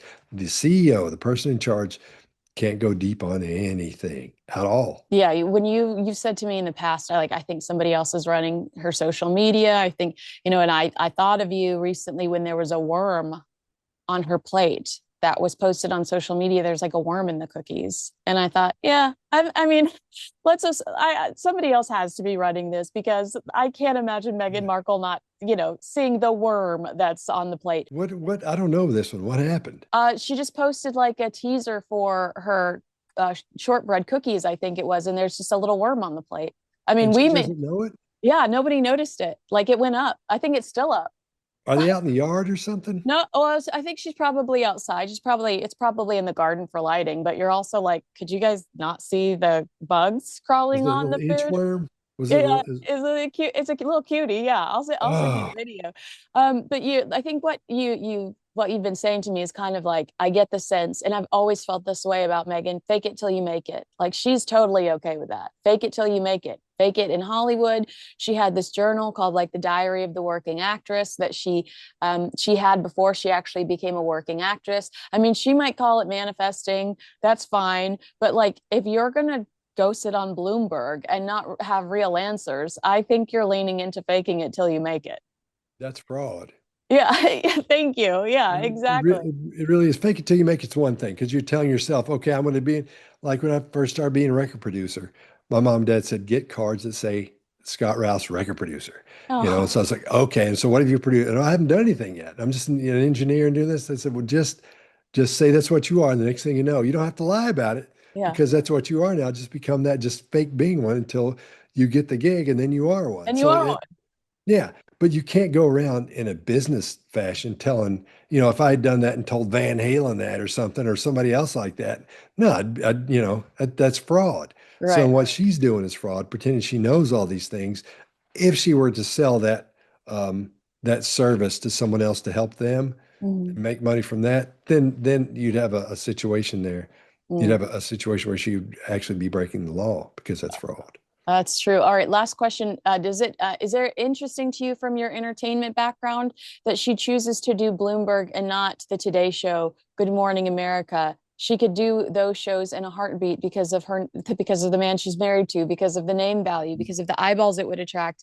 Does it tell you that she's really desperate to brand herself as an entrepreneur versus the quick fix? Because I think she would have had much more success in the long run had she done a hit on Good Morning America. But she can't control Good Morning America. What if she messes up? She can't she doesn't have a person that's in charge. As Megan does say, I messed up, stop. She has the person that will go, hang on a second, I think this might be wrong. And they fix that and Yeah. then move on. You can't do that on live TV. Mm. So I think her lack of control of what's happening we're starting to see that as well. That's why she'll slowly disappear, because she won't be able to. She's always talking about being authentic. This, I hate to rant about this. She's always talking about, oh, to be authentic, to have fun, to do all these things. You can't have fun in being a CEO like that. It's not fun. It's work. And to be authentic, she can't be authentic when she goes on those shows, because she doesn't know what she's talking about for the most part. Yeah. She can't go in depth on those, so she can't be authentic. And people want to see authentic. That's so true. And that's not what we get from season two of With Love, Megan. I thought I saw no authenticity, and I just thought, oh no, how are they going to keep this going? I'm so bored. All right, Scott Rouse, the man, the myth, the legend. If you don't follow him on YouTube, absolutely do so right now. And I love that, you do such a variety of different topics. I'm kind of a junkie for your true crime stuff, because you make me think about things that I never in my life. Your Brian Koberger videos, you like sped one up and it was just like so creepy to watch. So if you love body language and you like just to discuss what could be going on the inside based on like little sneaky things that are happening on the outside, Scott Rouse is the way to go. You Thank always you. make me sound so cool. You are cool. Look at your blazer. All right. Well, I hope I get to talk to you again very soon. And I think Meghan Markle is going to guarantee that. We'll do it. Just let me know. Agree with us, disagree with us, let us know in the comments below. Make sure you like, subscribe, and share this video with a friend. Scott Rouse, a leading expert in behavior and body language. Scott serves as a trusted advisor to law enforcement, the military, top-tier CEOs, and of course, me. Be sure to follow Scott on his YouTube channel and the Behavior Panel's YouTube channel. I'm sure you do, because Scott, I met you thanks to so many people saying, please, for the love of God, talk to this man. You are a national treasure. Oh, that's what I tell everybody. But when we were at CrimeCon, you wouldn't believe all the people that said, "What's Kinsey like? She seems so sweet. She seems so nice." So many people said, "I didn't know who you were until I saw you on Kinsey's Oh show." my gosh. Well, Yeah, we need to have a party with those people. There needs to yeah. be a party with those people. Congratulations on CrimeCon. That looked like so much fun. Oh, we had a blast. We always have a blast there. They're good people. And Make it easy. do you ever learn things when you're at CrimeCon watching other experts? Do you ever take something away and go, hey, that's pretty good? Yeah, yeah. You'll always learn something because there'll be somebody, they'll have someone who's into the neurological side of it or the science side of it, and there'll be a part of psychopathy that you've always wondered about, but it's too far down the hole to get into, but a Mhm. specific part of the brain that deals with psychopathy. And so those people, they don't like me because I get them cornered and suck up their time the whole time after their thing. But you always learn something. There's always, and it's so many different things you can do there. Yeah. You've got people who are telling you about these cases you've never heard of. And there'll be people you run into where you've worked that case. And they're like, "Do you remember me?" And it's like, "Oh, yes," and you don't, but you say, and there are, there's just so much going on there, and it's so organized, and it's done so well. Yeah, it's so much fun. Well, I'm hoping that you can bring some of those skills to our discussion today, because we are talking about Meghan Markle's big Paris Fashion Week debut. You cover Meghan a lot on your channel. And to me, I thought this was a very different looking Meghan. Did you feel that way too when I initially sent you some of these clips? Did you go, wow, this isn't Bloomberg Meghan. This isn't With Love Meghan. This isn't the type of Meghan we typically see. Or am I just maybe just so No, caught off guard by the Obi-Wan Kenobi cape? no, you're completely right because you haven't seen this behavior from her because she's been like, "This is the authentic me, and this is what I'm doing. I'm not wearing makeup, and and she's talking these interviews she's doing, and what we're seeing here is her being out and being Megan the in her head. I'm sure she still has that inner dialogue of I'm a duchess or whatever it is, and there are questions about whether she is or not. I don't think she is. She still got that? She's still the She I don't. technically has the name, but Okay. but she's not in the United States. What is a title? Yeah, exactly. Yeah. Exactly. So it's we're seeing her put on her face of I'm being, but you can tell with some of these things that the ones that you sent me anyway, somebody said, "Here's how you do this." Okay. But they didn't spend much time with her. If that in fact happened, because she may just be watching things. So I'll point out a few things as we go along to show you what she thinks she's supposed to do, and she's almost doing it right. But if she had a professional sit down with her and go, here's how you do that. When you step out, you do this. When you walk by, you do this. She's real close, but I think if nobody said, "Here's what you do," someone, she's mimicking what she's seeing. She's been watching all these people do this, and it's like anything else. If you don't have somebody instructing you on it in person, so when you mess up, Making then you correct don't. course. Yeah, so you Yeah, don't so know it's you're so messing it up. I think let me try to translate what you're saying. You think she's like on TikTok or Instagram watching people she admires do these things, but she Yeah, doesn't have any real world guidance where somebody can go, actually, don't make that face. Don't make that right, face. I like the right. walk. Don't make that face. Shift the face. Walk is Yes, fine. I can so see her at home looping videos of like Angelina Jolie getting out of a car at a fashion show. yeah. And maybe one of her friends said, "And do this." That's what I mean by somebody sat down and talked to her and gone over those things with her because it just if you haven't seen these things yet, when you see them, you'll go, something will bother you about it if you haven't seen these yet. You'll say, "Why is this so cringy? Why does this hurt me?" And I'll show you why. Okay, let's jump into some of them. The very first video I want to show you is at the beginning of the night, and she's in this white outfit. And I don't think you would ever say to me that you believe you are level expert on fashion, but I would love your opinion on the white outfit in general. Is she comfortable? How is she when you look at these? As odd as that looks is as odd as she feels. I know that Mm, that sounds odd. this is when we first see her, I believe, in the night. I want you to look at this walk Right. and tell me what your vibe is. Because my favorite comment online was, did she just have a hip replacement? Right. Well, look at her left hand, the way that's stuck up like that. If you don't Yes. have something to do with your hands, then you just look goofy walking out. You look like that person behind her. It's like a normal person. So she tries to look poised as she walks out. And the thing is, you look straight ahead, you have a blank expression on your face for the most part, like nothing else is happening. There's a specific way you'll see famous people do this. And I know that they're told how to do it because I know the people who tell them what to do or suggest, here's what you do when you do this. When you walk out, you've got to do this. When you hold your hand like this. I'm sure everybody's seen those things on Instagram and TikTok where the guy goes, you can take a picture like this, then he changes the girl and it looks like a different person because she's standing there the way she thinks she's supposed to look, thinks everybody's doing. But then when he goes, no, move your leg back this way, put your hand up this way and do it like this instead of like this. And it makes all the difference in the world. That's what she's trying to do by herself or one or two of her friends together saying, now do this as she comes out because it looks so odd and so stiff. Whereas it should be natural. When she's talking about being authentic, this is where she should be authentic as well.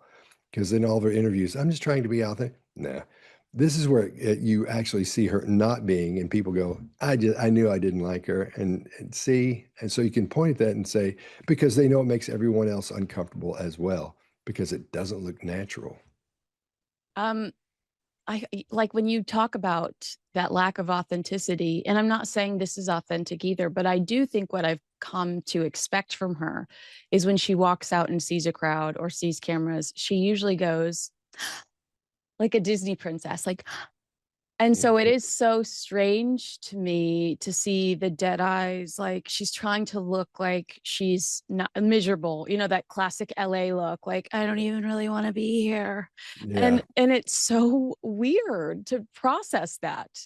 Well, there's a part of this. If one of if you train three-lettered agencies, CIA, FBI, those kind of, a lot of times those groups are dealing with other countries, Mm. and so sometimes other countries will have when you have these meetings, say United States and Russia or whoever they're going to meet with, they'll have people from the government in there that are higher up that just want to be a part of this meeting so they can see what the Americans look like, see what's happening, sort of get a vibe on what's going on with them. And it was really hard to spot those people. How could you tell what was happening? So, to make a horrifically boring story short, we figured out how to spot those people and would train everybody what to look for. Then they found out that we were doing that, so they would change it. And then we had to start looking for something else. And then they found out about that.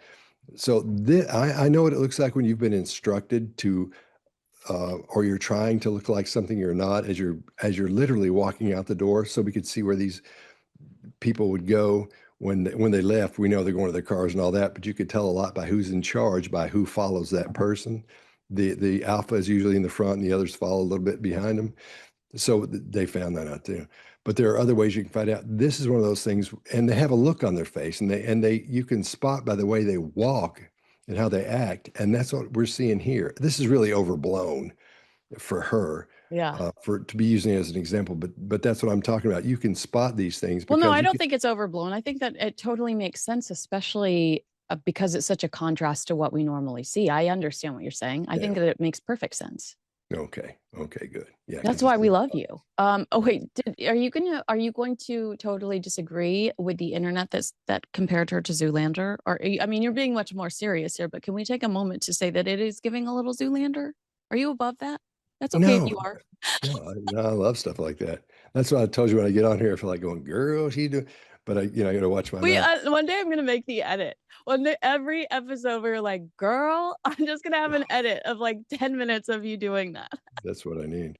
But yeah, it's because she's doing that. She's in Zoolander. They're way over the top, acting like a model. They're acting like models, and she's acting like one too. That's why that comparison all of a sudden comes up because you go, oh, they did that in Zoolander. That's what's going on because it's so obvious. You can Yes. tell she's trying to do it. She is acting like a model. That is exactly what this is. Yeah. Um, yeah, so the questions I had for you about this, you kind of already answered for me because you're a genius. Did she practice this? Do you Yeah. think that, yeah, so you're Oh, saying yeah. yes, she's in the hotel, she's in this large, suite hotel penthouse, probably walking back and forth, practicing this. Is her confidence real? She's acting like a model, but is this confidence real? Because I'm so sorry I didn't grab this video, but we saw a video a few weeks ago of Harry and Meghan at the 805 live concert. There are other examples I could give. Kevin Costner's charity event where she's timid and she's like, timid. So I feel like this person is a bit of a chameleon. I love that you said she's acting like a model. She's just acting. I've got to remind myself she's acting. I Mhm. wonder how true this confidence is, or if she's acting confident. Well, when you see a boxer, nobody, you've never heard anybody say, you think that guy really has confidence, that boxer on the left or the one on the right? They've all got confidence. And the reason that you're saying, I wonder if because she doesn't, your brain sees that. And especially as a woman, women's brains are different than men's brains. I think we explained that on here before. And they take in a lot more information than men do. And it is deciphered and decoded and torn apart and looked at differently than the man's brain looks at that information that's incoming. So you all get that feeling of, I don't like that long before we do. We have men's gut feeling where we think we know everything, and that's why. And then you all have women's intuition where you think about it for a minute because it takes so long to sift through all those big groups of information you're grabbing. And then you can go, I don't like this person. You won't know why at first, but later on you'll go, I know why. Maybe a day or 2 days later, but you go, I don't like her or him because of this. And you'll be able to say that. And that's the feeling you get when you're seeing her. That's why you're saying, is this real confidence? Because you would know we wouldn't even be talking about it because it would be so obvious. We would just go on to the next thing.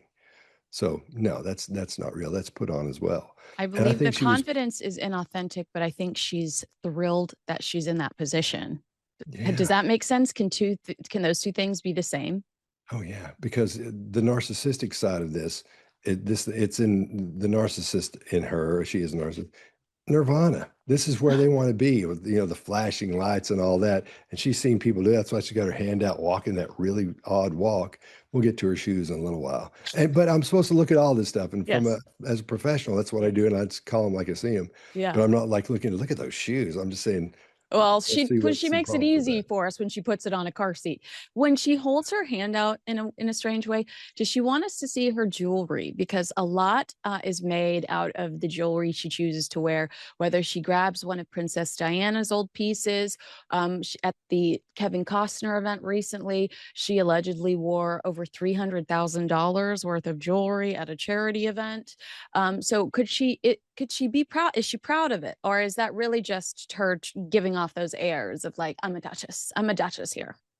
Well, she knows that whatever jewelry she's going to be wearing is going to be looked at and shown, but that's not why she's sticking her hand out like that. She's doing that because that's what she's seen people do Yeah. or been told to do and said, here's how you do this. And she practiced once or twice at the house, at home before she left. And I don't think she was in the hotel room getting ready for it because it would look smoother than it looks at this point. The Ah, narcissistic side of her says, "You got this, man. Don't worry about that." And there's nobody there to say, "This looks goofy, man," because you have that thing where if you don't treat the narcissist the way it wants to be treated, then you get kicked to the curb. She's got a bunch of people that are being nice to her, even if they don't. They're just being too nice to her and not telling her that looks goofy and weird. So when she goes home, I'm sure Harry's saying, "Hey, look, man, this is they're going to say no matter what you do, they're going to say something about it." yeah. Even though he looks at it and goes, "Mm." Hi, all. I wanted to share today's brilliant sponsor with you and tell you why I love Peak. Peak has taken a modern, science based approach to wellness, creating tea crystals and superfood blends made with exceptionally clean ingredients. Their products are all about making daily health habits easier and more effective, whether that's supporting digestion, glowing skin, steady energy, or just feeling your best. Personally, hydration was always a struggle for me. I drank plenty of water, experimented with electrolytes, and even stuck to the right skincare routine. Yet I still dealt with dry skin, brain fog, and restless nights. That shifted when I started Peak's deep hydration protocol. In the morning, I use BT Fountain, their beauty electrolyte. It helps hydrate from within, smooth skin, and gives me lasting energy. In the evening, I switch to RE Fountain, the calming electrolyte, which contains a gentle form of magnesium that eases tension and helps me get deep, restful sleep without feeling groggy the next day. What sets it apart for me is the purity. No sugar, no fillers, no artificial flavors, just real ingredients like lemon juice and beetroot. Within a week, I noticed my skin looking more plump and hydrated, my focus sharper, and my overall energy had improved.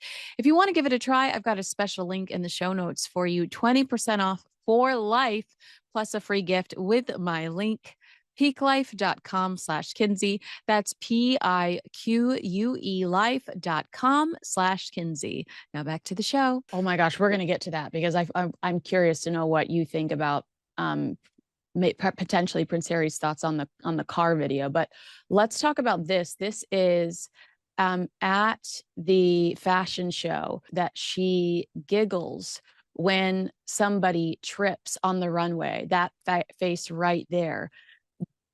It's almost like she looks over at the person she's with, Marcus Anderson, and he's almost like he won't make eye contact with her. And I think he's like shutting her down there. Am I reading too much into that body language? No, he's the alpha in this situation. Oh, And we can tell that because when she does start laughing, looks at him, she expects him to look at her and start laughing too, because that's what all of her friends do with her. So that's why she's with him, because he's an alpha apparently in that scene or well, that. he's also holding her hand throughout a lot of this trip as if he's taking care of her when they're Oh, walking through crowds. So yes, I believe you.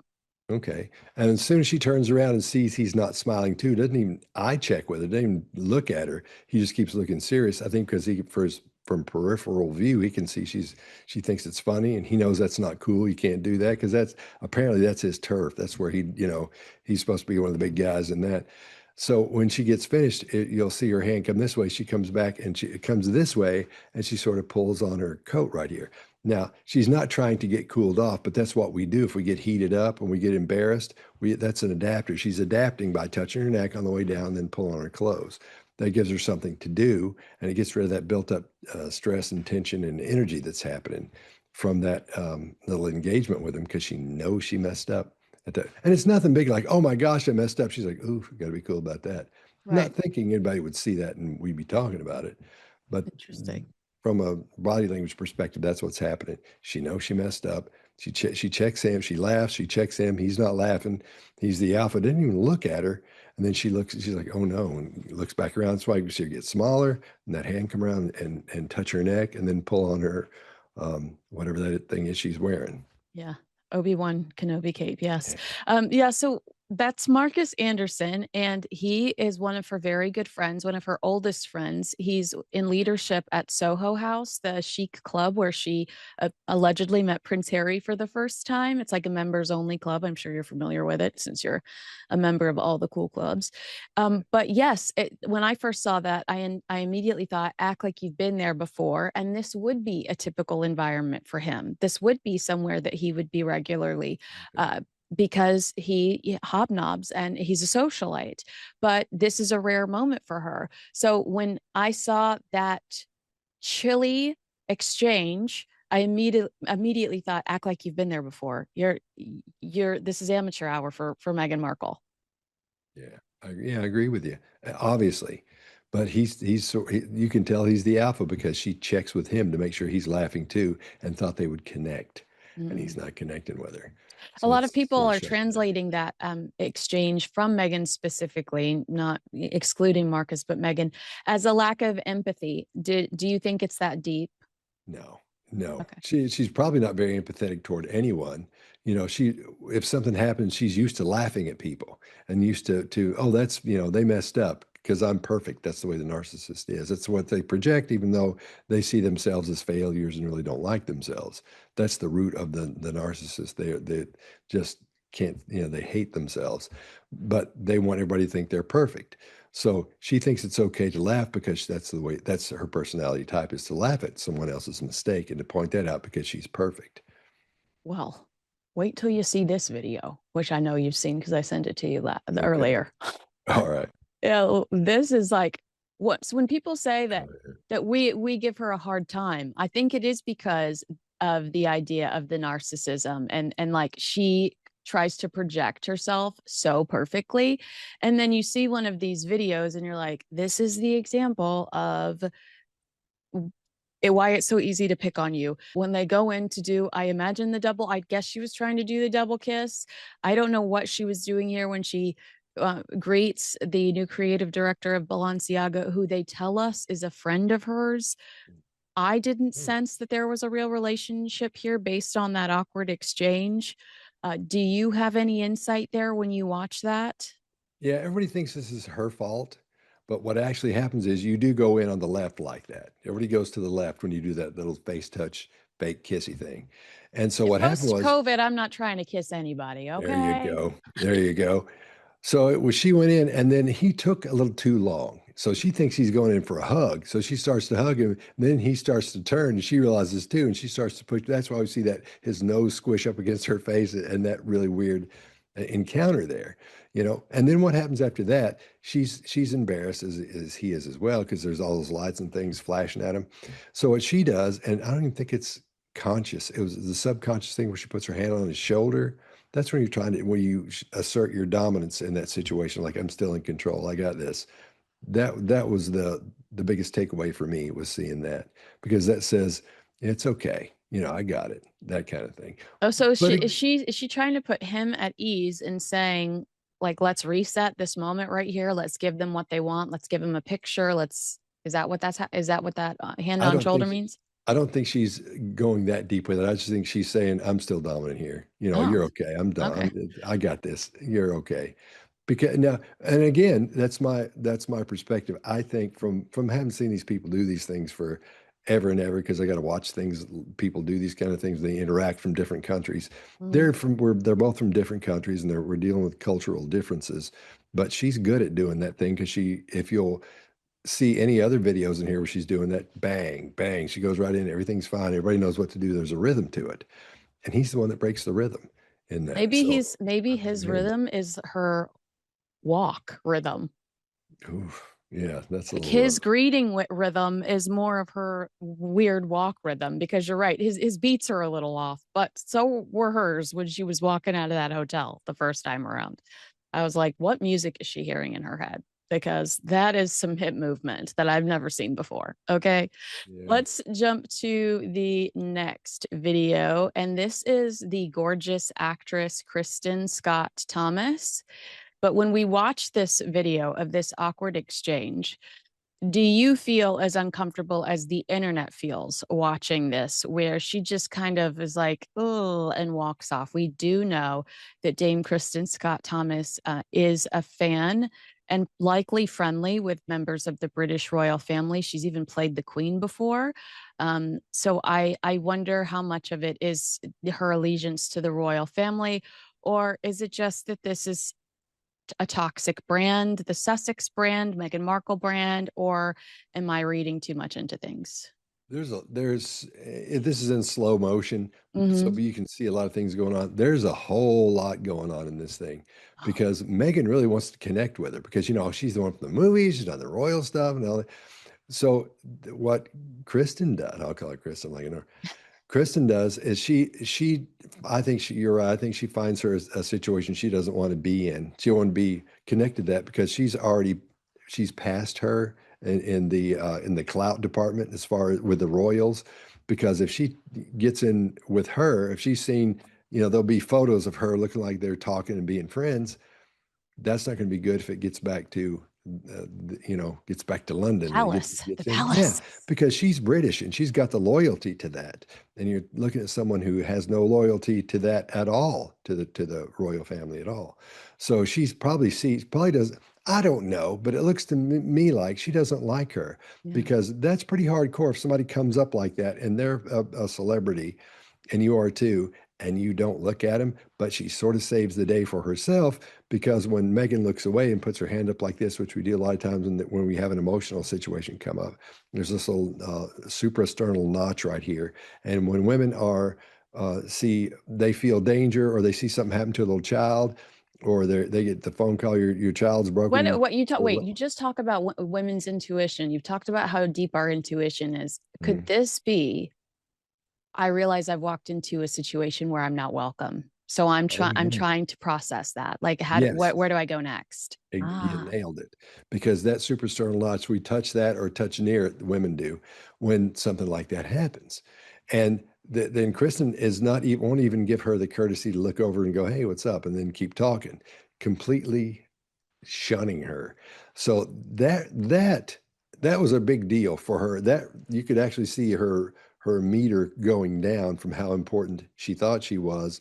And if she thinks she's this important and she's really this important, she just dropped a few more notches, because that was a really big deal, because that's a celebrity, it's someone's connected with the royals, someone everybody knows. And then they're coming up, she's going to be like, well, we're both actresses, and then we're both deal with the royal family, really. And so we're let's talk, and just totally blows her off. That's a big deal from a social aspect, from a social perspective for her. is that the lowest?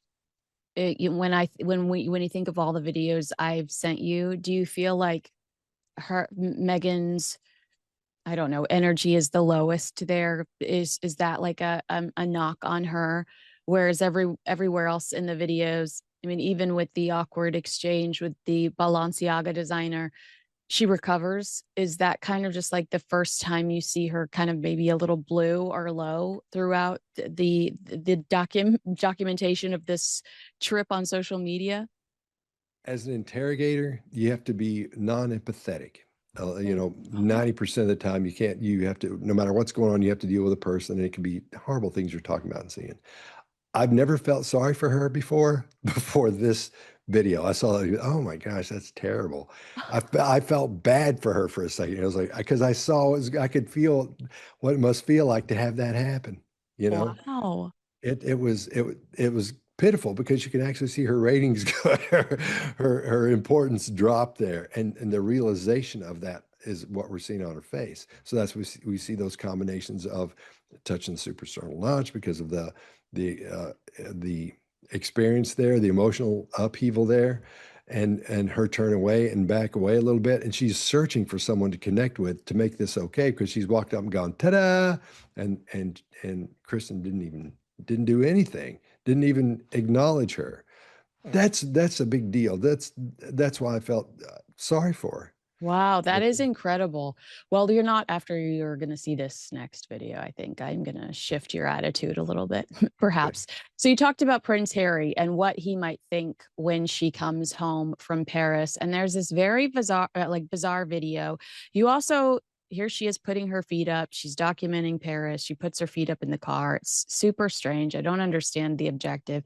But I mean, you talk about why people do some of the things that they do.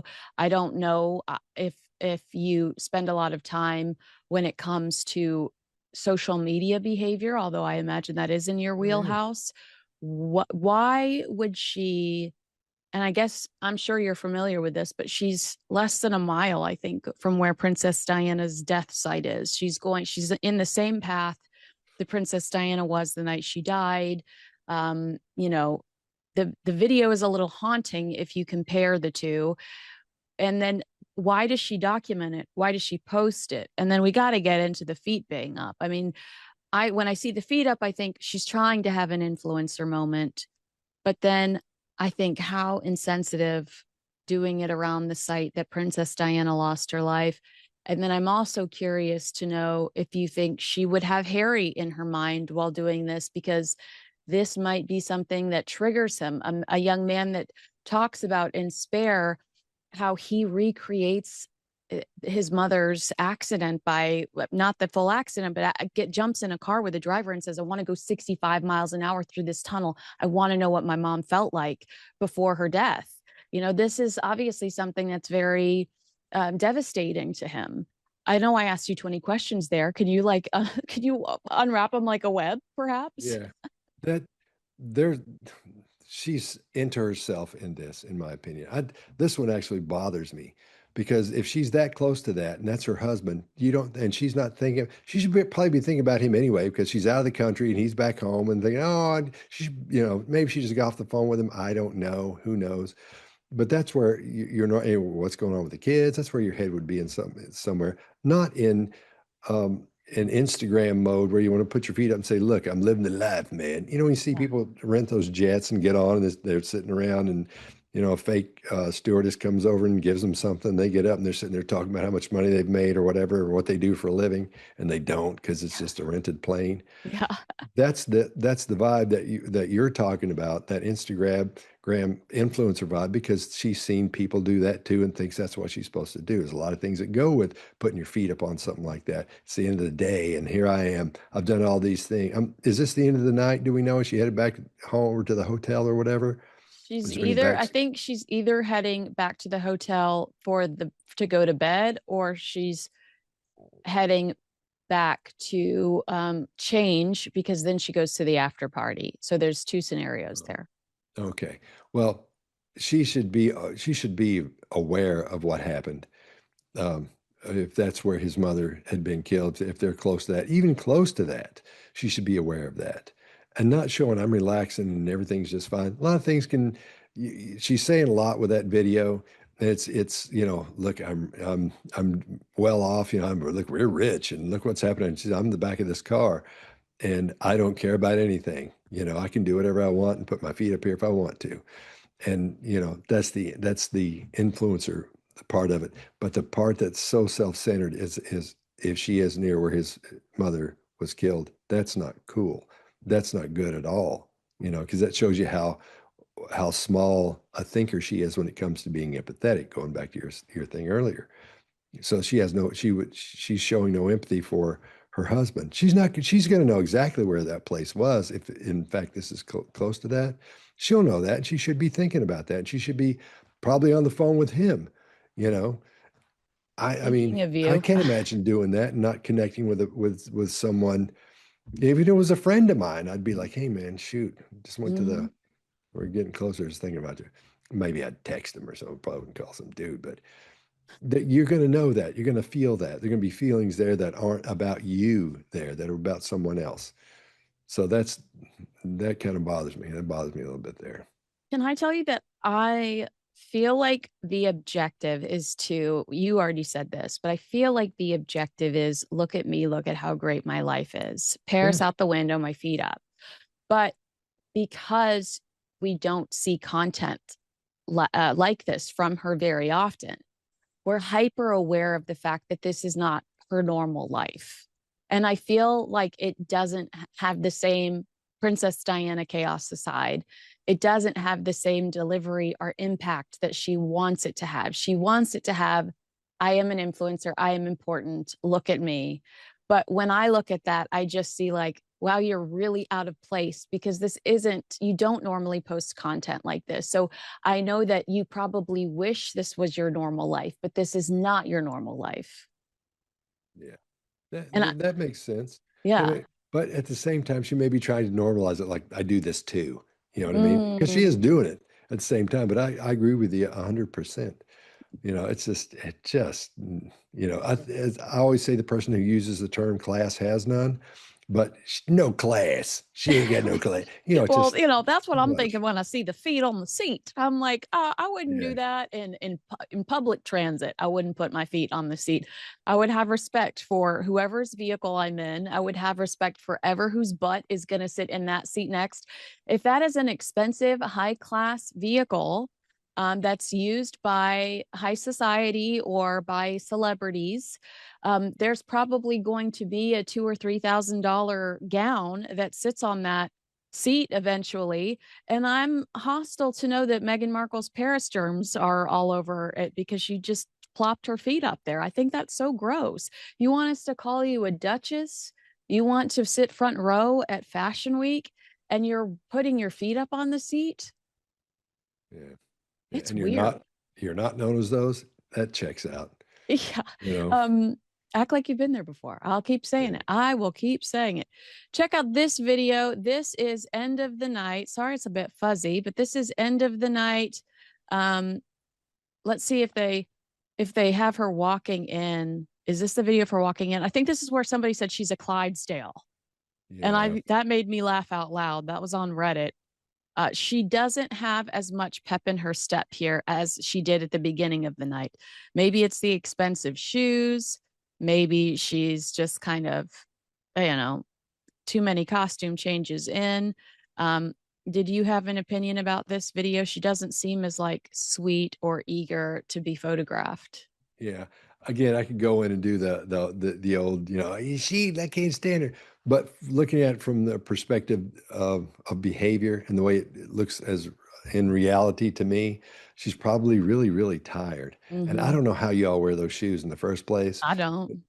Well, if I was going to wear, if I wore them, that's what it would look like. If I went, because I don't know how to do that, and she probably knows how, but maybe she's really tired, or maybe these shoes are too big because they do look big to me. Yeah, I mean, they're wild. That's wild. yeah, Yes, it just did not seem like she was very comfortable there. Sorry, I played this video for you at the beginning, but let's just take a little look at it again. This is kind of a recap of the whole trip. It's like just a variety and a montage.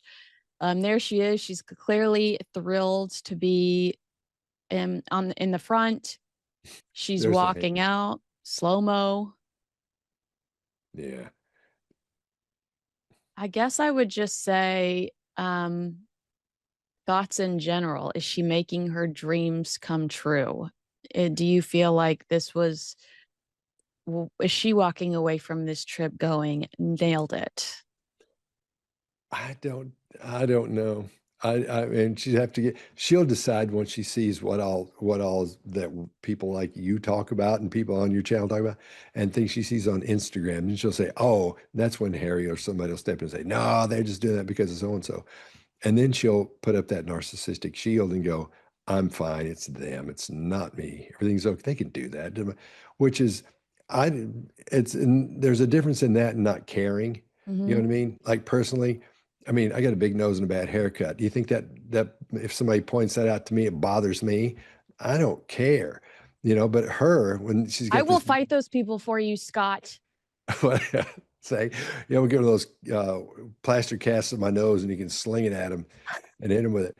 But she cares. I mean, that really, that will bother her because she sees herself as above everyone else. You know, most people just don't care about that kind of stuff. I can't imagine caring, but she does. That's so important. That's who she. That's her identity. She is this thing, and that is this celebrity that does this, and this, and this. And the And thing if you is, I take think it worked for her for a while before she met Prince Harry. She could control the media because no one cared to fact check. She was this new girl that was reaching out personally. She's on a show called Suits. She's got a blog. It was so much easier for her to control the narrative before Prince Harry. But then Prince Harry enters the picture, and now she's dating quickly marries this historical figure. So now people are fact checking and they're saying that doesn't make sense. And it unravels and it's no longer in her control. And I think that she probably struggles with that, having experienced success controlling every headline that came out about her. And she was writing essays in Elle, and that is just, she can't do that ever again. And I wonder how much she misses having that type of control over everything and her brand, her appearance. Of course, if only nice things are written about you, you get only positive feedback on your social media and on every event you do. But it's easier to have only nice things written about you when you're not in the big leagues yet. yeah, yeah. Well, if you were to take she's not a CEO. She says she is. She's a mother. I guess she could, she's a mother. She's married. She has all those things going on. But once you take her identity away, which doing these kind of things because she's famous, oh, it's nothing for me to go there because I'm a duchess or whatever I am. Once you take that identity away from her, that's when the problems start up here for that person because they'll fight it for a while, but that gets really ugly for a person when you take away who they are from them. And she's trying to keep nurturing this thing that she was or sees herself as. So what we're seeing is who she thinks she is. she thinks we're seeing her be authentic at home. And then when she goes out, she forgets to add that authenticity to this. The reason you like so many the actors that are so famous, and then you talk to them and they've acted like their royalty or whatever. When you talk to them, they just kind of, you feel like you know them. Like Tom Hanks can pull that off, and some of those people. Tom Cruise, even though a lot of people don't like Tom Cruise, he can just be a normal guy. I don't know, normal, but he can be, normal guy with you. Right. And Sweet. people, Yeah. yeah, at least you feel like you're getting the authenticity of someone. In this case, I don't think you ever get authenticity, because she would never go, I don't know, I don't like that. She would just be, well, that's probably something I wouldn't like. And I probably, she may couch it like that, would never come out outside of one of those interviews she does. And she goes, I just don't like that. She would say, I don't know, I don't like that guy. I don't think they should have done that. I don't think she should have done that, or he should have done that. So that authenticity is missing. And there is no authenticity in that person she's created. So now we're seeing those two things butt heads. The two different worlds are colliding. So you have that cognitive dissonance. That's why from this point on, I'd say the next year, it's going to get odd for her. I could be completely wrong, but from a psychological perspective, it's going to get something weird's going to, something like, I don't know what. I'm sitting here predicting. I No, don't know. no, keep talking. No, keep talking. But I want to ask you about something you just said. Is she Right. trying to protect this Duchess title? Because they could not use the titles. Is she trying to protect this Duchess title because it's become her identity, or she realized it's her only value? She's no longer on Suits. Prince Harry's not a working royal, but she is married to a prince. I mean, when she's walking like that in white outside of the hotel, I'm like, she's trying to be a model. She's definitely acting like a model, but she's also trying to remind us that she's a duchess. Yeah. Well, she's not a model, because that's its own thing. I mean, there's so many things you have to do to stay that way, to be able to pull off that walk that she's not doing. But she thinks she knows how to do it because she's been on TV and people know who she is. So there's just so much wrong with that. There's so much wrong with that. She could be she could be trying to defend that I'm still a duchess, but I think she's must be aware that everybody doesn't see her as that or think she is. And I think those people that are close to her, that circle around her, they still treat her that way because of the letterhead she uses. Puts Mm-hmm. that crown thing on it, and whatever and I just saw that from having watched stuff for, when she was selling that stuff on that Well, get ready for the she Christmas did. special, Scott. You better believe you're going to be back here. Okay. She's got a Christmas special coming? Yeah, because nothing says the birth of Jesus Christ like Meghan Markle trying to sell us some jam. Now, I love Jesus. He and I are very I love tight. Jesus too. I love Like Jesus too. like I always say, he loves you, but I'm his favorite. But I'm sure, since you brought that up, a lot of people say Jesus Christ when they see her at Christmas. It is not the same. It's not in the good way. It's not the same. That's interesting that you said this next year is going to be interesting, because I talked to Tom Bauer, the author of Revenge, and if you haven't read that book, you might think it's interesting, because he does amazing investigative work, and he got down to a lot of the chaos surrounding Harry and Meghan in his book Revenge, and he did say that they're at this real crisis point in their brand. Nothing's working out, and he said we're at a weird tipping point where they've got to figure out what comes next. And then all of a sudden she ends up in Paris, and they just say she's there to support a friend, the art director. I mean, I don't get a sense of that, or for that. There's also a report that perhaps she's trying to ease her way back into the public's favor, because eventually Harry and Meghan would like to be able to return to the UK, and they're very unliked there. So we're saying Harry in the UK, we're seeing her in Paris. I don't know, but I got the sense that this is something she likes and she wants to do more of this. But I also would say too little, too late. I feel like this is something you can do before you try to start selling QVC style jam and honey on TV, on a streaming platform. If she were a duchess straight out of the gate, appearing at Paris Fashion Week, it would have been like, here she is. But I feel like she's cheapened her brand with a lot of her activity over the last 5 years, so it doesn't make the same impact. And I don't think that there's any rewinding and going back. You're a reality star now.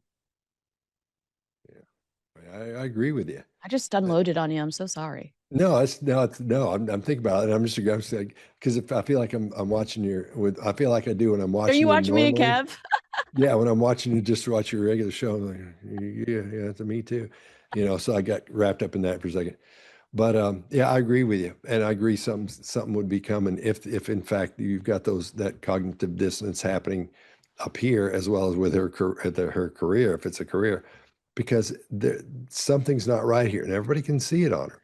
Everybody can see it on her. Yeah.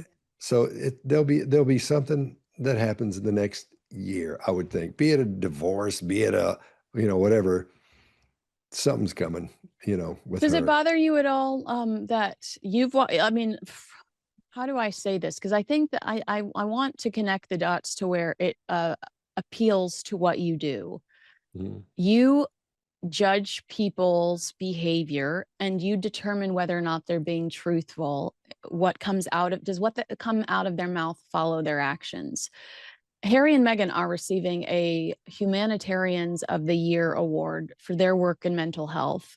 These are two couples that have completely alienated their families and been very destructive towards the mental health of their families by developing content that's aired internationally, halfway accusing them of things, never going fully in.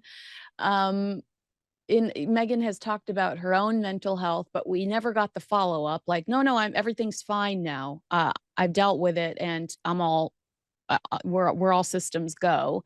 Is it odd to you that they would feel confident accepting Humanitarians of the World or of the Year awards um, this year, having seen some of their actions this year? I mean, how many charity events did you cover Meghan Markle at this year? I would say, I mean, I'm cheating because I follow your channel.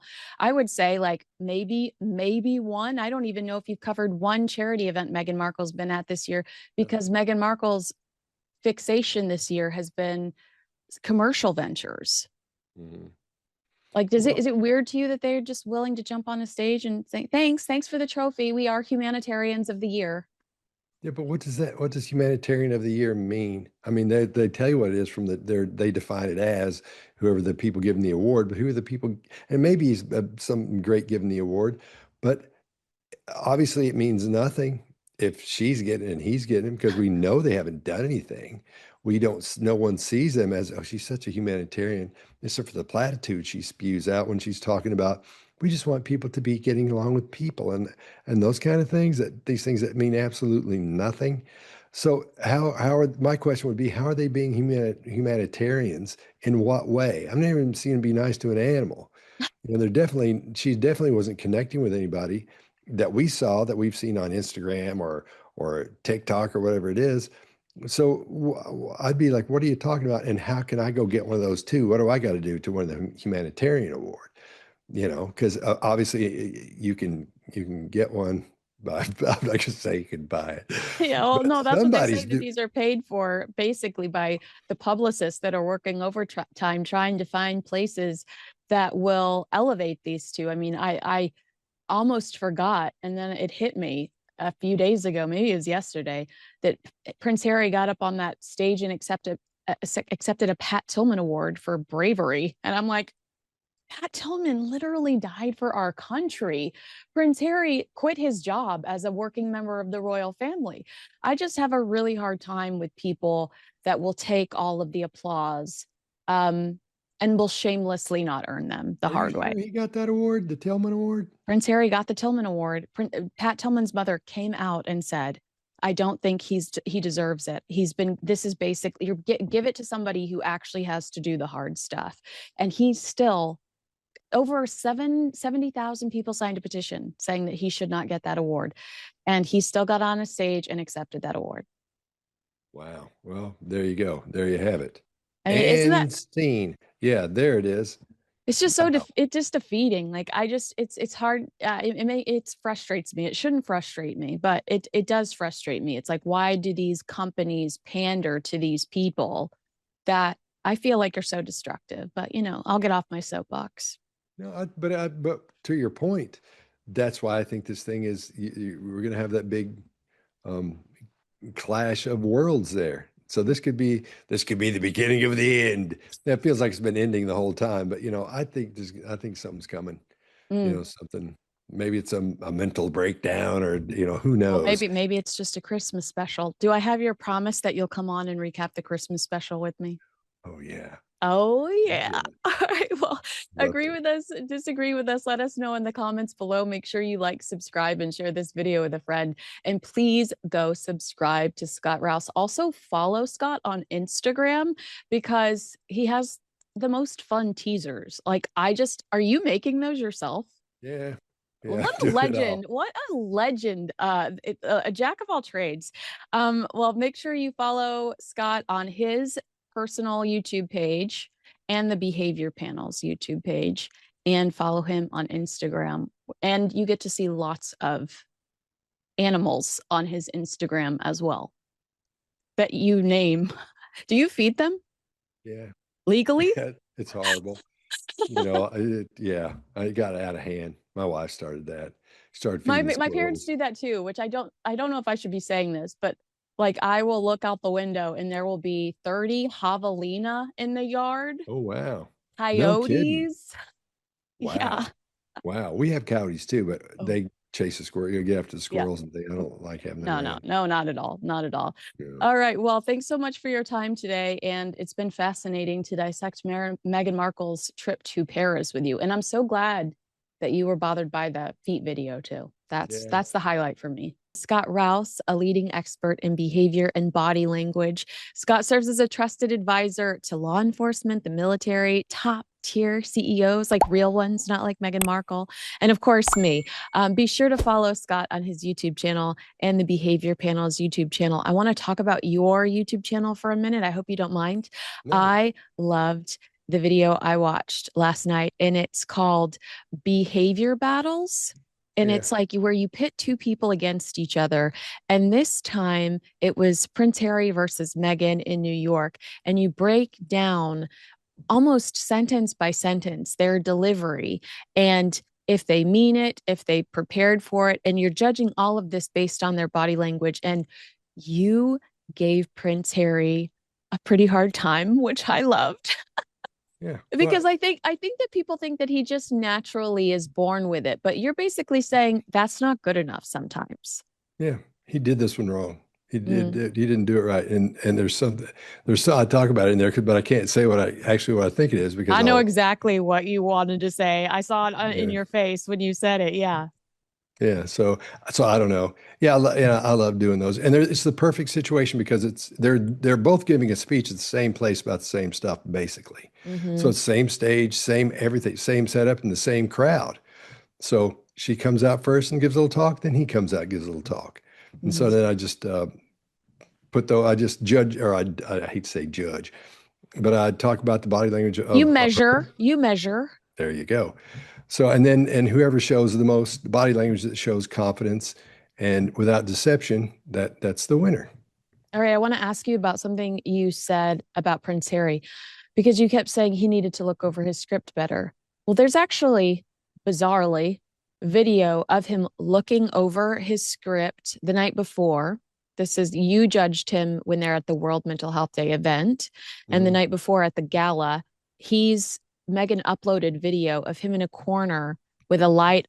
He's like under a light, kind of reading over his script, and she's cackling and she was like, Happy World Mental Health Day. He still makes me laugh, which you're just like, oh my gosh, these people in the audience are grieving their children, but let's make it all about you. You're right. Like he seems anxious and nervous. He's reading over that script the night before in the back, huddled under a light uncomfortably. Um, but I wondered the next day how much of it could have been insecurity. Does Harry know he has no business on that stage and he is not a credible authority when it comes to this subject? Might he be nervous and uncomfortable and awkward in positions where he realizes he bought his position there or he PR'd his way into that room? Yeah, it could be anxiety. I mean, he could have an anxiety problem and it's popping up here. And he maybe have tried to ward that off by taking or doing something that would help calm him down. their anxiety is an odd thing. I think he may feel a little bit of anxiety because they probably didn't, in my opinion, the way it looks and sounds to me, I don't think they really did anything to get that award. And I think Mhm. the people that gave it to them, of course, did it for the publicity, and they're doing it to make themselves look more, relevant to Right. what's happening. And that whole thing's a game anyway. It's like award shows, like the Oscars or anything else. It's a game you got to play to be able to win one of those, and to win Right. one or be awarded one. Right. Yeah. It's all a strategy that you are trying. I think from the celebrity point of view, you're trying to win people's opinion, but you're trying to change for them specifically, change public perception of them. When an executive at Spotify goes on his own podcast and says you're effing grifters, then you're going to try to change that public perception and say, look how hardworking we are. Look at all of these awards we're getting. And obviously we're getting these awards because we're hardworking, when really it's as simple as your publicist making a bunch of phone calls saying, do you want Harry and Meghan to come to your event? Do you want international eyeballs on your event? Do you want everybody talking about your company? Did that happen? The Spotify thing? Some guy said they were grifters. Effing grifters is what he said. Wow, I didn't know. I say I don't keep up with all that, so I don't know. That's He crazy. said one night Wow. or one day he wanted somebody to get him drunk so he could share the stories of a Zoom meeting he had to have with Prince Harry where they were trying to knock out some ideas and Harry's ideas were awful. And then the Wall Street Journal reported some of them shortly after that. Harry wanted to sit down with Donald Trump, Putin, and the Pope. That was his idea for a podcast. What is that guy going to say to them? I don't know. That's crazy talk. I don't think Prince William would do that. And he would No. have, he that might help, with the problems that are going on now, though, that might help everybody get along better, but not with him. I don't get that. Yeah, there would That's actually odd. be something meaningful behind Prince William's where Harry was just trying to cash a check. Harry was trying to justify the significant amount. And you're in or you work in the entertainment industry too. You know that those deals don't exist anymore. That you could just get $100,000 or $100 million or whatever the alleged deals were at the time where they would just want exclusivity. I don't even think Joe Rogan's is that tight anymore. Where, I mean, Joe is still being handsomely rewarded, but now he has the freedom to appear on YouTube and things like that, which he couldn't at the time because Spotify was like, this is an evolving market. This is an evolving industry and we've got to evolve with it or we'll get left behind. So first impression, you watched some of the Fortune interview I ahead watched of, it all. yeah. That Okay. link you So sent me, yeah, I watched it. yeah, okay, so you've watched the Fortune interview and you gave her a pretty decent review at the mental health event in New York. How do these compare? Because I did not watch the same person. My opinion is those are two different human beings. I know I know that it is really Meghan Markle, but you know Mm, what I'm saying? Like we've talked before about her acting like being a model. She's acting like being a CEO in Washington, mhm. D.C. And of everything I've ever seen of her, you are right. That mental health summit was the most likable I've ever seen this woman. Yeah. Yeah, because she wasn't ready. She read over her script, I think. Because I know what it looks. I've seen hundreds of entrepreneurs do the same thing when we teach them how to pitch, or I'll teach them how to pitch, and they'll go do their pitch. And there are specific things they do when they understand what's happening, and then when they don't, and there's that one little spot there in the middle where they get right in that sweet spot, and they can still make it through, even though they don't know all of it, and they still have to read it. So that's where she was. I know what that looks like. That's where, and so she was being more herself there. I was blown away as well because, I'm ready for, God, here we go again. It's going to be Yeah. more. But she really, she did a good job at that. Believe, and I'll be We'll be shot in the destroyed in the streets for comment saying section. that. Yeah, we'll be destroyed in the comment section. But Yeah, you're right. She was prepared. And she was so confident. I yeah, did not think I saw the same person in Washington, D.C. What it felt like to me in Washington was a woman that had listened to a few entrepreneurial podcasts that existed before hers, that read Girl Boss for Dummies, that picked up keywords like Q4 And some of the other, very trendy words she used that seem like that. No, you said something about Prince Harry. Nobody talks this way when Prince Mhm. Harry was delivering the mental health Yeah. speech. That's how I felt about Meghan talking about being an entrepreneur. No one talks this way. You Right. are trying to appeal to not me. I don't know who you're trying to appeal to, but you're not talking like a normal human being. Did you feel similar when you watched the Fortune interview? Yeah, this is a different situation. Somebody, and because here's what I think the setup is. I think this is the structure. I think she's either provided those questions or they said, here are the questions I'm going to ask. But I think she provided them, and I'm going to get to the point of that. But let me tell you why first. So you go, oh, because I think you'll see it from a different perspective. And anybody talks about Harry on there, this is why I think there's been a shift or a pivot, which we'll go over in a few minutes, in her business, because she's not referring to him as H or Harry anymore. Usually it was Meghan and Harry. Tim, what is Harry doing? And the interviewer always calls him Harry. Nobody has ever said your husband. I don't think. I don't watch all those, but the ones I've watched, nobody's called him her husband. So I think part of it is this is a restructuring thing here that we're seeing one out of Washington, because it's setting her up. Remember when she said thank you for the when she said being a leader and being a CEO, or it was, she saw that as a compliment because she Mm-hmm. knows she's not that. So this whole thing is a restructuring of her business wise. It's actually a pivot to a publicity pivot of how we see her. Well, Does an that make sense? attempt, right? An Yeah. attempt. They're trying to change that. Okay, so to what you're saying about Prince Harry, Megan says there's nothing taboo, or there shouldn't be anything taboo about talking about your financial independence or our independence overall. I immediately thought, what's up with Harry? Like, am I looking too much into things? Because you mentioned the Harry thing. He's not, she's trying to clearly brand herself as an entrepreneur independent of Harry. And we Mhm. all are sitting back going, you are a Nepo wife, lady. All of these opportunities are coming to you because of who you married. Um, so am I looking for something that isn't there when I hear her say, or our independence overall? Yeah. What I think is happening here is she uses platitudes. It's those little phrases and things that really don't mean a whole lot, but they sound like they're important. It sounds like you just thought them up. These are platitudes almost that she's throwing out like that, because that phrase is goes to women. There's a movement of women that are like women, just women strong, independent, all that, and that's fine, great. But she's not been that woman up to this point. She's never really gotten into that. But now she knows from doing the research and looking at the demographics of the people she wants to buy her products from, financially, how to appeal to those people. So Mm. that's her way of appealing to that demographic, is talking about, being independent and be whatever the demo. If it had said fishing, all of us women love to, then all she would have talked about was fishing. It would have been based around Oh, that. so she's talking to the room. She's only talking to the room.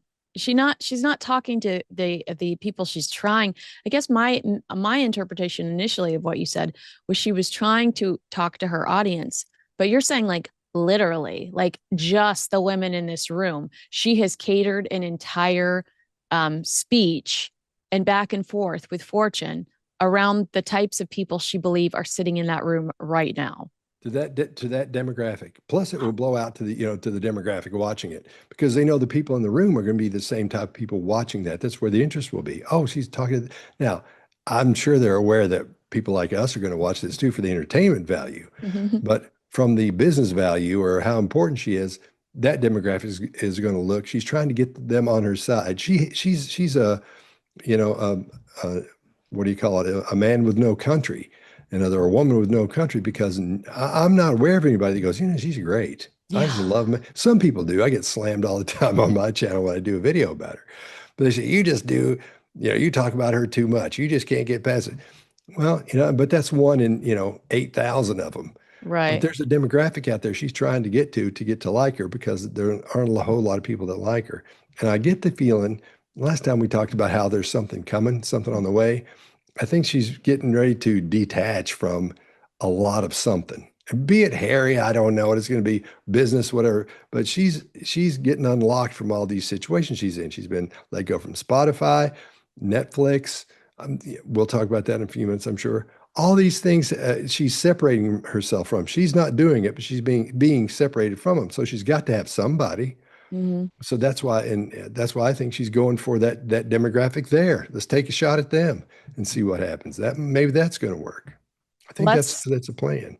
I think that's so smart. Let's jump into some of the things she says because there are some moments that I specifically, you mentioned Netflix. She wiggles in her seat, and I was like, I've got to ask Scott about that. It's almost like she wants praise for going home for one day in the last 2 weeks to see her children. I mean, as far as we know right now, Paris was just an ego trip. Mhm. Filming near the death scene of Princess Diana. Then she goes to New York to accept an award that none of us believe she earned herself. She's playing around New York, going to Soho House with Serena Williams, then off to Washington, D.C. for this conference to talk about an enduring brand when, as ever, isn't even a year old yet. Should we really be like breaking our backs to applaud this woman for spending 24 hours with her children when all of this looks very frivolous? In let's say 15 years ago, I may have seen that a little bit differently and said, I understand. There's a lot going on and all that. Let's talk about Nancy Grace for a minute. A Oh, lot of love people, Nancy. Love Nancy. I don't, a lot of people don't like her. Like she's so mean. I thought she was too. She's the sweetest thing in the world. When me and the guys on the behavior panel met her, sweet. We Teddy all bear. absolutely love, Human just teddy bear. love her, right? So, do you know where her children are right now? Where? Wherever she is, The she takes them twins. with her. Yeah. Yeah. And so I know musicians who are on the road that do that. Zach Brown does that. Yeah. There are a lot of people do that. They take their, especially if they're that age or little bitty ones, and you want to be, that's the important time. They'll stay with them. They'll make them. They'll not make them. They'll go on the road with them. And they'll Right. do 2 weeks out of a month tour, or 3 weeks out of the tour, or be there the whole time. I mean, you guys do that with their wives as well. Used to it was just all the guys going, but no, you get enough buses where everybody goes. And and I don't want to tell who the names are because everybody's so private. Right. But Right. I do know one act that everybody knows, and they they make sure they don't care what you're doing. If you're in the band and you want your wife to go with you or your fiance to go with you, they make that happen. And they say, "Hey, listen, is she coming with you?" Not like, "Is she coming with you?" It's like, Yeah. "Do you want her to come with you?" Because that's not a problem at all. And this is one of those bands that have been around forever, Yeah. and they do that. So it's important to do that. Now she's coming on like, no, I have to get home to see him, for a day. I had to do that. In my opinion, she should have taken those kids with her. And even if she had to bring a nanny with her to take care of them or whatever, or Harry go too. What's he doing? Right. Where is Yeah. this cat? I mean, he has what's he actually doing besides hanging out with his buddies or something, making fun of her? I should Oh, say that. If she's got a problem with that, she should take him with her. You think she can't afford it? I know she can. So I'm getting all worked up. There'd be no problem for her to say, no, me and the kids are going to go to London. We're going to go to it. You want to come with us? He's like, no, I got to hang around these guys in golf or whatever it is I'm doing. She could take the kids with her. That should not be a problem. And she thinks I've got to go out and be famous and all that and go to the whatever, all the stuff she was doing. Fashion But week. that's what a nanny's for in that situation. She sits there and takes care of them. Don't worry, I got you. That's why I'm here. I'll take care of it. Okay, great. Then she comes home. And even if they're asleep, she can kiss them on the head. She can be with them. And she's chosen not to do that and Mhm. then complain about it because she's trying to give the air. She's really busy and got so much going on. She can't I'm trying my best. I don't have time for family. It's a job. Nothing's a job for her. Yeah. That she should take them with her. She says, well, she's going to mention she's not going to mention the royal family, but she alludes to the British royal family here in the next question, and we'll break that down. But she alludes to the British royal family in With Love Megan season 2 when she's talking to Tan France, I think his name is, and they're discussing how they hate being away from their kids. And she said that being away from the longest she was away from her children was 2 or 3 weeks when she would, but she doesn't go into detail, but we know she was in the UK for the Queen's funeral, but she tells the guests that it made her physically ill to be away from her children. And it's just this constant, the only thing consistent about these two is their inconsistency, but it does seem like they, um, prove themselves to be hypocrites more often than not with their actions and even sometimes with what they say later on, because she tells Netflix, I hate being away from my children. I was physically ill the last time I was away from them. And then everybody's like, oh, she's talking about the British royal family. So she knew what she was doing with that comment. She knew that people would connect the dots, and that would be the vague mention of the royal family in season 2, and it would garner headlines.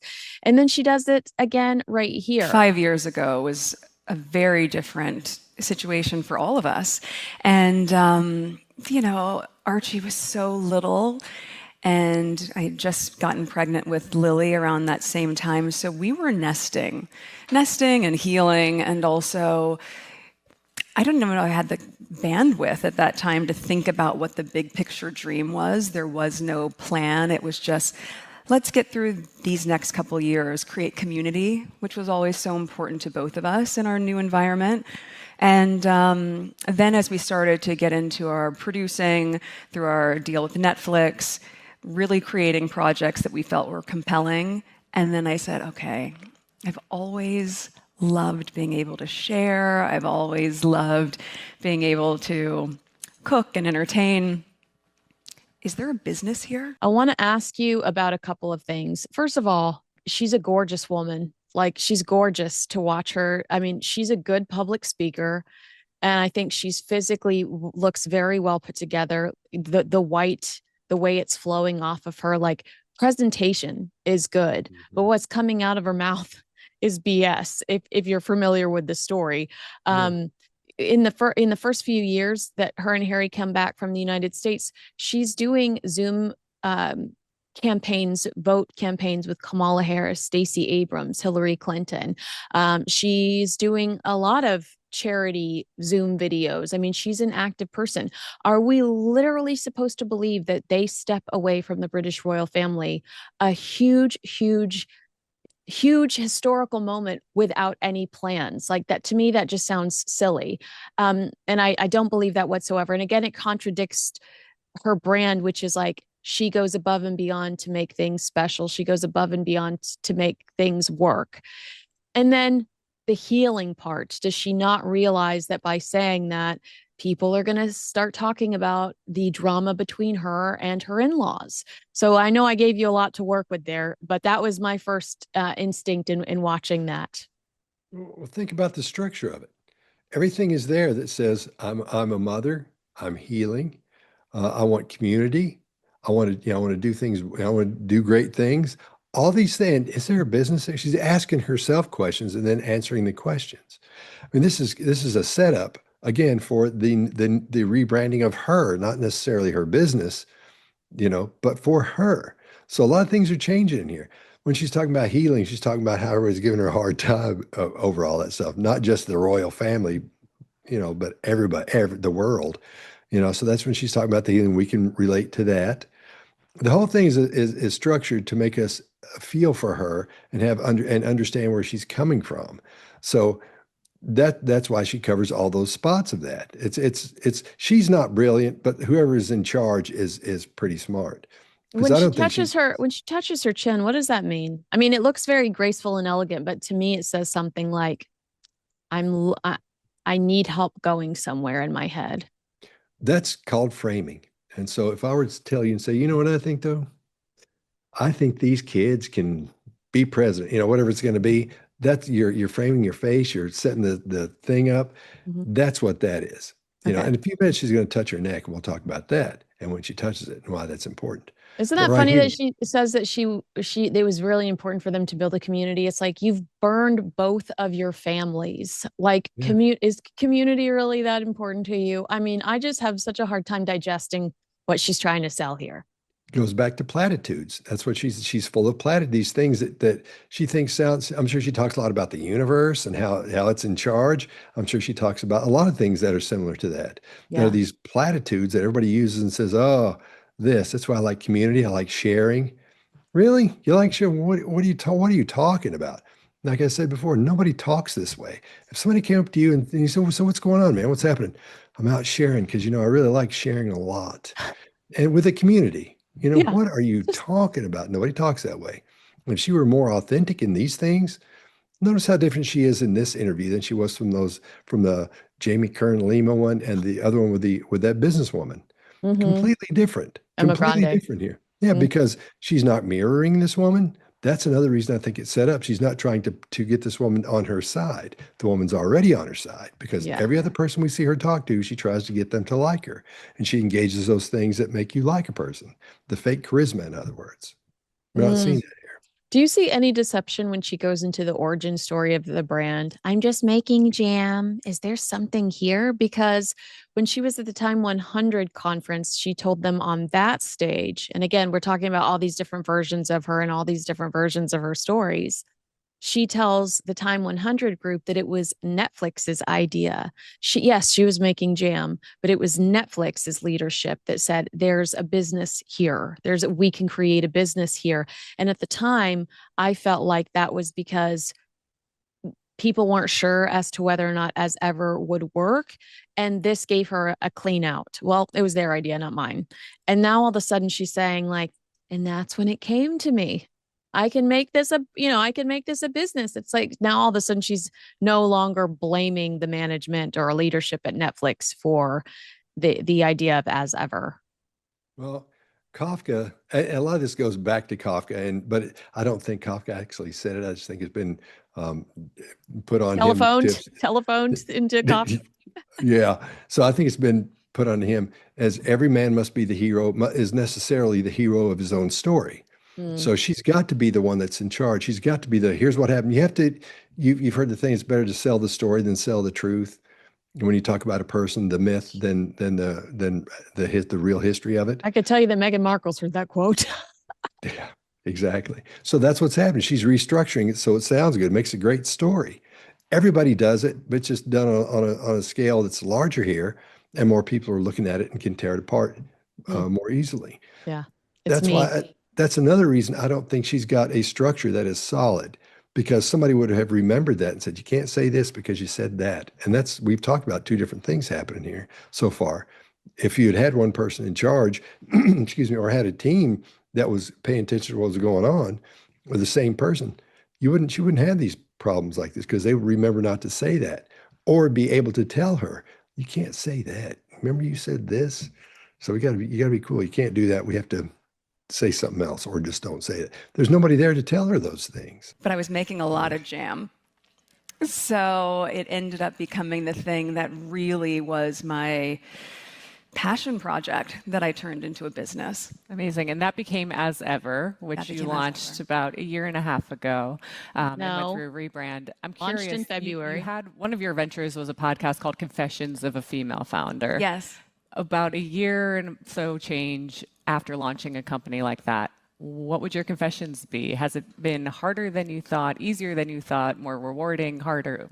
What's the takeaway? Well, I think year one for any founder is just a lot of learns. And so we founded As Ever earlier this year. I think the first drop was in February or March. Can I just quickly ask you, when she's searching for February or March, I didn't believe that. I felt like she knew exactly when the first drop was. Am I being too sensitive? No, she may know, but she wants to make it look like she's thinking. That's why that hand goes up here now. Yeah. She's framing, but at the same time, she's, I'm a thinker. I'm thinking about this. Oh my gosh. And I had this incredible fortune of having every SKU sell out within under an hour, which is amazing. And also, you don't learn a lot. A lot about inventory management, supply chain. Could we do something that feels a little bit like the tenor of how I'm building this, and really be candid, both talking to female founders who had scaled and sold, and equally to other founders that were on their first run, in many ways like I was. So I was learning from a lot of the women that I invest in and also that I'm friends with. But, I think my learns were to continue to give yourself the grace to have to pivot. And you do, because that first sellout, we said, great, let's 10x the inventory for the next seasonal drop. We'll get all the metrics that we need. And then it sold out within 4 hours. This moment where she's 10xing and she's in the learns and she's touching her forehead and she's pretty animated when she's, it was a simple question.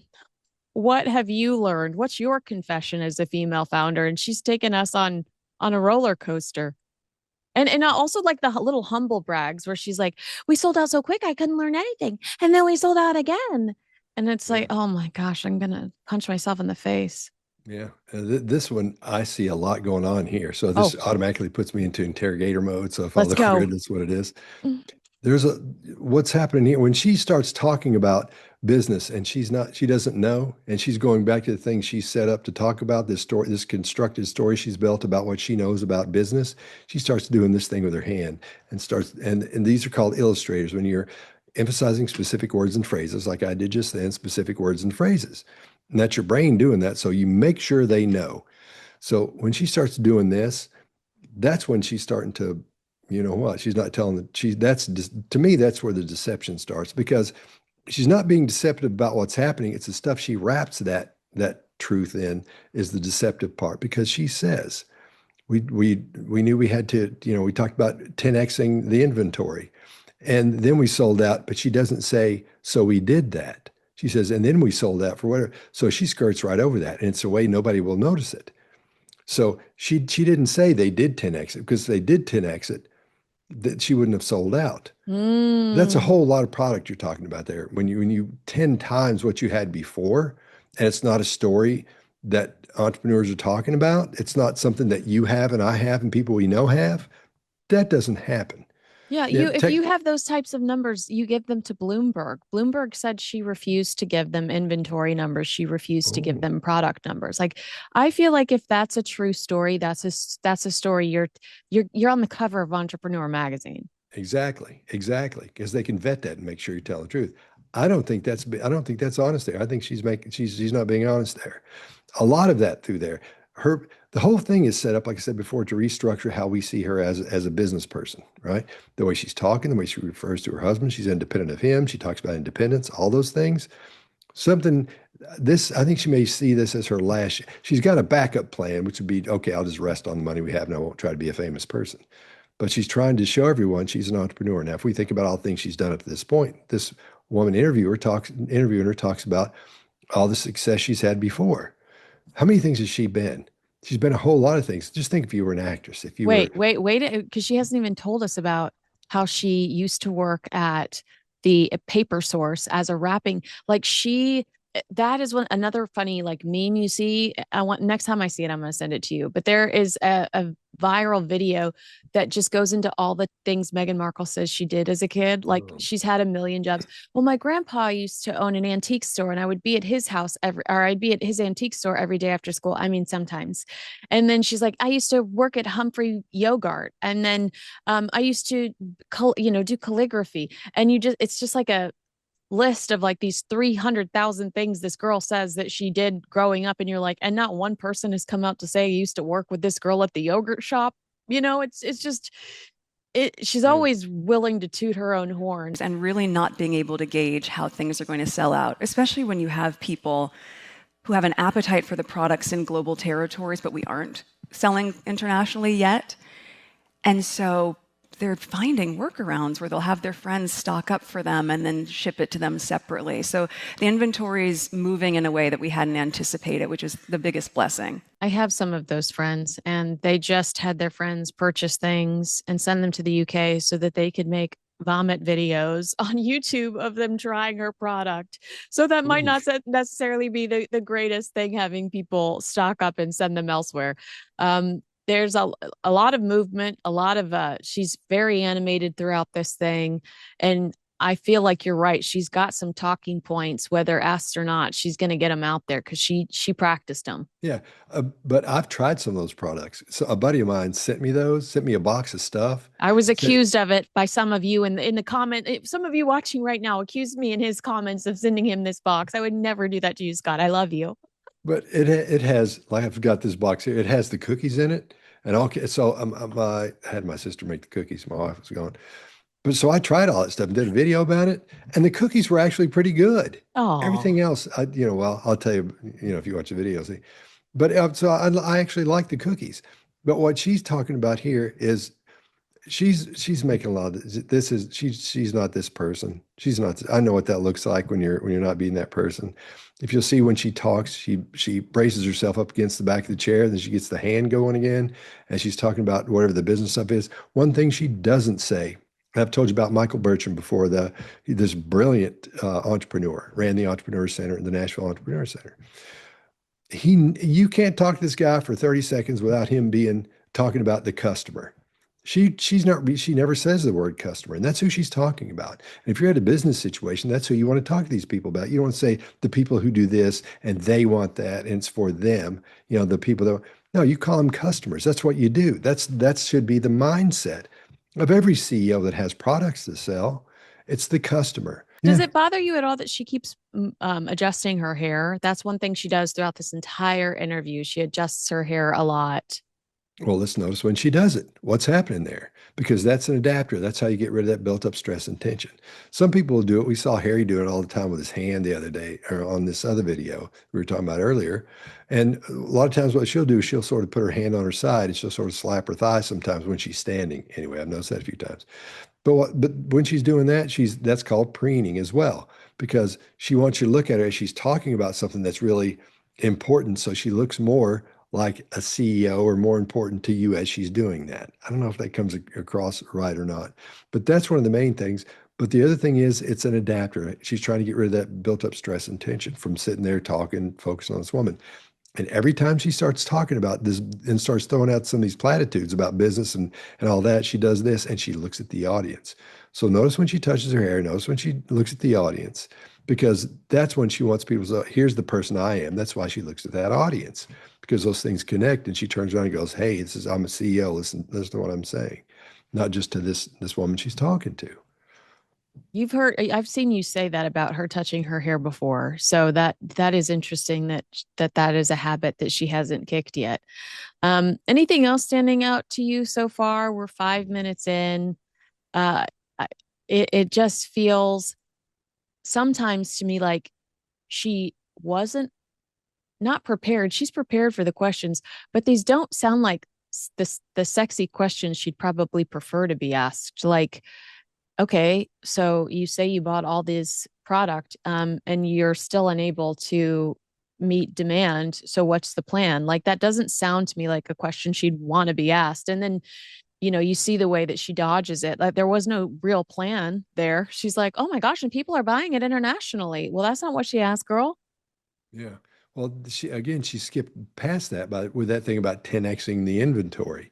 So she's taking care of that. She's knocked that out of the way already and assumes everyone, as most everyone would, that they did sell 10 times as much as they sold the first time out. But she never says that. She never said, and that would be and that personality type, this would make, if you were a narcissist, this would make me look awesome. Yeah. So we sold 10 times when we did that time. You know what we're going to do this time? I think we're going to try 20 times. And you'd keep going, and they'd have product up by now. If they'd sold out, ask Michael Bertram. If you ever talk to him, what do you do if that happens? He'll tell you. You get 20,000 the next time. Yeah, and there's not like so when she sells out, it just has a sticker on it that says, so first of all, there's still product available on her website right now. I think I might have told you this the last time we talked, but I just did a documentary about Meghan, and the production company ordered everything that was available, and the only thing that showed up was the wine. And then they got an email saying, sorry, some of your order isn't available. Would you like a refund, or would you like to wait to receive the product? And we don't know when it will be available. If this is my first time ordering from a company, first impressions matter, and I'm not impressed that you've taken my credit card information and you cannot give me what I've purchased. So like it'll just have a sellout sticker on it. If I'm selling out and I'm confident that I'm going to continue to sell out, I have a pre-order link up. Pre-order. I want to be prepared for the next go round. So I'm going to let you order it. And so I know exactly how much inventory I need ready to go when I'm prepared to launch the next go round. But it just sold out stickers just sit on the website forever. You know what? If you want them, I've got one more box of these because they sent me 2 boxes.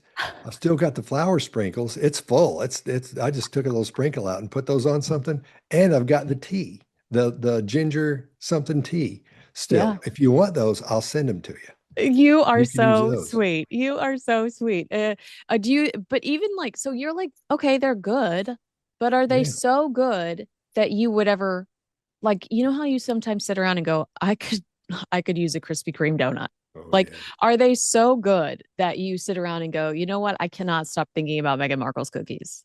No, no. And the $14. Yeah. So if I actually bought them, then you'd see me on the news with my wife beating me to death out the driveway with that box of cookies when it showed And the up. bank statement going, this is, you're on a budget, buddy. Yes, well, my husband and I were in an overall deal with Netflix, and then not dissimilar to Higher Ground and the Obamas deal.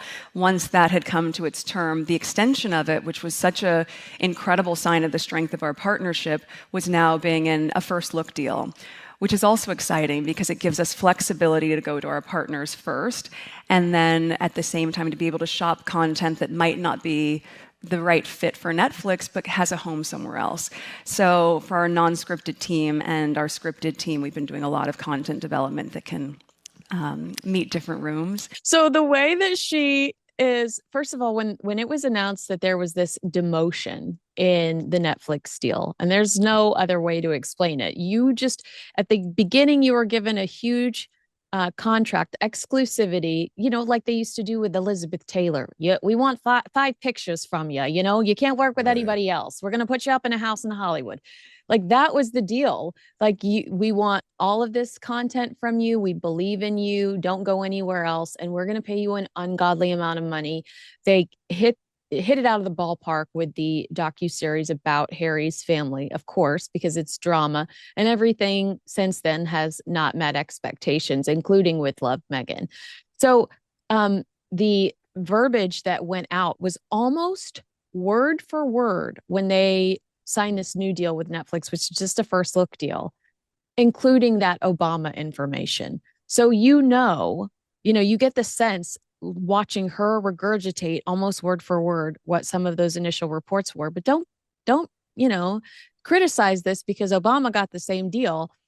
You get the sense that that is a narrative that they started themselves, their team. The fact that she can say it word for word in that setting. Yeah. Another thing, the deal she has with Netflix is the same deal you have and the same deal I have and the same deal everybody watching this is.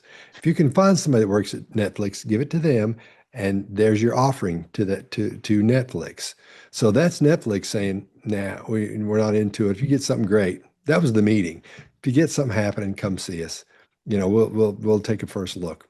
How's that sound? Give us a first look. We'll do that. I'm sure they wouldn't hold them to it Mm-hmm. if they didn't bring them with the first look. So they're out, believe me, they're out trying to get somebody else to do it too. And when they get somebody else to do it, they won't turn on Netflix, but they'll make it look like, oh, it's something we couldn't pass up. Well, it will be something they can't pass up because that's going to be the only place that does it if they do it. Somebody will, if they don't end up just putting it on YouTube or something.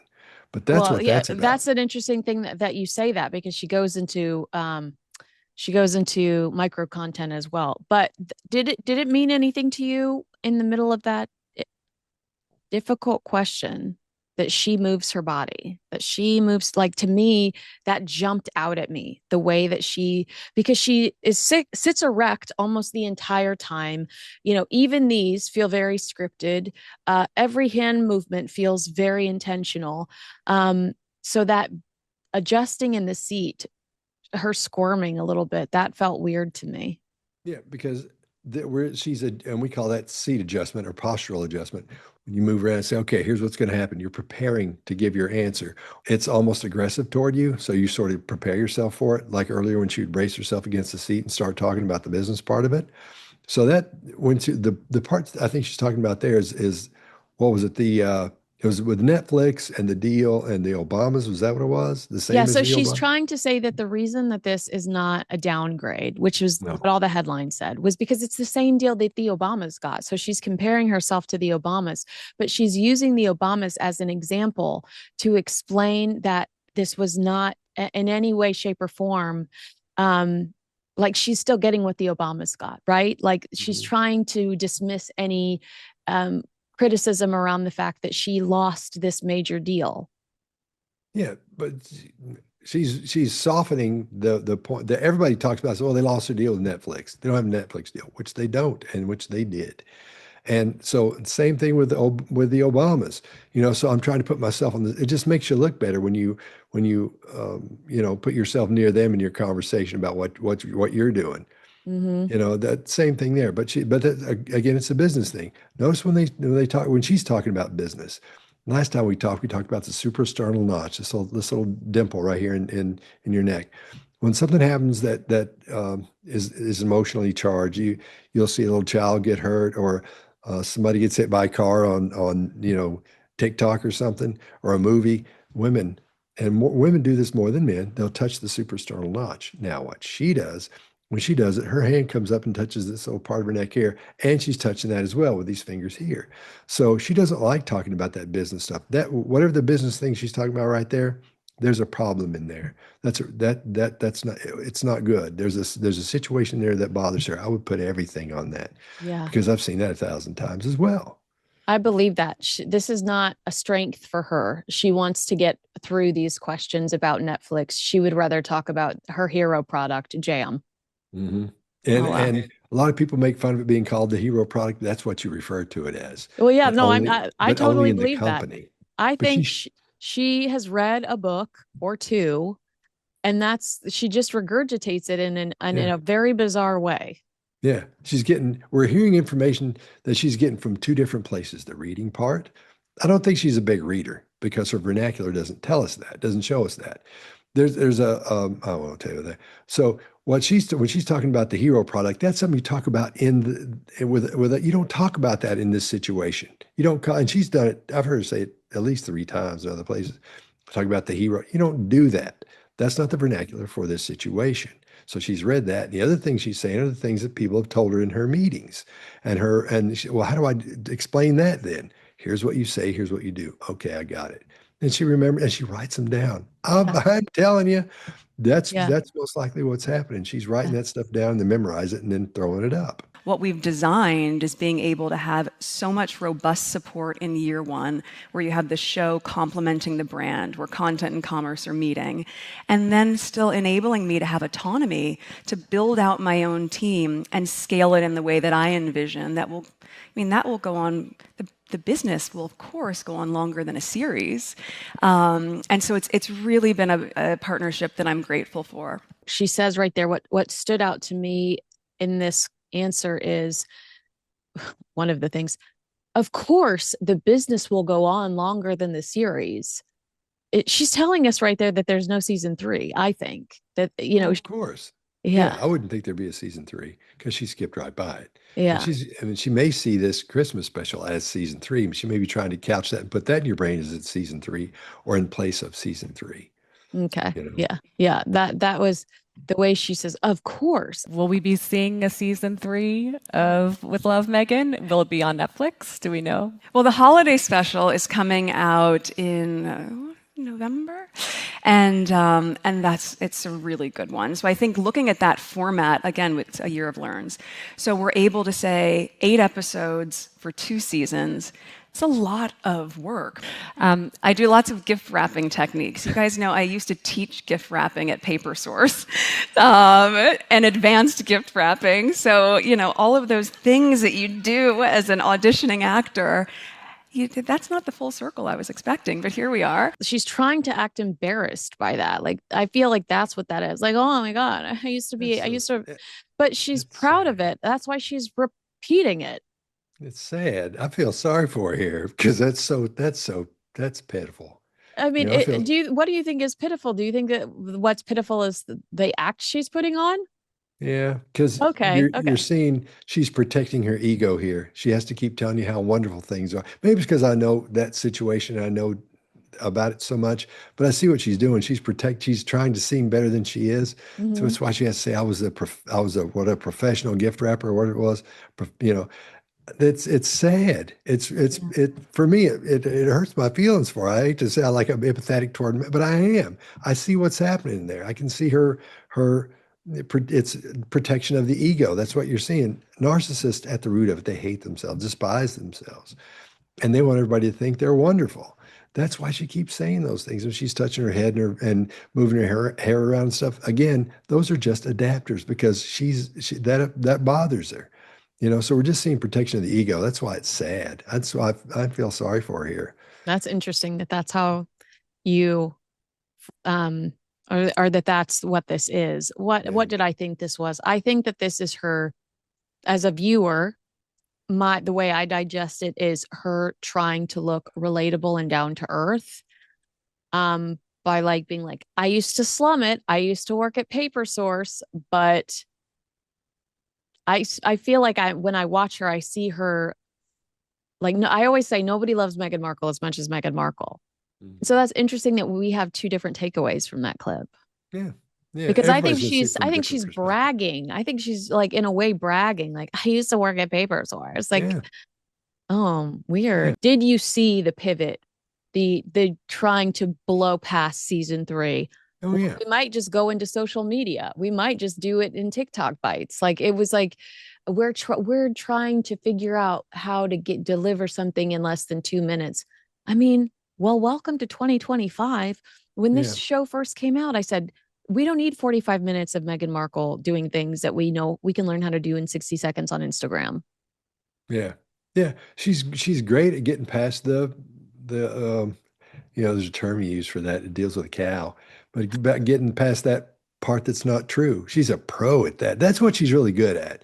If she would put on an online course of telling how to do that, Yeah. oof.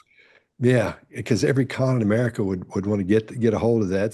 That's the information that if it got out would be bad, for so many people because they go, here's how you do it. That's how Mm-hmm. they're doing that. My God, Mm-hmm. and they all think she's brilliant. She may be from that perspective. That's horrible. I shouldn't say it either, but it's true. She's so good at blowing past those things, and it's like somebody throwing something at her and she ducks out of the way. Oof, yeah, there you go, got out of the way of that one. She's great at that. She's figured out how to do that. But again, keep in mind, I think these questions I think they either gave them the questions or just said, here's going to be the questions, you can get ready for them. Because these answers are way too smooth. The thinking she's doing, that's fake. She's Yeah. not, and nobody has the answers right out of the gate for everything. I don't. I'm sitting here, I've been, I, You're tap dancing. yeah, I'm a professional body language expert, analyst for, the military and the government and everything. And it takes me a minute to think about things sometimes because that's what it takes to happen. It takes a couple of seconds for it you have to think about it. No thinking here.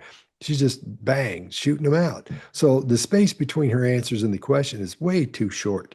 Yeah. It's not from excitement. It's from, I know the answer already. I know that when she starts the question, I know where we are. Bang, it goes. So there's no reason to think. And when she is taking that time to think, that's not real. That's why she starts this thing and she starts this thing.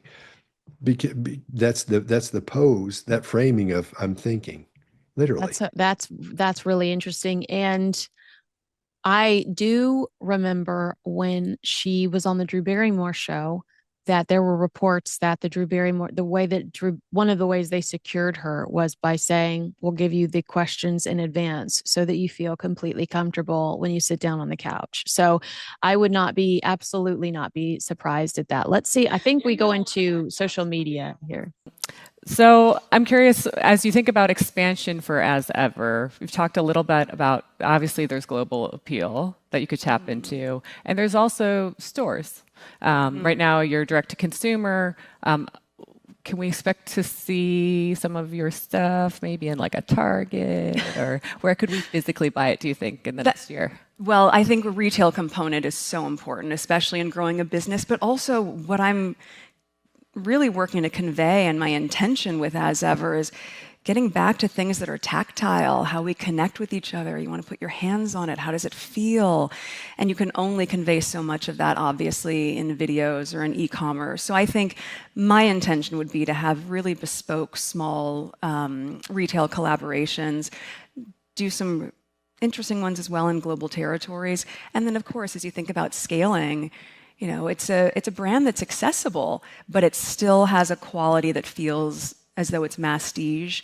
And so when we think about larger retailers, I think in the next couple of years that would make sense. Did you have any response to that specifically, Mastige? Megan, sit down. Listen to what there's a thing called fading facts. It's one of those things that I coined. And when someone's giving you an answer, they're telling you something and they don't believe in it, they're not confident with it, and maybe being deceptive. And as they talk, it gets quieter and quieter and quieter. She turns into that voice, the vocal fry. She starts talking about things like that. And her voice does that. This whole thing here was a little bit of a ride here.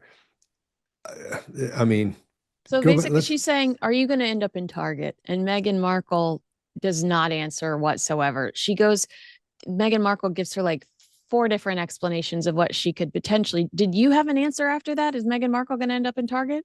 No, because But yeah, go into that. what would Sorry. happen is this: the same thing going on with Netflix is the same thing she's talking about here. I'm not doing Netflix, but I may do YouTube or one of these other things over here.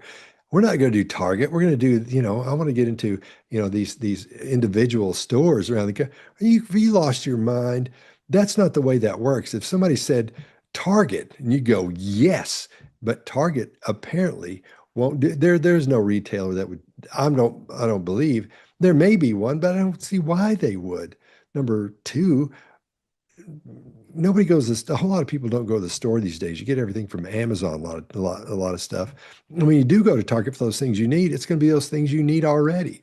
There's not Yeah. going to be any way you can talk somebody into buying Meghan Markle's stuff. And where do you put it in Target? If she's supposed to have this niche brand and all this other stuff going on, where would you put it in Target? So Right. she can't get in Target. And I'm sure they've said, yeah, we're not, no, that's great. You're doing great. Keep it up, kid. But not yet. They always say not yet. But if you can get, like with entrepreneurs, let's say in Nashville, if you can get in something into Whole Foods, even if it's, just on the rack in one store, you say, we've got them in Whole Foods, and they all do it. And that's one of the things you do. So you want them to go do that so they can get that experience and learn what it's like to deal with that, the feeling going in and dealing with the people at Whole Foods, but it's just at that specific store. It's not all of them. So we always have to say, how many stores of Whole Foods is it? And she wouldn't get in all the Targets. It would be a few Targets, and you'd at least test it. Can I She tell didn't you even why get I that don't? far. Can I tell you why I don't think she wants to do something like that? Yeah. Because analytics would prove that she's not as successful. Target's not going to hide numbers from Bloomberg. Target's not going to hide numbers from the Wall Street Journal.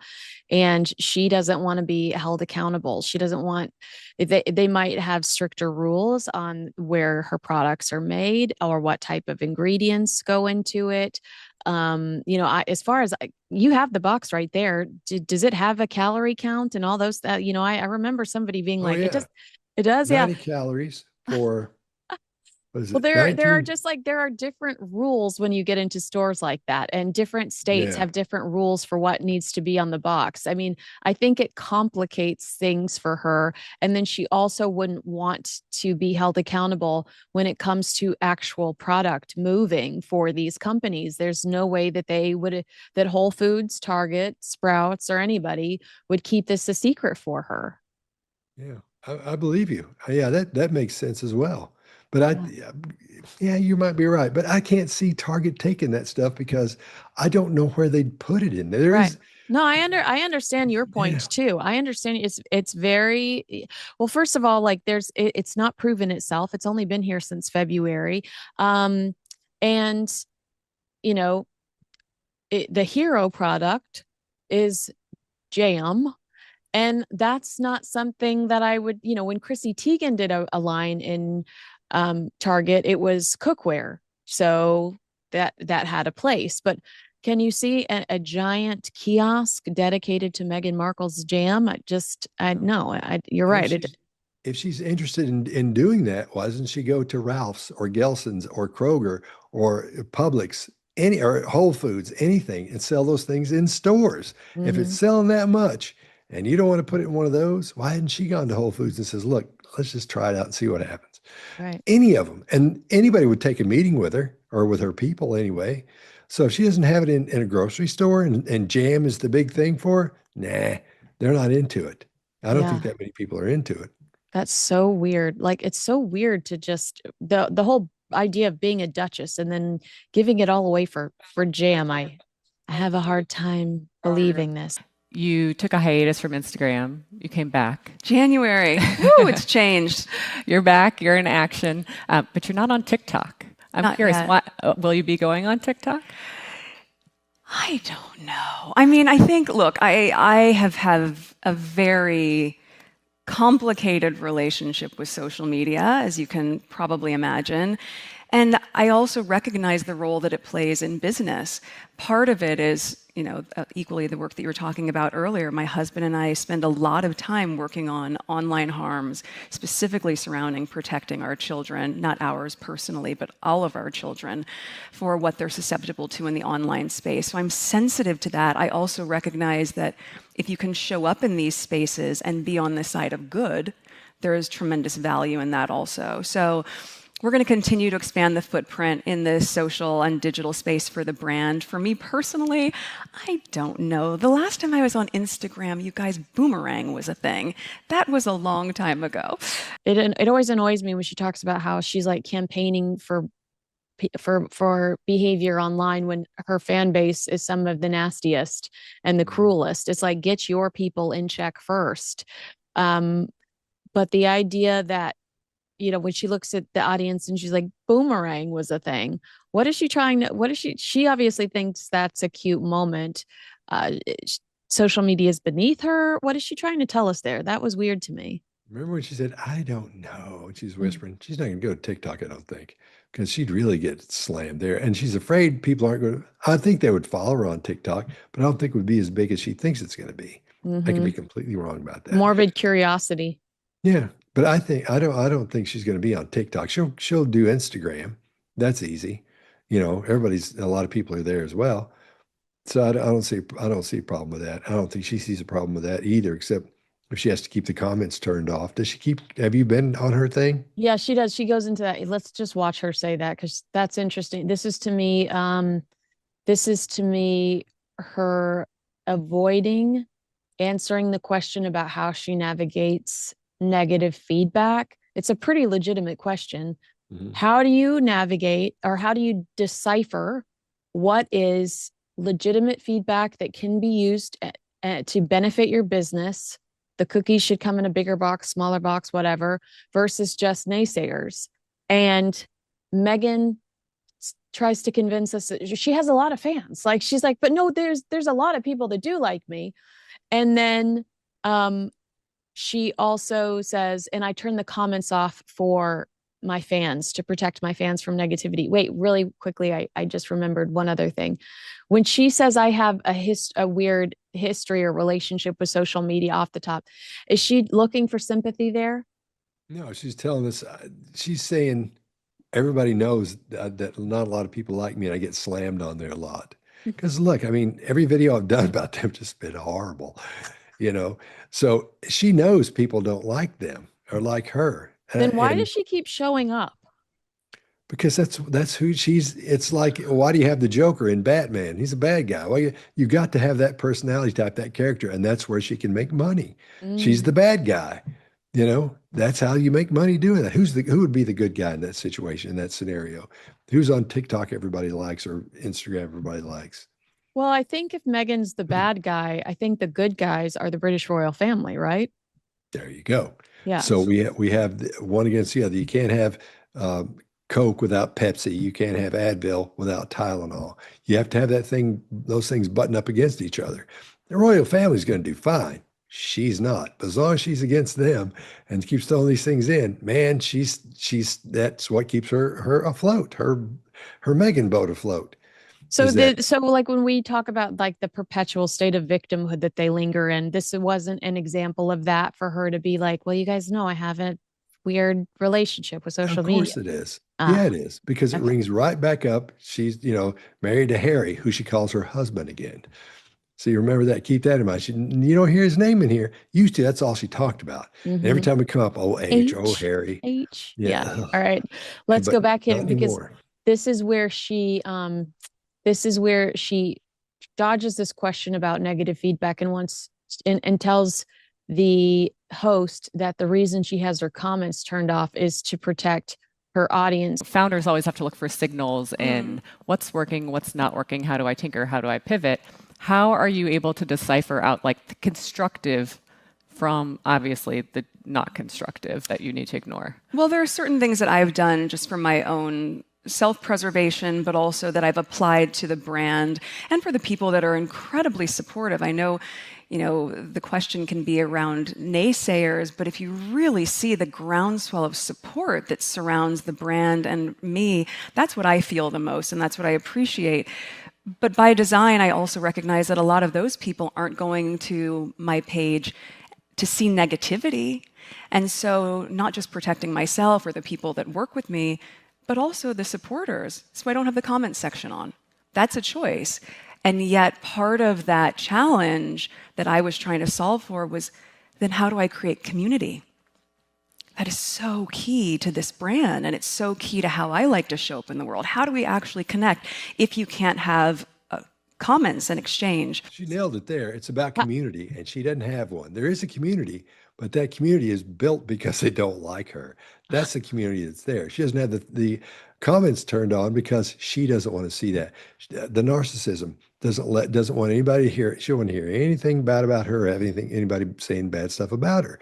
So that whole thing, it's exactly what she's saying it is. It is about community, but she doesn't have one. There's not one there that's buying all this stuff she's got. I want to see how much she's really bought. I mean, people have really bought from her. I want to see what that is. I know. I'm very curious too. It's interesting too, because she immediately pivots here and creates a problem so that she can be the hero. When she's talking about this community thing, she immediately goes, and I was having a hard time building a community by turning the comments off. So my social media manager sends me screenshots, and then I write with my calligraphy on top of the image and upload it. And that's the way I communicate with my audience. It's like, it was interesting to me because she doesn't answer the question, but she wants to look good. So she creates a problem within the scenario so that she can say, oh, by the way, I also found the solution. Did you like it? What is she doing there? She doesn't want to give the haters any feedback. She doesn't want to feed any sort of the people like you or I that could really dwell on whatever her answer is here. Well, that's called chaff and redirect. Greg Hartley came up with that. And what it is, like, you see those, when you attack a plane, let's say you're from two countries are fighting and you have a bomber flying along, and these little, not necessarily, just say another fighter, and they're following each other fairly far apart. Well, this plane here is going to shoot a rocket at that plane. It's a heat-seeking missile, right? So what this plane does is it throws out what's called chaff. These things are on fire, sparkling, all kinds of things. And when it does that, it makes a big cloud of those, then it ducks over this way. So that missile won't follow the plane. It'll follow something in that chaff and those big hunks of metal and aluminum burning up. So that's what you have chaff. So you chaff and then you redirect. You go the other way. You go another way. So that's what she's doing with that question, because she doesn't like the comments. That's why she's turned them off. But she's built it in this big, huge answer, dealing with her company and her family and all that. Everything little that you and I see as, of course she's got her comments turned off. She can blow that thing up into her favor, to advantage for her, because she gets to bring up these things that make her the enemy. You have the royal family and you have the enemy. So you can't have Coke without Pepsi or Advil without Tylenol. So you have to have that rub in there happening. If she doesn't have that, she's got nothing. You think anybody would give do you really hoot? think she's aware of that? You really think that she realizes, because she does say, I wish I could remember the specific quote in the Oprah Winfrey interview, but in the Oprah Winfrey interview, she says something along the lines of, like, there doesn't have to be a bad guy. Like, she's angry that people are taking sides, but for what you're saying is there does, if this narrative is going to continue to work and if she's going to continue to stay relevant. That's who she is. That's the character she is in this, in the scenario. And everybody that you see on YouTube or Instagram, anything like that, it's a character. And you're seeing you say all these things about this person. You say, well, Scott Rouse, what's he doing? Well, he's got a bad haircut and a big nose, and he thinks he knows everything, and he talks about body language. And that's what you would say. He's a body language guy. He does this and that. What about Kinsey? What about, well, she's really cute and pretty and sweet. And then she talks about the royal family. We can't hate her because she's so nice about it. And you talk about other people. Everybody has a thing. Everybody can be characterized by something. This is who that person is, and that's who she is. She's the enemy of the state, Yeah. the royal family. You Wow. know, All right. There's another, you mentioned this moment earlier, but I'd love to see you see it where the woman is like, you're a CEO, you're in the thick of it. And Megan goes, thank you. What have you learned about yourself as a leader and as a CEO? Thank you. Do you know who she reminds me of when she does all this chattiness? who? Um, all of these wild words. She reminds me of Elizabeth Holmes, the girl Oh, but wait till you see this picture of her. oh man. But Well, when she's using all those words and she comes off as so insincere in there, wow. it reminds me of a fraud, you know? Yeah. Oh, yeah. Well, the first, what's her face? She is a fraud. That one. What's her name? The first one. Elizabeth Holmes, yeah. Yeah, man. She's a psychopath as well. Oh wow, is she Yeah. really? Oh, That's yeah. what you determined? Oh my gosh, I'm Oh, gonna I have to know go that. watch that episode. Yeah. I'm gonna have to go on. Oh, she's a psychopath. When people do things like what she did and put so many people's lives at risk like that and didn't care and kept talking about how wonderful her product was. No, I mean, like it didn't even get even remotely close to being a working, no, functioning machine. Like, nope. talk to me about that. Thank you, because I think that's a nice place for us to end. Like, what was the compliment there? Calling her a CEO and a leader. Yeah. That's the compliment. She's like, you're a CEO, as a CEO and a leader. Thank you. It's, that's odd behavior because there's no way you should be thanking her for saying that unless you see it from your perspective as a compliment to ask her to call her a leader and a CEO. And I don't think she's either. Just that part about Harry, how they Yeah. never called him Harry. They always talked about him, her husband. Let's see if that in the future as we go forward, let's see if that keeps happening. Let's see if that changes at all. If she What goes is back when she's what are talking you about what's the those. translation? Is he being erased? Is she trying to change his role within her story? She wants you to see her as something that earlier we talked about her pivoting. A pivot is when you are going one direction. Let's say you're selling sponges.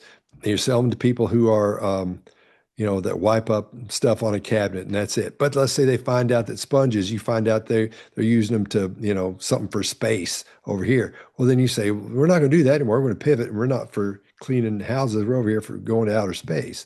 So you start making that product for that. That's the pivot you make. And people do it all the time and it's fine. But that's what's happening here. She's pivoting from being the Meghan Markle we've seen so far to this other thing. She's going down this road of being the independent woman. Remember the structure at the first? That whole setup they talked about at the beginning is all we've heard about this whole time. And she said she's independent from her husband because she doesn't call him. You can't share that with somebody now. Well, Harry and I, that's how she would always get in with somebody. Make him feel like, hey, it's me trying to seem authentic, which there's no authenticity in this thing anyway. But she always called him H or Harry, no matter who she was talking to. But now it's her husband. Watch Mhm. any other interview she's done. She's never, his name always comes up. And nobody keeps referring to him as her husband because we all know who that is. So it's the pivot for her to become someone else. Bands like the Beatles, they did so well because they would change as people changed. So she's changing. She sees this thing of Taylor independence Swift is a coming. showgirl now. There you go. Yeah, she's independent. She's doing all this. So this is where she's going. She's switching her thing to be about even more about just her. So, but keep in mind, she'll still keep that thing that keeps her the enemy. She'll keep that alive. So she'll have that so she can remain the star of the movie. You've got the star, then you've got the enemy. You always got to have that other person in there if No, you're you're gonna right. You're in a right. I situation. think that my enemy is probably Meghan Markle. I think a lot of people feel that way. All right. Well, if you have not subscribed to Scott Rouse on YouTube yet, please go and do it right now at this very moment. And the Behavior Panel on YouTube because you are a jack of all trades. You're in a boy band, really, a YouTube boy band. So that's really cool. A man band. A man band. All right. Well, thank you so much for your time today. Agree with us, disagree with us. Let us know in the comments below. I'm sure you have plenty to say about some of our compliments towards Meghan. I'm sure you're mad about those. Make sure you like, subscribe, and share this video with a friend. Scott Rouse, you are such a joy. Thank you for spending this time with me. I know it's painful to have to watch a Meghan Markle speech more than once. Oh, that's Hi, right there. hang on a second. Okay. Show us Hattie. There's Hattie. Hi, Hattie. Hattie and Rue. Hi, all. Kinsey Schofield here with our dear friend Scott Rouse, a leading expert in behavior and body language. Scott serves as a trusted advisor to law enforcement, the military, top tier CEOs, and me. Be sure to follow Scott on his YouTube channel and the Behavior Panel's YouTube channel. Also, I'm going to just say it right off the bat. One of the reasons I love to talk to you about Harry and Meghan specifically is because you have a history in the entertainment industry and you've seen so much when it comes to marketing and branding, and you might know why they're making some of the decisions that they're making. And we're really going to get into that when we look at Prince Harry's trip to Canada. So thank you for being so knowledgeable. Oh, you're welcome. Did you see any headlines last week about Harry and Meghan at the Dodgers game? Yeah. Yeah, I think we all saw that. I know. I mean, there's this, I'll just go ahead and paint this picture for you because I'm going to ask you a couple of questions about this specific storyline that's playing out in the royal watching community. There are claims that Harry and Meghan are trying to get back into the fold. I mean, when are they not? But they're calling it Project Thaw. We saw it, an example of it, I guess, was when Prince Harry recently went to visit King Charles in the UK when he was there for the Well Child event. Some are even speculating that Meghan is trying to reconnect with Princess Catherine. And when I saw them at the Dodgers game, again, PR and marketing hat for you, when I saw them at the Dodgers game, I thought, ill-advised considering everything that's going on with Prince Andrew to respect this historical moment of Andrew having his title stripped. Wouldn't you kind of lay low instead of sitting in front of Magic Johnson in the dugout, basically at a Dodgers game in the midst of the World Series? Do you have an opinion on that? Yeah, no, any press is good press. You always say that. I actually knew you were going to say that. I knew you were going to say that. And you're dealing with narcissism at its highest, not its highest level, but she's a clinical narcissist. It's really high. So anytime she gets a chance for a lot of people to look at her, of course she's going, especially since she can say, was it the owner that invited him? Is that who put him in there? Mm-hmm. So she can say the owner, that's why we're going. We got owner, and she can talk about that, and everybody's going to know that. So again, that's totally about making them from a social perspective look like they're still on top because they've got that going on. That's so funny that you say that because my initial reaction, and I think I said it in the UK when I was asked about it, was they're sitting there because they want you to know that they have friends in high places. And that's basically what you just said, that they're just trying to remind the world that they are relevant. Exactly. But they're booed. Let's watch the boos. Let's watch it. I think we're going to watch it twice through. Can we focus on Meghan the first time? Mm-hmm. And then after Meghan, can we look at Prince Harry? Do you mind if we do it that way? Yeah, that's great.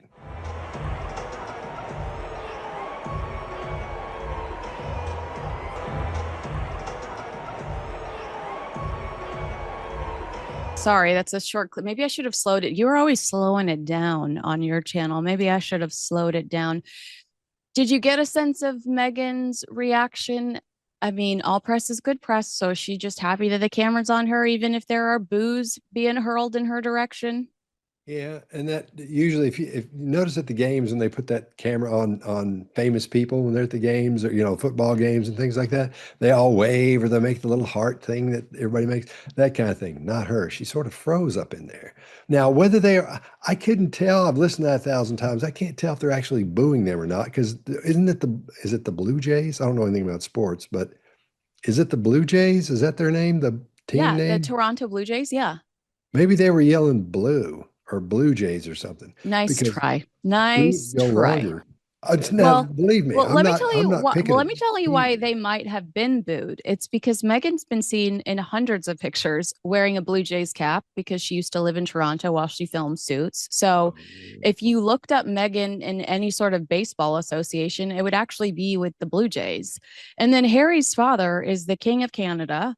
And so you would assume that Harry would be there rooting for the Canadian team, a country he visits less than or a week later. So perhaps the boos are from Blue Jays fans that are thinking, what are you doing in the Dodgers dugout? Okay. I'm just here to offer the other side. I love how you're like, I'm not sure it's boos. I didn't hear it until I listened to it on my computer, and then I thought those are boos. Oh, okay. Because boos last a long time, and you get that low. Ooh, you get, especially if it's guys booing. It might have been women booing. I don't know. But when guys do, it's that low boo, that hateful sounding boo. Yeah. But it might have been. It could have been. I don't know. But I got to call them. I can see them and hear them. So I can't swear it's booing, but most people think it is. So, and you'd think I'd have to be on that side of it, but I'm not. I can't tell. And I was a professional Were you a listener. professional booer? I was a professional booer. Yes. Back in the old days. I'm a Capricorn. uh, well, so in Megan's face, what you take a well, yeah, Jeff Goldblum does the funny when Jeff Goldblum goes on the jumbotron, he hams it up. He's adorable. Taylor Swift sometimes has fun with it. Sometimes she ducks and doesn't want the attention. But you're right; they don't react in the way you might expect them to, especially if they're so excited to be there. Like Megan posts an Instagram reel after this where she's getting her foot long and living the dream, Mhm. and you just would expect a little more enthusiasm versus like, Yeah. I didn't see that part. ah. All I saw was the booing part. So All right, well, let's just take a look at Harry for a second then and see if you recognize anything with because I had initially thought I had seen with Harry discomfort, but then he smiles. And so I was like, oh, maybe I'm seeing something that's not there.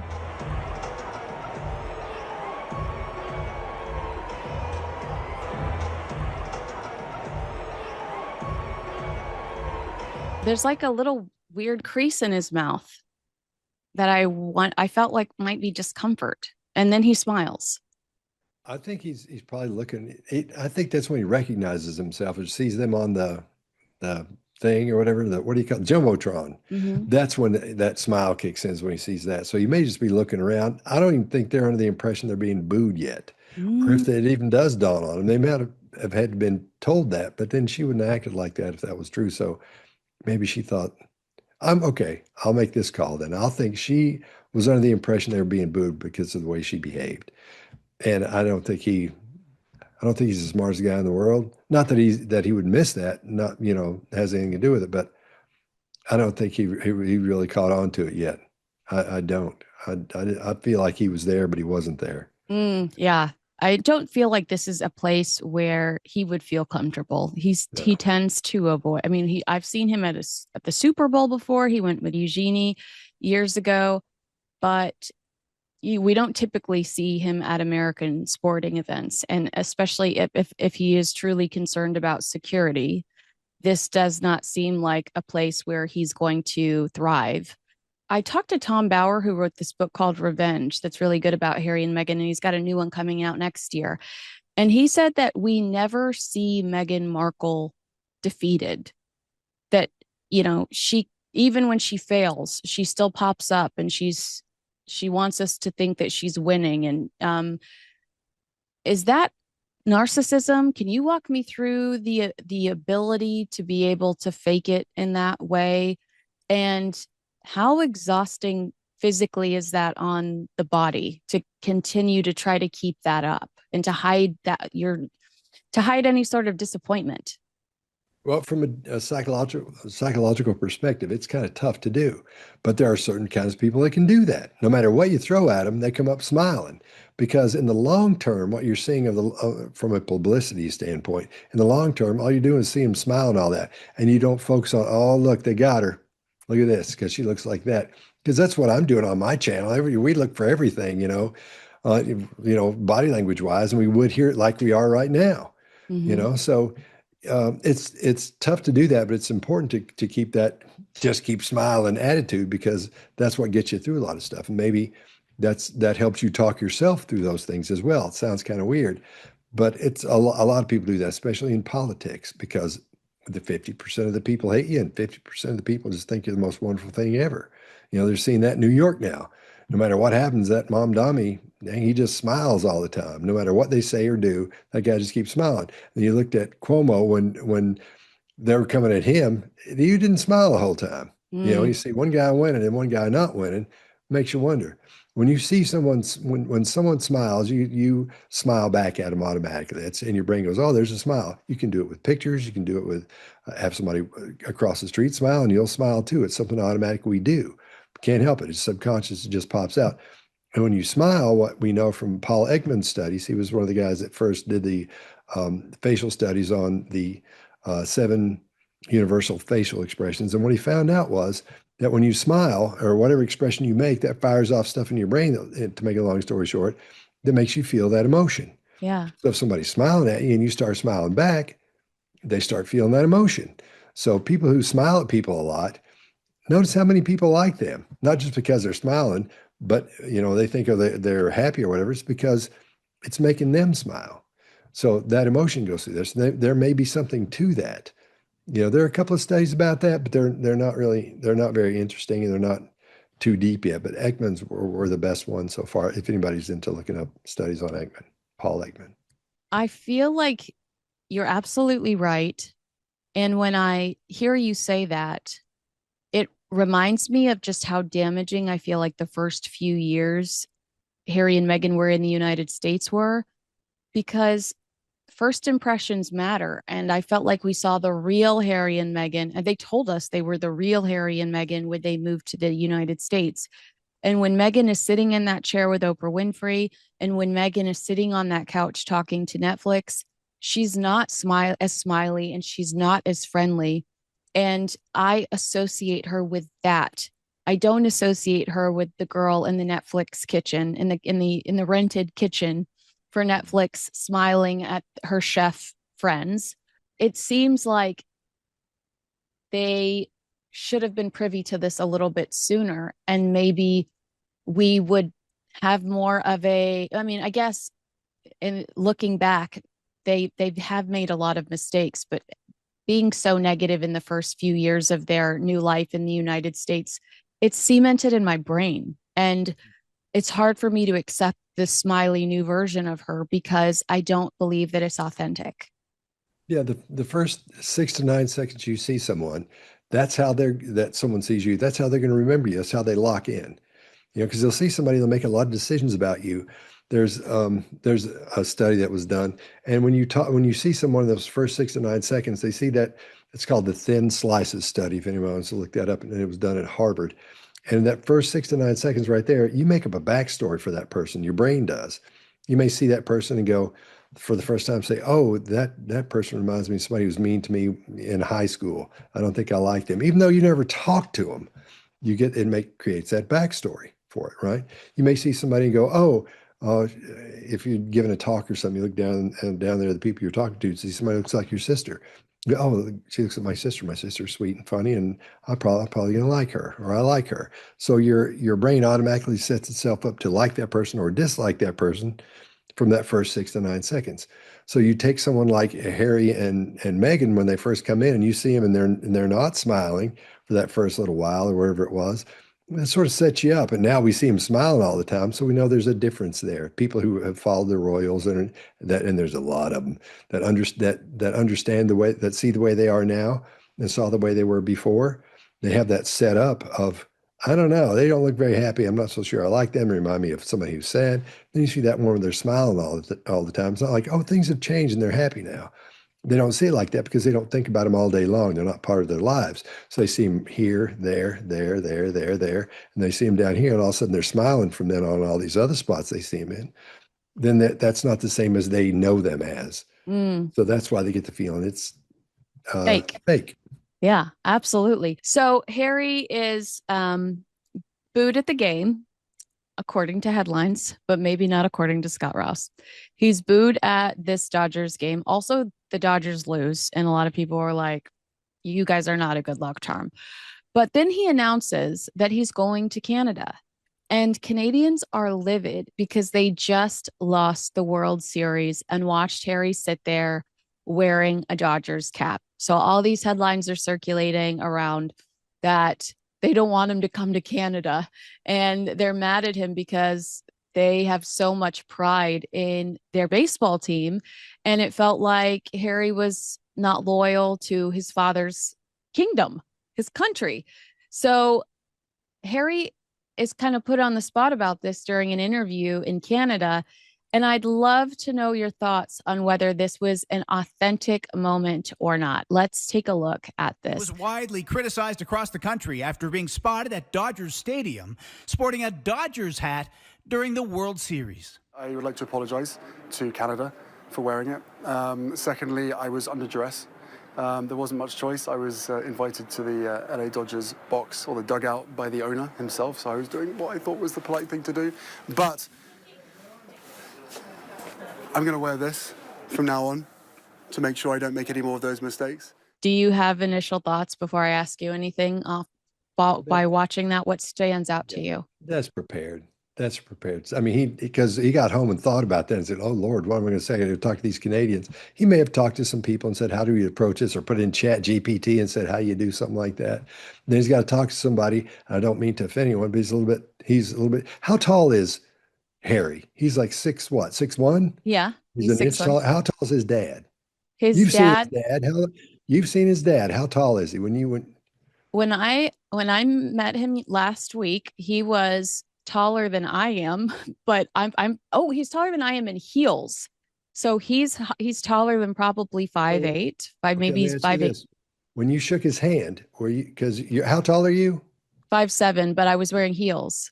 Okay, it's okay. So when you shook his hand, was it down here or was it way up here or was it right here? It was low. It was low. Okay, so he's not the tall. He's not as tall as Harry? No. Okay. How do you smell? Do you have any recognizable cologne on? Perfect. Delicious. Perfect. Yeah. It's like he smelled expensive. Oh, well, that's he should, I guess. He should. Anyway, back to this. So there's a lot going on there because he is in a situation where looked like he was for the other team, and now he's at the other team's, at the home team, and having to, that's why he says this thing about being bald, because you have to self-deprecating. Yeah, and say that so you feel sorry for him, and he sort of does a little curtsy thing he does. So and he has to do a little bit more because the guy is smaller than him. So it's an odd juxtaposition of that guy that size. He's having to apologize to and do all that because he's apologizing to a country as he's apologizing to this guy, which is what's happening. So that was set up there. I don't know about the hat. That seemed odd to me. I don't know why you'd have a hat there and have it, because it seemed a little bit big to go on his head. But that's prepared. You would, somebody like that would prepare an answer like that. So I think he was ready to go. Yeah. And again, telling us that he was invited to the game by the owner and it was the polite thing to do. Does he realize that he comes off as arrogant when he's taught, because we hear that and we go, oh, so you're bragging that the owner. Why does he not realize that that's maybe not the avenue to go? It's okay to say we were invited without those details. And we wanted to see history made. We're fans of both teams. We were invited by the owner. I was in duress, felt extreme. Well, in a situation like that, you're going to say, listen, man, the guy who owned the place, if you're going to talk normal, you're going to say, I was there because the guy who owned the team said, hey, man, come down here and sit with us. My mom's sitting over here and we're doing that. And so you think you think that that's just him being him? No, Oh. He's adding that in because he wants everybody to know. He's adding everything that's shiny that goes along with this. He has to stick that on his chest for everybody to see. So look at those kind of things like jewelry, almost little diamonds you put on yourself to make you shine brighter. So he has to add everything he possibly can to that because remember, we're dealing with someone who's trying to stay relevant because he isn't anymore. Mm-hmm. Not that he was in the first place, but before everything changed, everybody liked the guy. Yeah. So now we're seeing why they don't. But so all these little things he can talk about are little things he can put on that will make him shine brighter to other people for his ego. So Yeah. that's all that is, just shining himself up. Yeah. So this is him like talking, trying to, again, when I think about this concept of Project Thaw and these two trying to work their way back to the royal family, probably wasn't, didn't reflect well on them, that they were rooting for the other team. He tries to clear that up in this interview. Now I want to take you to this other interview with Hassan Minhaj, and I truly am at a loss for what message he was trying to convey here, because this interview was all over the place and silly, and it didn't feel. Actually, I'll tell you exactly what I think's going on. I think he hates Joe Rogan, and I know he hates Joe Rogan because he threatened to leave Spotify when Rogan was asking questions about the what virus. And Spotify was like, Joe Rogan's, our number one guy, no matter what you say, Prince Harry. So we're not going to budge. And Joe Rogan remains one of their top podcasters. And he says in this interview with Hassan Minhaj, and we'll watch that specific clip in a second, but he talks about the influence on young men. And so I think he's trying to find a way that he can have a similar influence on young men with Hassan Minhaj. And I'm just asking myself, is this the right venue for that? Because they don't have a similar sense of humor, or correct me if I'm wrong. We'll watch these clips and you can tell me if I'm wrong.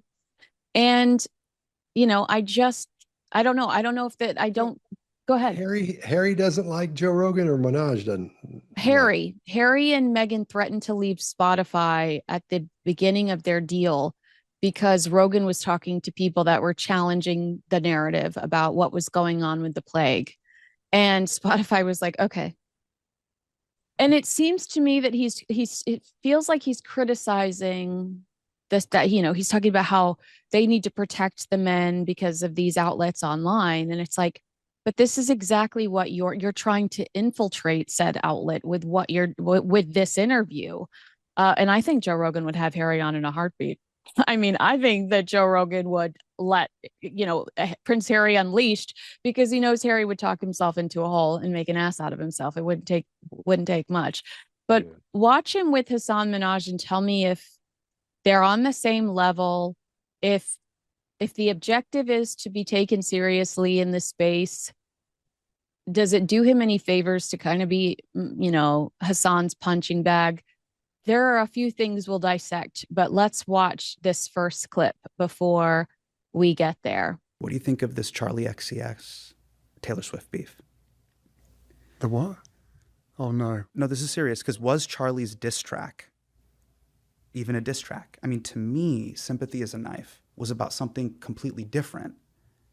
But then Taylor comes back and I think escalates it with the actually romantic thing. And I'm kind of thinking to myself, is this fair? Or did Charlie draw blood and Taylor had to respond?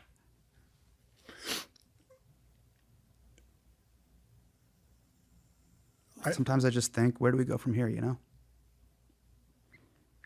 Well, that made me want to die. Like that, it was so uncomfortable. Minaj, of course, is talking about pop culture, this idea that Taylor Swift wrote a diss track about Charlie XCX, and Harry is not in the loop. And Hassan just keeps going with it. Harry at one moment looks totally panicked. Was this the right venue for him? Because while this clip is funny to people online, I don't know if it reflects positively on. I mean, I guess I've seen comments, this is why we love Harry, but I don't know if it helps him brand himself as an authority on anything to look silly in a clip like this. Yeah, what makes people endearing to people is people with a quick wit. If something happens and you can come back and say something at least small, funny, not try to hog it all and be too funny. This was the perfect time for him to if he was quick-witted, then he would be able to say something that would be funny in there, just to add to it and say, I get it. But apparently he didn't understand what it was because he's not familiar with any of that. So he should have had something loaded. He maybe not loaded, ready to go, but he should be able to come up with something really quickly to say that would be funny to go along with what Minaj is talking about. Right. But he didn't understand what was happening, and that lets us know he's probably. Most people think they're funny. Everybody likes to think they're funny and humorous because we all like humor. We all like to laugh. And so when you make somebody laugh, you're actually giving them something. You're making them feel good. And I don't think this guy's funny. I don't think he's got any funny in him at all, not even a little bit. I mean, I've done comedy albums before, and I know a lot of comedians, and and hang out with some.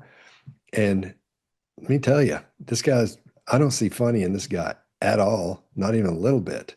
So maybe some people thought that was endearing, with him sitting there like that, not understanding it. As Minaj went on and kept going, which was in that scenario, that's the funny scenario, because if he had stopped, then it would have killed it. But since he kept going, that actually made it funny and sort of saved Harry, because everybody was in on the joke but Harry, until it dawned on him that it is a joke, and then he realized what was going on, then couldn't think of anything to say that was funny.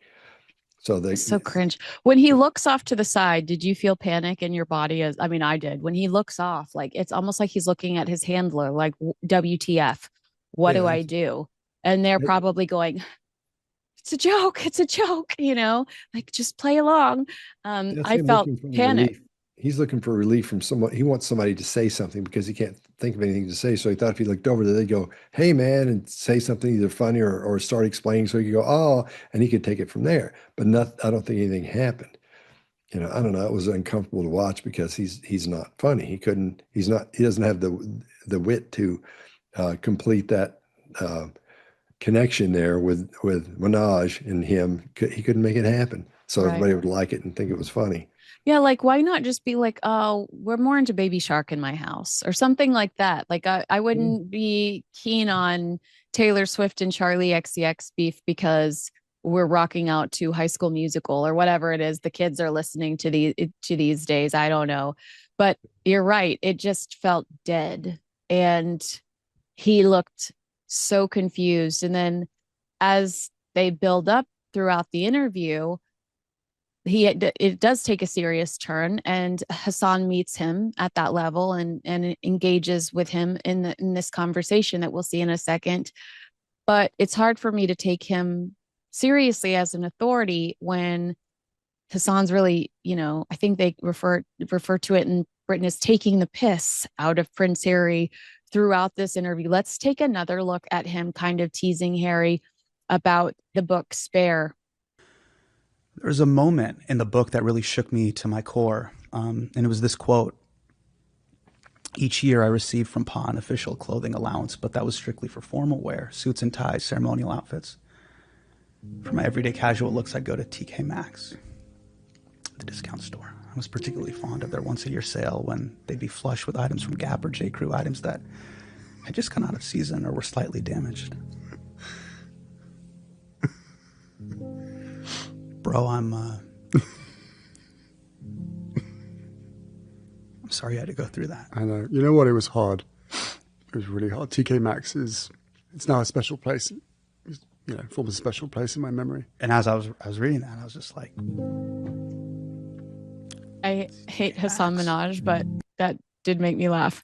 So Spare is one of the most ridiculous books in the entire world. And this was one of the least, we could have gone over all of Harry's Todger talk, talking about his frozen Todger and the Elizabeth Arden cream. I appreciate the fact that he didn't take the obvious joke and he went this route about Harry complaining about having to wear discounted clothes. Harry realizes it's a joke pretty quickly and plays along, but you're right, his inability to play along is limited. Yeah, because that's wide open. TK Maxx is the same thing in Britain as TJ Maxx here in America. Now, if there are the gentlemen watching this will know this, and the women will too. Check this out. When I go to TJ Maxx and take my wife, we're out doing stuff. Let me stop by real quick. Y'all want to go in real quick and go in? There are guys. I'll just wait here in the car. We talk. The guys in the car next to you, ask your husband, ask your boyfriend. That's what's happening. We talk. The window goes down. How many times you been here this week, man? Twice. That's cool. Doing good? Hanging in there. Hang in there, man. I'll see you in a bit. So we talk. Same thing for the other place he was talking about as well. So that's where he could have taken it anywhere and talked about how the familiar party, what's he doing going in TJ Maxx? He doesn't go in there. No. His wife goes and gets it for him. That sounds horrible. I'm going to get killed for that, but that's the way it is. Yeah. Guys usually don't like going in there. I'm sure there's a lot of them that do. In my experience, it's just my wife likes to go in there and these other women. And I know that because there's guys I talk to while I'm there. Yeah. Outside in the car while they're there in their car. That's the way it is. Right. It's just, he could have made a joke there though about how extremely privileged his bad days are though. And he there's a lack. He tries to look self-deprecating, like, yeah, I'd always have a special place in my heart. But I feel like he could have taken it even further. And this taken out of context, or, the way it's spread around the internet is like Hassan Minaj roasts Prince Harry. Again, not a great, why do this interview if those are the types of headlines that are going to come out of it? I continue to question if this was the right venue for Harry. Do you feel at all like this is a mismatch as you watch these two? I think it lets us see a little bit more who he is. We're getting a better view. For going back to TJ Maxx thing, he could have said, what I really like about that? I know it's old, the stuff comes from the Gap and whatever, but you know what? You can't get anywhere else when you go in there is this. We know he doesn't need to go in there. And I would bet he's never been in there. Yeah. I mean, ever seen a picture of him in TK or TJ Maxx? No, I've seen a picture of him naked in Vegas, but not in a TK Maxx. Yeah. There you go. And you won't. And I'll put $1,000 on it. Somebody send me a picture of that. I want to see it or put it up somewhere. I'd like to see. You may have one. I don't know, but I would bet never been in there. So I think the match of these two talking, it lets us see who he actually is. So I know who he is a little bit better now. I know he's not funny.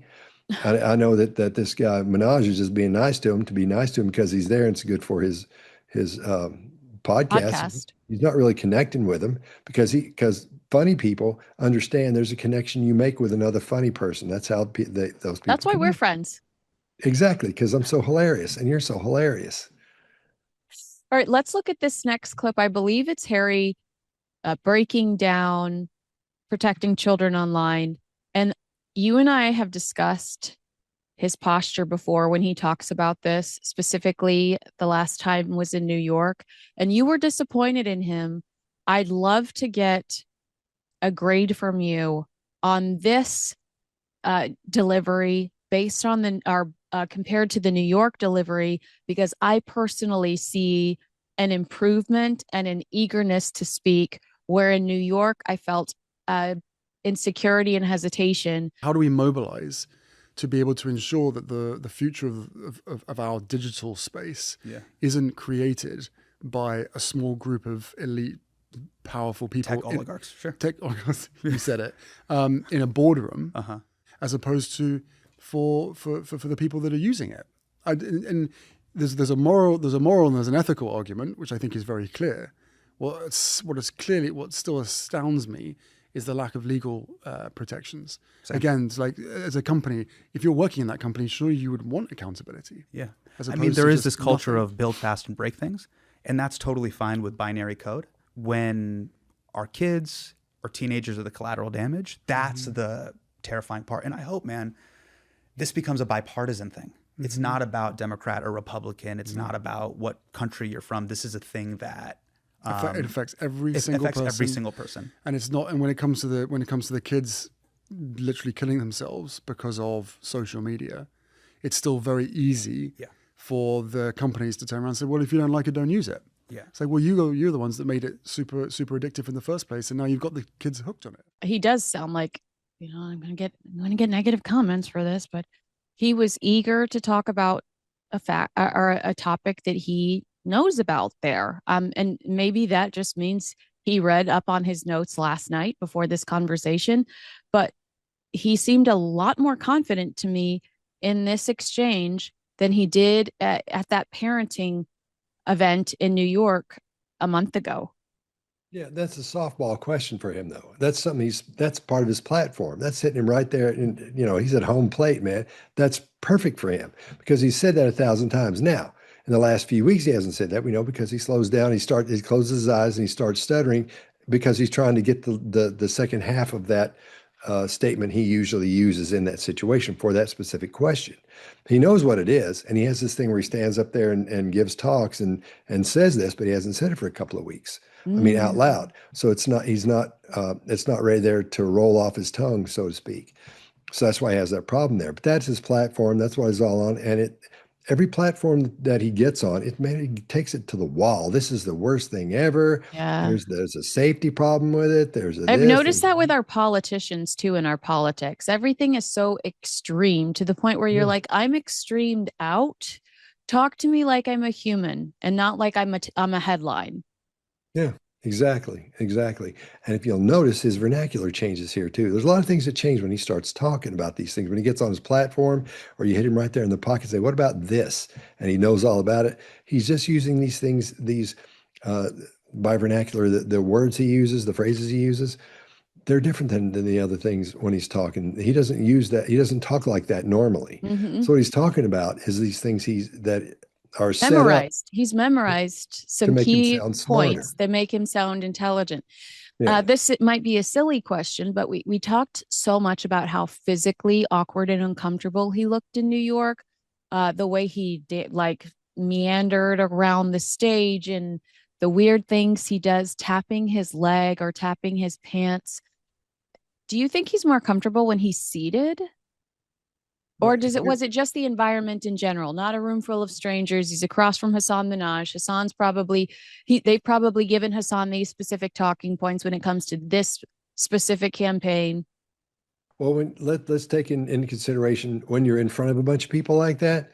I can talk about these specific things because I train law enforcement in the military, and I give talks to big companies and things. Yeah. So, and at colleges and stuff. So I know it's like to be in front of a bunch of people. That's a different feeling than it is when you're sitting there talking to somebody on a podcast. It's different than talking to somebody on a Zoom, which is different than talking to someone when you're doing the news. So if I'm doing the news, then it's a different thing because I'm not just talking to the person who's the host. I'm actually supposed to be giving news or whatever, tell my take on something. So it's a different feeling for each one. So I would say find one where he's talking to someone else in a similar situation and compare those. But in this kind of thing, I think you're right. I think he's a little bit more comfortable here because he's seated. He's dealing with one person. He pretty much knows what the subject's going to be. He already knows the guy's going to be nice to him. This isn't going to be an attack. There's nothing in play here. There's nothing else. It's not part of something. So he doesn't have to worry about being the best one there or saying something out of place and a bunch of people are going to holler at him, or he's got to do something right after that. His schedule probably isn't very tight that day. So from an emotional perspective, he's probably a little bit more relaxed in these situations because there's not a whole lot to him. You sit down, you talk to whoever it is, whether it's, a host or, whatever, I think it's much easier for him in a situation like this. But he still has that lip licking thing, but not as much as he did. And he did an interview a while back. I can't remember what the interview was. I did a whole thing on it on my You did channel. it. It was like 120 times. What wasn't the number crazy? It was crazy. Yeah, it was nuts. Can't remember. Oh, was it BBC? It was the BBC interview. Yeah, I broke that down and did the short of him licking his lips 100 times. So he's not doing that as much here as he was on the other thing. So he's not as stressed here. We're not seeing as many body language cues that let us know his stress level's up. He may be a little bit tired, maybe a little bit bored because he doesn't understand a lot of what where the direction this guy's coming from. I think he thinks he does, which apparently Minaj is trying to get him settled into that. I don't think they ever actually settle into a comfortable conversation. You don't feel like you're seeing two people have a conversation. You feel like you have some guy asking questions and some guy answering them. Yeah. And what you're trying to do, going back to Joe Rogan, they just start talking. We just want to see a conversation and we can sit there and listen to it. We don't have to watch it the whole time. You can be doing something else. It's just so strange to me to watch these two because I don't understand what Prince Harry is selling here. And again, I keep mentioning Project Thaw, and we'll go into this Canada visit in a second. I look at the Canada visit and I see Project Thaw. I see Harry trying to get back in with the British royal family. I see him trying to look like the British royal family. But when I watch this, I think, are you still trying to cater to Netflix? Are you trying to impress the entertainment world? Are you trying to be taken seriously in the tech space? If so, is this the right? I just question this venue because if you don't have a lot of substance, then oversaturation is a problem. And in 2025, more from Meghan than Harry, I've seen a lot of content. I've seen a lot of interviews. I've seen a lot of shows and podcasts. I've seen very little substance. And so I feel like they risk overexposure. And I think they need to be more careful about who they talk to and why, and have a bigger, even with the royal family, you see such a big goal, and everything they do is leading up to this goal that might be years away. But every sit down interview, every word that comes out of their mouth, even we saw William dodge a question about some of the chaos in his family and redirect it back to Earthshot this week. Everything they do has an ultimate objective. And with Harry and Meghan, it looks like they're chasing attention. And I don't think that benefits them or makes them likable characters.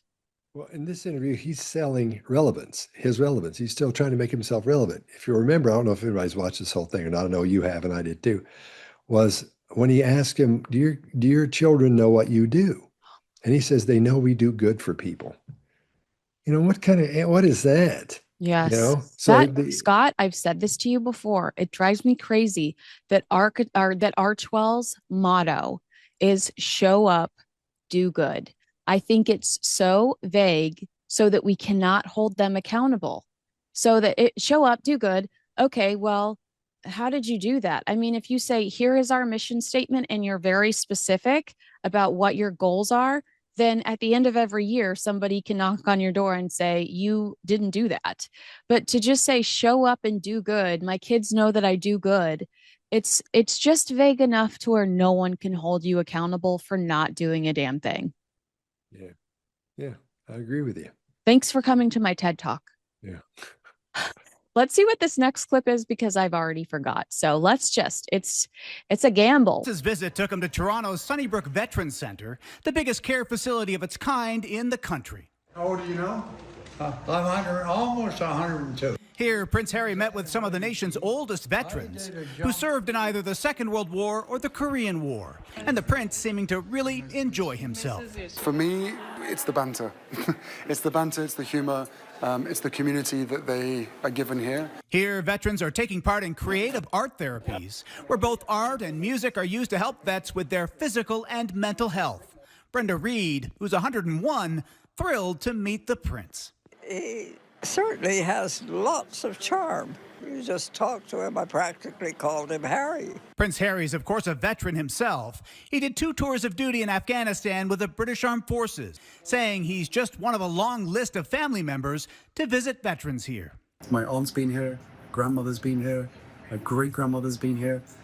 So it's a real privilege for me to be able to be here. The prince helping to paint poppies on a military helmet, one of several being auctioned off by the military charity True Patriot Love. There's a couple of things I want to go into there. When he talks about it's the banter, it's the community, tell me your reaction to what he says there. Does he believe that? And then I have something to tell you. Okay. This is like a meet and greet. If you ever go to a show and you pay extra so you can meet whoever the actors are or the musicians are or whatever this is basically just, they have a meet and greet without a show. The show is him being a prince or whatever. So he shows up and he's got these stock things you say. I'm telling you, when we do Crime Con, after a while, when so many people come up, when you get your picture made with people, you get to meet a lot of people. There's always so many things you can think of to say to people, without going directly, trying to be funny with them and then accidentally making somebody mad or something. So you have to have these stock things that are almost not the same thing over and over. I've got a whole bunch of them, you know, because I don't want to offend anybody, but I want to feel like I'm engaged with them because I have, okay, I'll ask about her hair, I'll ask about this, or I'll ask about their dog or their book bag or whatever it is. So in his case, he's got certain things he says, okay, now we're going to talk about this. And he's been doing this a long time.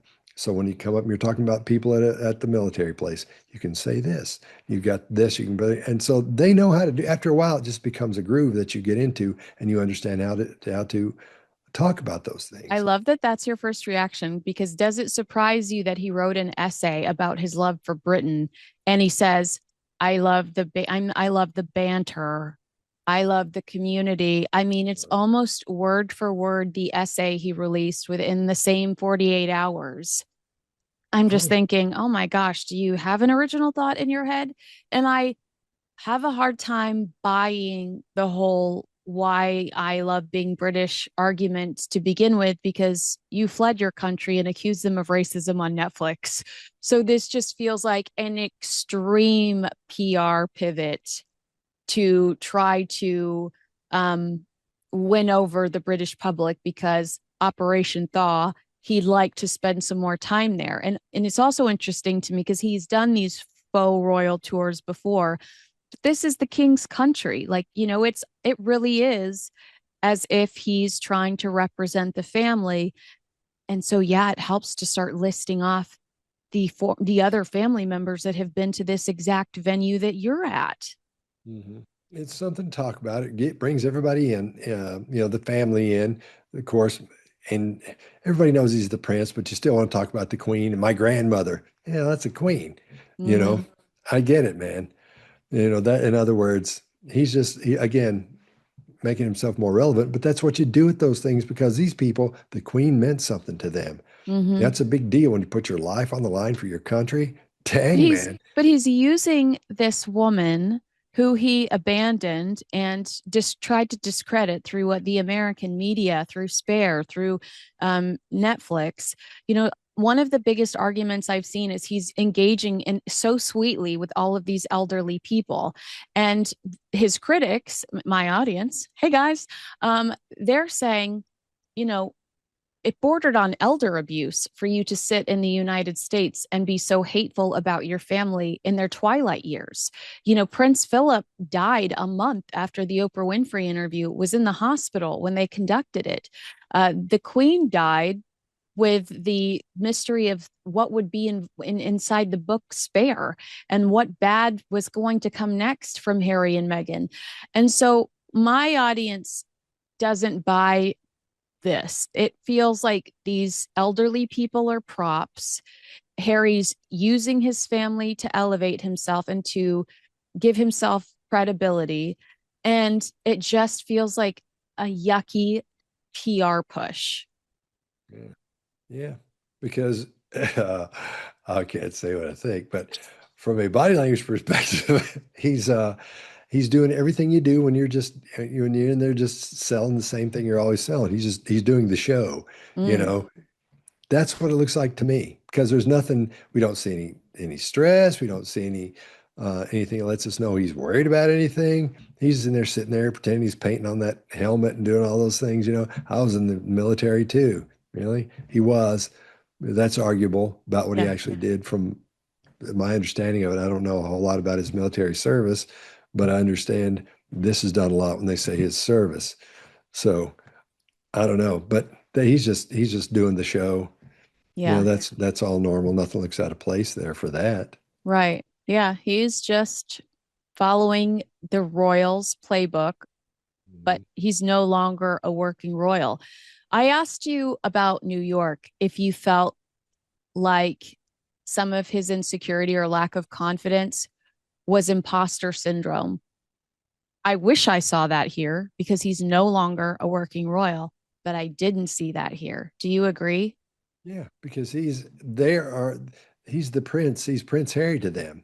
These people appreciated the Queen. They loved her, man. They were up in it. It was Britain, and here's what we're doing. They were talking about people in World War II and stuff like, the war, the big one, and all that.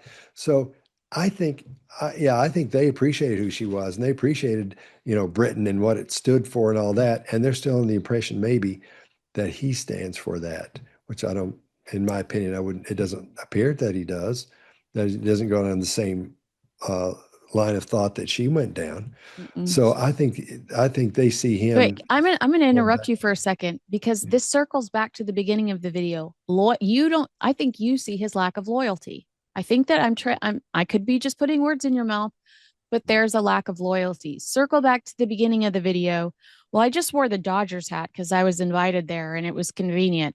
People were angry about that because there was a lack of loyalty, and then here we are coming full circle talking about how it's an authenticity problem because he stands for nothing and lacks loyalty in every aspect of his life except maybe his wife and children.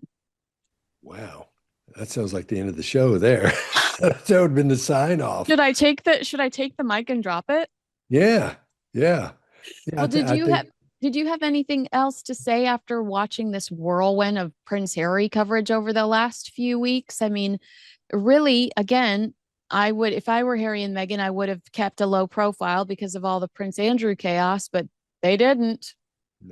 No, when you're fighting for relevance, like I said before, any press is good press, And I'm sure the Prince Harry people were thinking, thank God they're out there taking some of the heat for what we've got going on over here, So, but over the past few weeks, I think it's been interesting because we've seen him in all kinds of different situations. We've seen him from his speaking situation where he was apparently tired or whatever's going on there, a little bit stressed. We've seen him in a situation where he's had to speak with his wife on the stage with him. So that's a different kind of stress we're seeing there. We saw him when he sat down and did interviews. So it's been he's run the gamut on this pretty much. So I think it's been a great example of almost all the body language that we see from him. We've seen him in relaxed places, where there should be no stress at all. And he didn't look stressed to me.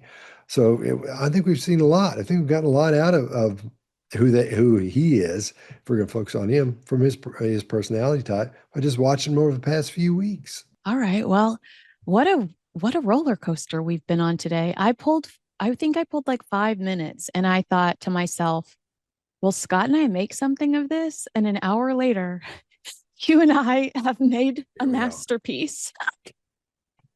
Oh, man. I was worried we weren't going to have enough content, but I love talking to you.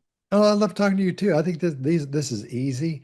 If you can pull up anything on these people, man, it's so blatant. And once you see these things, you go, oh, I know what that is. And I get so many people that come to my channel and go, and even at Crime Con, when I go out, places like, I first saw you on Kinsey's show. And it's like, oh, okay, great. That's awesome. So you wouldn't believe all the people that watch this. I couldn't believe all the people that watched it either. Because remember the first time you got a hold of me, I've got this show. I knew who it was. I told you why, because my wife watches it. And I said, yeah, I'll do that. I know who you are. And I was really surprised at all the people who are like dedicated. They're up in it, man. And you know what? This is a dream team. They love us together. So Harry and Meghan, as much as you get on our nerves, keep it coming, I guess, because you give Scott and I plenty to talk about. Don't do it. Don't do it. Just go ahead. Just be yourself. All right, Scott Rouse, you are not only a leading expert in behavior and body language, you are my friend. Thank you so much for being here today. And if you don't follow Scott on Instagram and YouTube, please go do that right now because he pumps out content religiously that you will enjoy. I'm going to get off and I'm going to go turn on my TV on YouTube. I'm going to look up your Jodi Arias analysis because I cannot wait to see what you guys say about Jodi Arias on the Behavior Panel. Okay. I think I've got one on my channel too. I can't remember if I broke that down as well. I'll look it up. I do have those behavior battles between Meghan and Harry. So that might be something. That's a good one. That's a good one. I enjoyed that one a lot. All right. Well, I'm going to talk to you again very soon. Do you want to say hi to Edie? She needs a haircut. Come here. Yeah. Wait, I'll give you because he doesn't need a haircut and he's my favorite. Oh, that's hi, right there. Hang on a second. Okay. Show us Hattie. There's Hattie. Hi, Hattie. Hattie and Rue. Oh, meant to be. Okay, well, I will talk to you so soon. And thanks for today. It's good seeing you. And I'll talk to you in a bit. Scott Rouse, a leading expert in behavior and body language. Scott serves as a trusted advisor for law enforcement, the military, top tier CEOs. He can't even tell us because he'd have to kill us. Be sure to follow Scott on his YouTube channel and the Behavior Panel's YouTube channel. You and I, almost at the same time, I think, because you texted me like, I just finished it and I just finished it. We took one for the team. We watched Meghan's YouTube Christmas special. And I'm wondering, when you went to Netflix, was it right there at the top waiting for you, or did you have to search for it? Yeah, had to search for it. I did too. So that's not Yeah, good. I don't think that's a good sign. No, because usually it's whatever they're saying, hey, you need to watch this. Yeah. It'll pop right up, you know. Right. And so I'm always I've had to watch all of her stuff, you know, because when we're talking about things, and you'd think it'd be in my algorithm for Netflix, but it wasn't. It wasn't. That is very, very interesting. Before I go over some of our notes, can I tell you some of my favorite headlines from around the world? Oh yeah. These are reviews. This is from the Standard. I think Meghan Markle's team were trolling her with this insane holiday special. Absolutely do not try any of these crafts or recipes at home unless you also want to have a nervous breakdown. The Independent, with love, Meghan, holiday celebration review. Not fun, enjoyable, or even aspirational. The Guardian, with love, Meghan, holiday celebration review. Take anti-nausea pills. She's back. She literally skips through a Christmas tree farm, serves food that looks like animal droppings, and cooks a meal that Prince Harry hates. Assume the crash position before watching. The Telegraph, joyless and fake, what a strange person Meghan is. The uptight Stepford hostess is the last person I'd want to spend Christmas with. The Telegraph, Meghan's Christmas special is quite mad and a little bit sad. The Duchess prepares for the festive season with her usual manic intensity and finally lets dear old Harry out of the pantry. Parade, Meghan Markle still clings to this royal tradition 5 years after her shocking exit. I was just glad that they made that observation. In the Daily Beast, Meghan's dead dog's cameo tells us Netflix is done with her. So not the best reaction across the globe. Scott, did you feel like you could relate to any of those headlines? Yeah, it was really tough. It was tough because it's all platitudes. Yeah. You know, and we can go through this and talk about, you know, each guest if you want to, because I've got notes for each section of those. But I will give her credit on one thing. Those things with the spinach in them, those little quiche things, those actually did look good. You know? Well, that's what I usually love the reindeer feed or whatever she called it, but I didn't love it when I watched her with her jewelry, again, with the jewelry in the food, touching the food. I'm just like, oh my gosh, this just feels so unhygienic. What I will say to you is I think she truly enjoyed making this. It's hard because we can tell that she made this within the span of making those three, season 1, season 2, and then this Christmas special. Clearly, this is back to back to back to back, which is in the entertainment world, conveniently production wise and primarily financially, I imagine. Yeah. They're not having to rent the same house, redecorate it the same way. But she did seem genuinely thrilled to be there, which I don't have a problem with. What I do have a problem with is that she used the royal family to get there. Yeah. What it looked now, here's my take on it, on that situation, because it's the last one in her series of specials or whatever. I think she knew this was going to be it. That's why she was so happy. I think she was trying to be in the moment for herself. And at the end, if you'll remember, she had all those people and they're all like, oh, you know, her whole crew. I don't know if she does at the end of all those, but this one, she had all of her crew there and giving them stuff and being They're all nice. in ugly Christmas sweaters and she's in a gown like that people accuse her of stealing from the Variety photo shoot. But that was a little off brand, that she was like dressed so nice and everybody else was, even Harry in a zip up. Yeah. But I think she knew that was the last one. That was sort of like her goodbye to everybody. That's the feeling I got watching it. I got that feeling too, but she's also so delulu that, you know, you never know with her. I really did think that like when let's start it with the Christmas trees. She's skipping through the Christmas trees. she tries to have a childlike, she skips and she dances throughout this thing. Is that truly who she is, or is she? I mean, here's my point. At the end of the day, everybody that's watching this likely knows that Meghan Markle does not have a relationship with her family or her husband's family. So she tries to convince us throughout this show that that doesn't matter because her immediate family, her husband, and her children are so tight knit.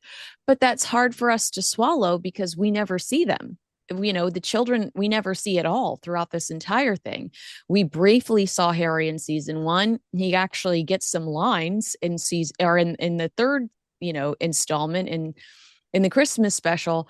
And so I wonder sometimes when she's skipping through the trees or when she's dancing in pajamas, if she's desperately trying to tell us she's something that she's not, that young, youthful. I mean, you're almost 45 years old. Why are you skipping through Christmas trees? Yeah.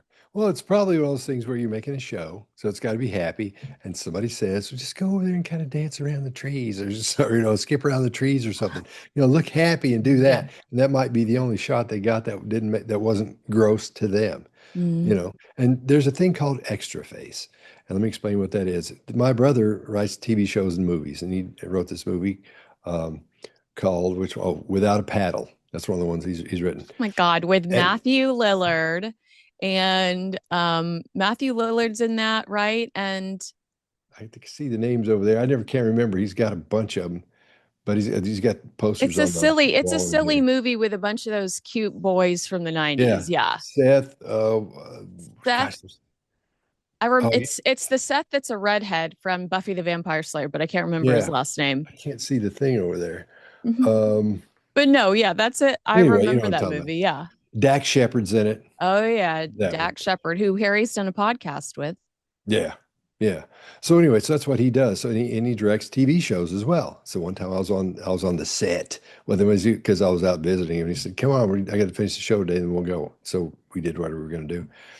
And he kept stopping, and he would say, and when he would cut everything, he'd say, hey, if you could sort of relax back there and quit smiling, just try to look normal. Because when you're an extra and you're sitting at a table or something, you're supposed to look like you're talking, and you're supposed to look normal, like nothing's going on, but you'll see these people, they'll be talking like this, they'll go,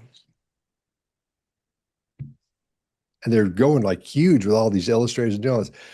So what I noticed was, and I said, well, what is it? What is this? He said, it happens all the time. It's normal. We have to just tell people to quit it. They don't understand they're doing it. And so then I noticed these people, after they would settle down, they would start this weird little smile everybody has on their face in the restaurants. You see it on the Kardashians, and they know they're on camera. So they're trying to act normal, but they think acting normal is looking around the house, smiling all the time, just sitting around by yourself going, they're trying to act normal, but they also want to look good. Yeah. And so that's what's happening. And that's what she's doing the entire time. And so I coined it extra face because you see it in people that we know are being videoed. And I train that when I'm training people to say, how do you know somebody knows they're on video or they're being filmed and they're ready for something to happen? They know something's going to happen because they have this little look on their face, this odd little smile that's on their face called extra face. So if you ever see somebody in the background of a TV show or a movie or something, and they're just got this weird little smile on their face the whole time. It's not a situation where that should be happening. That's what's happening. They're just sitting there trying to act. They're trying to act normal, and they're not. Right. And that's what she's doing the whole time, is trying to act like Meghan. But she's not sure who Meghan is because, it's her. All you're seeing really is her ego.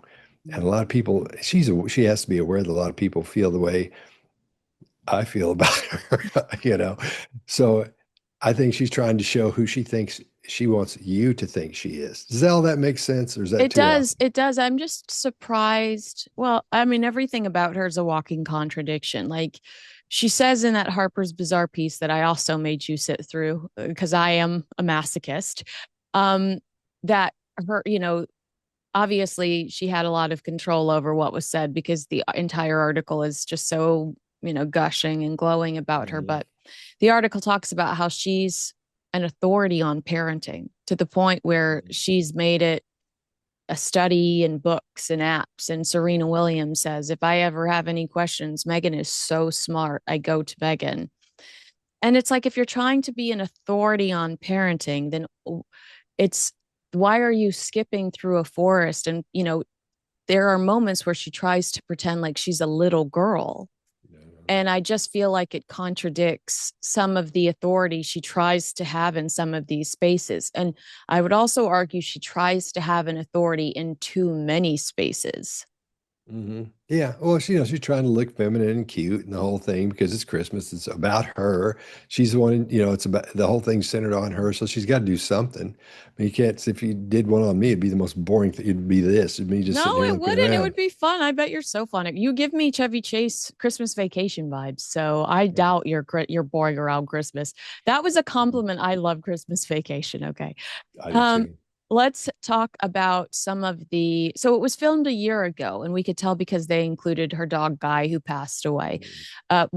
Does that affect anything at all about you watching her body language? Can you watch it and still say, okay, well, I feel like she was doing this a year ago. She might not still feel that way now. Or does that matter to you at all that this was filmed a year ago? Yeah, it does. When you do things like this, there's no way to do them at Christmas, unless you're doing something live or it's that week or something like, for TV. And it's not that everything for her has to be perfect. And it's Netflix. They're spending millions on this. So everything needs to be the way they want it to be. Right. So when I was in the music business, I was a record producer, we do Christmas records in the summertime. Have a funky, funky Christmas. Yeah, it'd be, when July rolled around, shoot, that was Christmas time in the studio because that's when you start doing the Christmas albums you had for whatever the artist was that had one. Or whatever artist you were working with, they were going to have a single on the big thing with the compilation with all the other artists on there. So you had to do their Christmas song, so no matter who they were. So that's normal. That for me, that looks normal and it makes sense, and it does to them as well. And because a lot of those things are shot in the summertime, or they'll go somewhere there's snow or it's cold to make it look like wintertime. But yeah, that's totally normal. And for her to have the Christmas spirit or whatever, and talk these people into pretending they have it too, they get it. I don't think it'd be that. I don't see it as Oh, that wait. big Did you a think deal. Naomi got it? Because I thought Naomi looked like she couldn't get out of there fast enough. The tennis player. Oh, what? Let's go through your notes, and then if I Okay. have something in my notes Okay. that complements what you say, let's do it that way because Okay. you're so Let me much see more what I got. organized than I am. My notes are all over the place. Okay, well, so there's a few things I've got here at the top that I just wanted to make sure I told you. Yeah. Now, when you're dealing with a narcissist, a lot of things are about themselves, and they'll say "I" a lot. How many times do you think in 56 minutes she said the word "I"? Oh my gosh. Did you count? Oh yeah, I got How all of them. many? 99. Oh my So God. that's more than one a minute. That's almost 2 a minute. That is That's a lot. hilarious. That's a That's my lot. favorite note so far. Yeah, and the biggest gap between her saying "I" and the whole thing was 3 minutes. I think that was a long because somebody else was talking or Yeah. something was happening during that. Let's see. You know how many outfit changes she had? How Which many? doesn't really matter, but I thought I'd count them anyway. 12. 12 in 56 minutes is a lot. That's a whole lot. There's a whole Yeah. lot. But of course, they, shot them in sections and had different guests coming in. And, they had to shoot it not just in a week. They had to have different people coming in for different times. And apparently, it took all day long because her second guest, let's talk about her first guest, which was, I can't remember the guy's name, but he was full of platitudes too. And when This is she the said, restaurant guy who she's friends also with his wife, correct? They make the crackers. Yes. Yeah. Yeah, his wife, he's married. Yeah. Wait. So continue with what you're going to say because one of the To a woman. one of the reviews said either there's sexual tension here or Netflix is holding a gun to his head, but there's a weird energy here. Do you have a reaction to that, or is that the direction you are going? I don't know this guy. I never met him, never heard of him before in my life. But the way he's acting is similar to the way she's acting. And if you listen to what he's saying the same, he uses the same vernacular as she does, same type of words, same words she uses when she talks. And they're both using platitudes. That's those things that come out that really don't mean much, but they sound like you're pontificating on this wonderful stuff. And it sounds like you lied on them and say something wonderful, whereas you've thought of it beforehand. It's just these things about life and being seen and all, and that's fine. But you don't. Every other word out of your mouth can't be that. So as they're talking, he's blurts out a platitude. She says, "See, that's why I like him. That was what was odd to me." And then I said, Well, "Oh, was that they're the odd to same you, person." or as an entertainment expert or entertainment rookie, do you see that as a calculated casting decision by Meghan and her team to find somebody that would meet her at that level and entertain a grown ass man making arts and crafts with his wife's friend? I think what they did was this, because this would make the most sense logically when you're trying to put together something like that. Same thing when you're going back to the music business, making albums. If you had to have different artists on your album, like for example, we'd have the Beach Boys and we'd have all kinds of different artists on an album. And they all wouldn't all come in at once. They all wouldn't come in that week. You have to do one here, do one there, do one there. So I think they found out who they're going to get. They shot all these things and then put them in a specific order because there's no timeline. They never say, oh, so and so was here. I don't think she says, oh, you just missed so and so. She was here, or he was here, or whatever that is. So I think what they did was get somebody who was really like her. So if there are people that like Meghan out there, those four people, they'll watch that and go, oh, well, they're very similar. So that's why I think those went together. They went together really well at the beginning there because they get further and further away from her personality type as it goes. If you if you were to get into it, because I pay attention to that kind of thing too. What's going on, not just with the person we're looking at, but with the other person as well. How are they reacting to that person? Are they reacting more to this person, or is this person more reacting to them? Who's driving that situation? And we see that change as we go through this. So in that first one, they're sort of fighting for the person to drive. He's saying all this stuff. That's, he's married to a woman. Yeah. Yeah. It was interesting. Not saying anything. Yeah, I know you're not saying anything. I know you're well, I did what I thought was interesting about this whole exercise was that, and we saw this in season two specifically, yeah, in season two specifically, I think it was a weak season for them because the whole thing is branded around her spending time with her friends. And then almost everyone that walked through the door in season two was like, nice to meet you. I mean, at least in season three, it does seem like she admired this guest. She says that she really enjoyed and appreciated the book he wrote about hosting and, entertaining.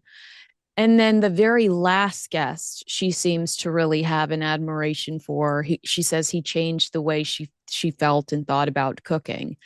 So I did think that was a better strategy than having these random people walk in and go, and everybody's like, nice to meet you.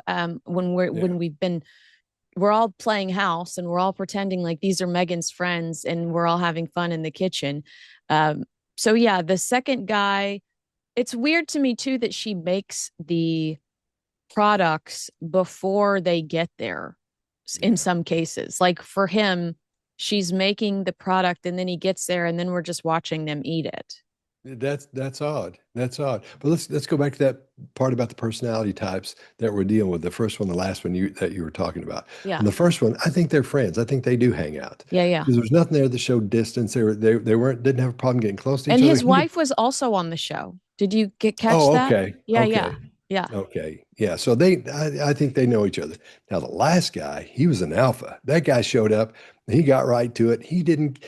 And I like that guy the most, I think. Yes. He didn't give a hoot about anything else going on there except for doing that cooking. When that started, man, he was all about it. Even when Harry comes in, look at his face. Yeah. Watch that a couple of times. See, he doesn't care about that guy. No. He looks at him for a second. Hey, what's up, man? And then goes back to what he's doing. He goes back to the gumbo. He's going back to the gumbo. Yeah. He's in there doing his thing. He likes what he's doing. Yeah. Completely. And so he's alpha the squat out of her. She's in there. Oh, look, I'm a chef and all. She's doing her chefing, the chefing things or whatever you call it. And he actually is one. And so he alphas her. She's not a real chef. So he's alpha. Wait. Well, I have a question for you about that. This is in my notes. Chef Tom is a confident and clear authority in the kitchen, to your point. Yeah.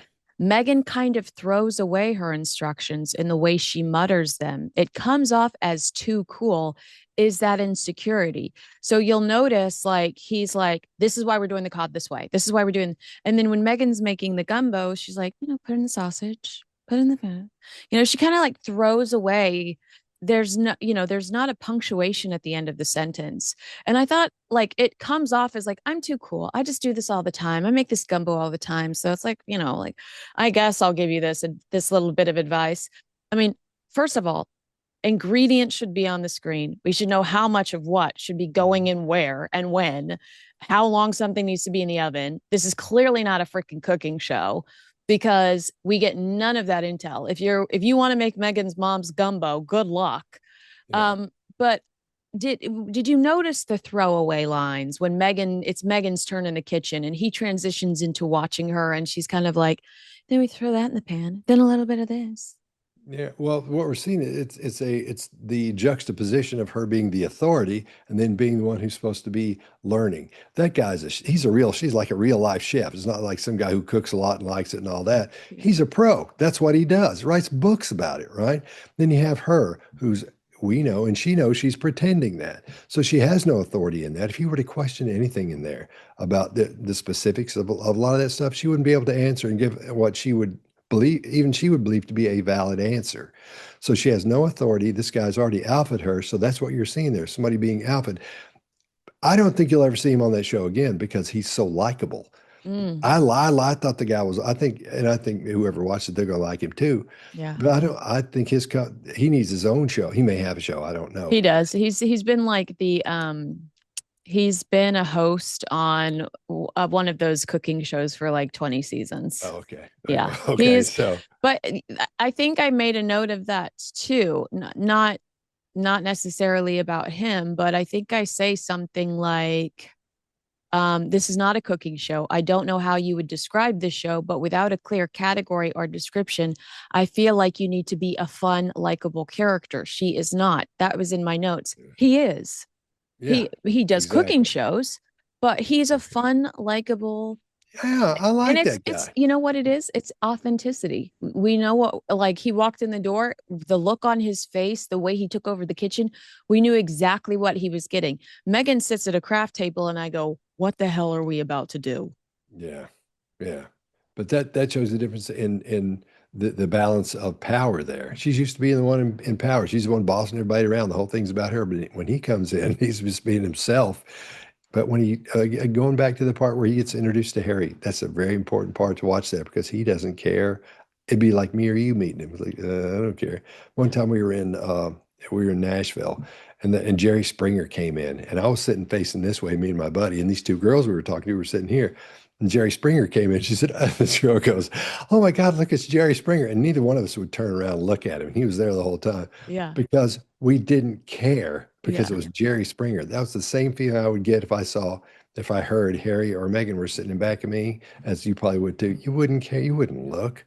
Who No. wants to see that? No, thank you. I would probably get up and leave because I wouldn't want to be, they would Yeah. accuse me of something and I wouldn't want to be there. Perpetual Oh yeah, victims. you probably get. Oh yeah, don't think they don't know who you are.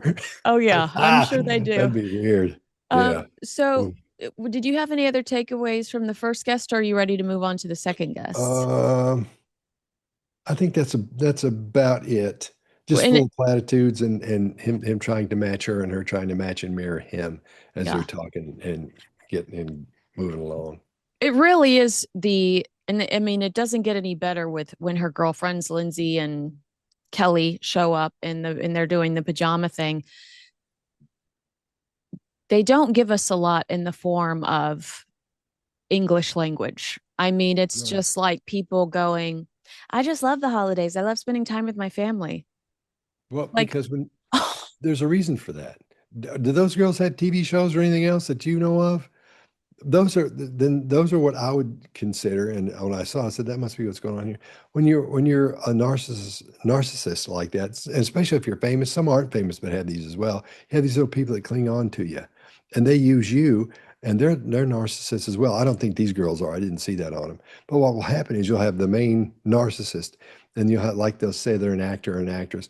and they'll have all these people circling around him who are narcissists as well. But what they do is, since they don't have this narcissist power, they'll use this narcissism on other people. Here's the person. I know this person. So, you know, and that'll be one of the first things out of their mouth in the first 10 or 15 minutes you meet them. I've seen it 1,000 times. And that person is a narcissist as well. So they're feeding off the narcissist of the queen or king narcissist. They're feeding off that and then spewing it out to the people under them to get them to think they're cool and to use the power of this person to get other friends and stuff. So these girls, it'd be my opinion, they're sort of, I hate to say it because they were so sweet. They're like hanger-ons, kind of orbiting her because of who she is. They think that's great and cool because I like them. I thought they were sweet, but Yeah. I didn't think they were the smartest people in the world. But not everybody is. I'm not the smartest person in the world either. But I know when somebody isn't, and I'm sure when people look at me and say, "Well, he sure isn't." I think we can agree they are sincerely her friends, though. Don't you agree? Yeah, I think that they she like was. Lindsay has known her since they were in college together. And I think Lindsay actually married an aristocratic man and might still live in the UK sometimes, but she's an author and like an okay author. And Kelly has been her friend since Trevor Ingleson, Meghan's ex-husband. Her ex-husband introduced them and they reconnected when Kelly's son passed away not too long ago. So I do believe that they are friends. But so it did bring a legitimate sense that Meghan has friends, which I think she needs brand wise, because people think of her as a villain and a bully. So I do think that she accomplished a goal there in establishing the fact that she does have some sincere friends. But they fall back onto the season one fail in the edit room of everyone just telling Meghan how awesome everything is. How, it's the oohing and the awing, and that was one of the biggest complaints of season one critically. When you looked at all of the reviews, it was no substance, just the friends or random people showing up going, this looks beautiful, yum, oh, that's gorgeous. And that's all we watched, and all the girls in their jammies. And I was just like, this is miserable. This is not good television. And like you said, they are sweet and beautiful girls. I'm glad Meghan Markle has them as friends, but it wasn't good TV. Well, the one thing I saw that made me question stuff and watch that for a second time was at the very end when they all hug and say goodbye. The two girls are hugging, and right behind them you see Meghan dancing around, and you see situations like that when the other person doesn't know what to do. Now, again, this is a TV show or a Netflix show, so they may have said, "Hey, why don't you just dance around, baby?" But that's supposed to be a natural. She looked uncomfortable to me. Yeah. That's I've seen that before too, where somebody starts doing something weird just because they're uncomfortable. She They don't know what to dances do. a lot, Scott. You've got to figure this out. You have to explain this to me. She dances a lot and she claps for herself a lot. Is that a reaction of, I don't know what else to do with myself, like you just said? Is that what that is? Because she seal claps at herself constantly, and she dances and skips a lot throughout this thing. Yeah, when people do that, they haven't had a lot of people tell them when they were younger how wonderful and sweet and cute and all that they were, that you need to do little children. So maybe she didn't get that. And that's one thing she does for herself when she has that Are you return sure? to a child. I don't know. I don't know. I'm not. I know I think she has might have been told she was great too much. all the time too. Yeah. Okay. Well, a lot of times you'll see people, all they'll do is talk about how wonderful they are and how rich they are and that kind of thing, how much money, how great things are going when they had a really bad childhood like that. And so maybe for the reverse, it's like that as well, where she's just used to doing that and wants people to see it because the narcissism level, I keep bringing it up, but it's really high here. So you're dealing with a volatile personality type when you're doing that. So yeah, I'm probably totally wrong about that one. Yeah, that's probably a swing and a miss. I just kept thinking, it's not that serious. Her need to share her wisdomless wisdom with us was exhausting. Like, I thought she's so serious in her delivery when she's talking about wrapping paper. And she was like, instead of folding inward, fold outward. And it could be really delicious, or, and you're just like, what? It's not that serious. Yeah, but she's trying to show she has authority in that space. Because remember that one interview she brought up, and I'm great at, wrapping packages. So Okay. she's got to have authority somewhere, and they have to all insert that authority and assert that authority and everywhere they go. Can you imagine leaving a royal institution to basically be a Hobby Lobby wrapping expert. Like Princess Diana walked so Meghan could glue gun. Yeah. Yeah, that's pretty good, actually.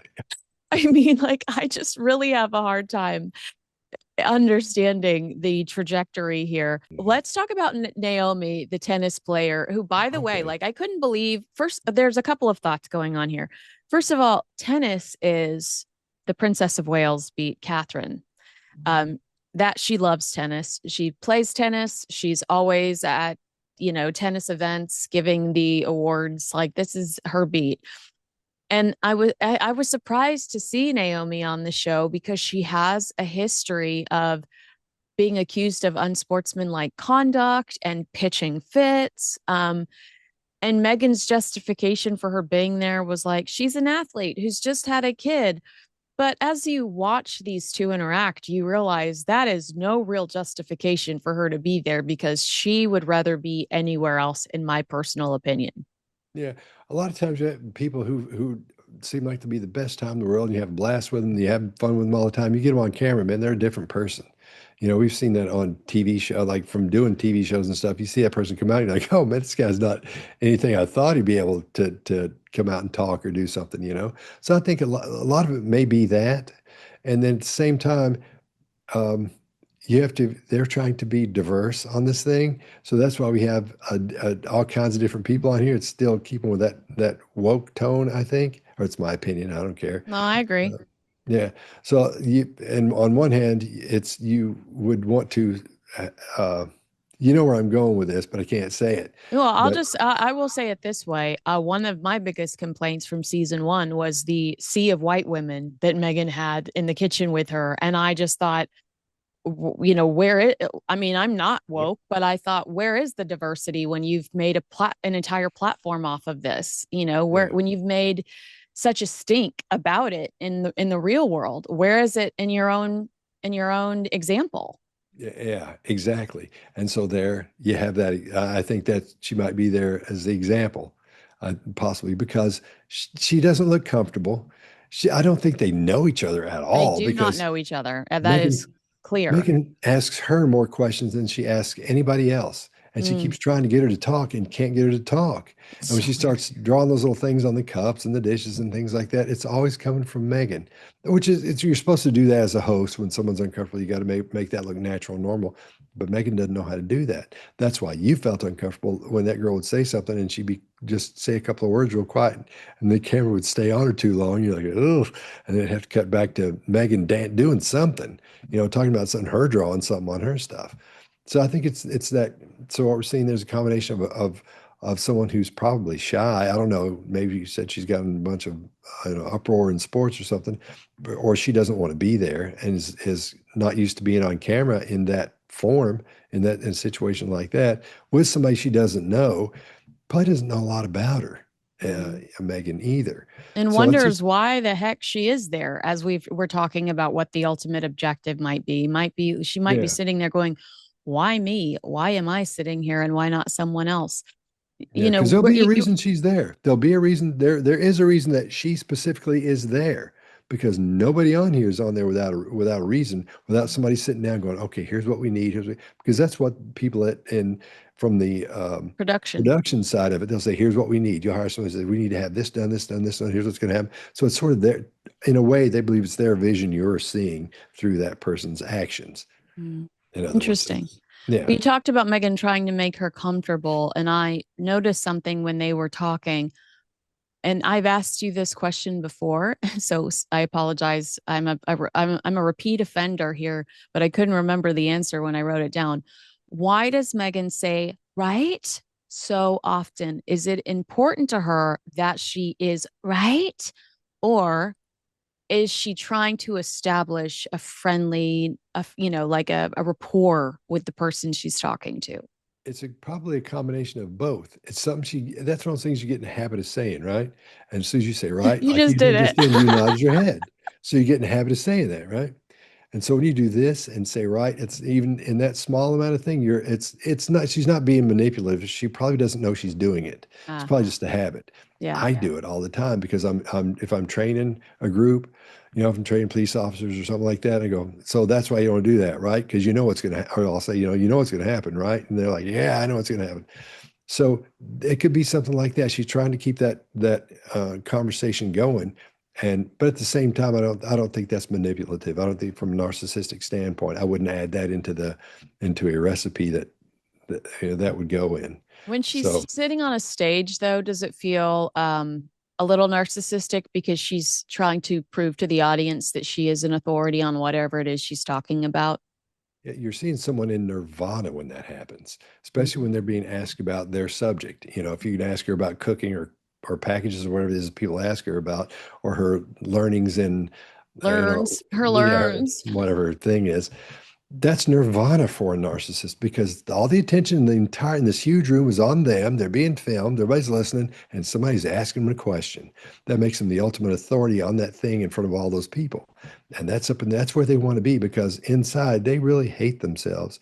They can't stand themselves. That's what is at the root of narcissism. Mm. So as odd as that sounds, that's what the root of it is. So it's nirvana for a narcissist to have that happen. We've talked a little bit about Meghan trying to pull stuff out of Naomi. There's this very odd moment where Meghan attempts to be self-deprecating about her drawing, and she is just kind of beating herself up over not being able to draw something cute. And then she tells a story about a school report and not being able to throw balls. She says the teacher said not applicable when it came to her ball throwing. We all know the balls are just Harry's balls are in her purse. So, thankfully she hasn't tossed those out the window yet. But it felt like a moment where she was trying to be relatable and trying to be self-deprecating. But if you already don't like her, it was nails on a chalkboard because it's like, oh, of course, another story about you that you think is cute, that's unnecessary. And I don't know how it fits here. But as we talked about Naomi being really weird, I get the sense that maybe Meghan was just trying to get anything out of her. Yeah, I think you're exactly right. She's trying to self-deprecate to make this to at least try to make Naomi seem a little bit up on the scale of, not only are we even, I think you're a little better than me, that kind of thing. Because you always want to put someone sort of on a pedestal a little bit, especially if you don't know them well in a situation like that. And you're supposed to do that if you're the host. That person's the most wonderful person in the world when you're doing a TV show or a Netflix show or something like that. I think she's trying to self-deprecate and she just couldn't pull it off because she's not used to doing it. Yeah. That's why it was weird. And she hadn't thought it out. It just started coming out right then because that tension you can feel and that whole thing is happening. She's like, what about so-and-so? I can't play anything. So I think that's what was going on. That's why it's uncomfortable. And that's why we're talking about it and stuck out so big. Yeah, because it was totally unrelated to what they were doing. It's not like in school, the teacher wrote not applicable about drawing. The teacher wrote not applicable about a physical activity. And so Meghan has to go that deep to find a story, an example of her not being good at something. And I can't remember any time I've ever heard somebody being graded on throwing a ball and have it come up on a report card where it would say not applicable. Unless you're Tim Tebow or like Troy Aikman. I mean, I don't. Yeah, exactly. I've never heard of that. It just sounds so like something odd. she made up. Yeah. Oh, well, I can see that. It definitely felt like one of those pocket stories she has that she tells to look cute at dinner parties or something. And you're just like, no one cares. Our only Harry appearance includes making a dish he hates. Does that stand out to you? Does that say anything to you that she knows Harry is scheduled to walk in at this time and she's making a salad he absolutely can't stand? Did she know he was good? Did she know that was the salad they were going to make, or did this chef bring it in? Was that what happened? Yeah, I mean, yeah. The chef said that we're gonna. I think we'll. Where's my curtain? I have a curtain over here, but I'm not gonna. I was gonna say we'll push back the curtains and be dramatic about it, but I won't go there. We'll pull back the curtains a little bit. I've done reality television, and I would say confidently that these dishes were determined weeks if not days in advance of the show being getting ready to shoot, because she had to send production assistants out to the local Whole Foods and Sprouts to purchase all of these items and prep them for her. And yeah, so I do believe that Harry was expected to come in towards the end of this episode, and that it would be during these dishes. And it gives her a way to have a little fun at Harry's expense. But did it come off as fun, or did it come off as bitchy? It didn't, for being a guy, it didn't appeal to me because I was too focused on that other chef blowing him off. I got excited about it. I was like, oh man, that's why I like that guy. Yeah. You know, he's being authentic. He didn't care. He didn't care about either one of them. Like, it's almost as if he was there to cook, and he didn't care whose show he was on.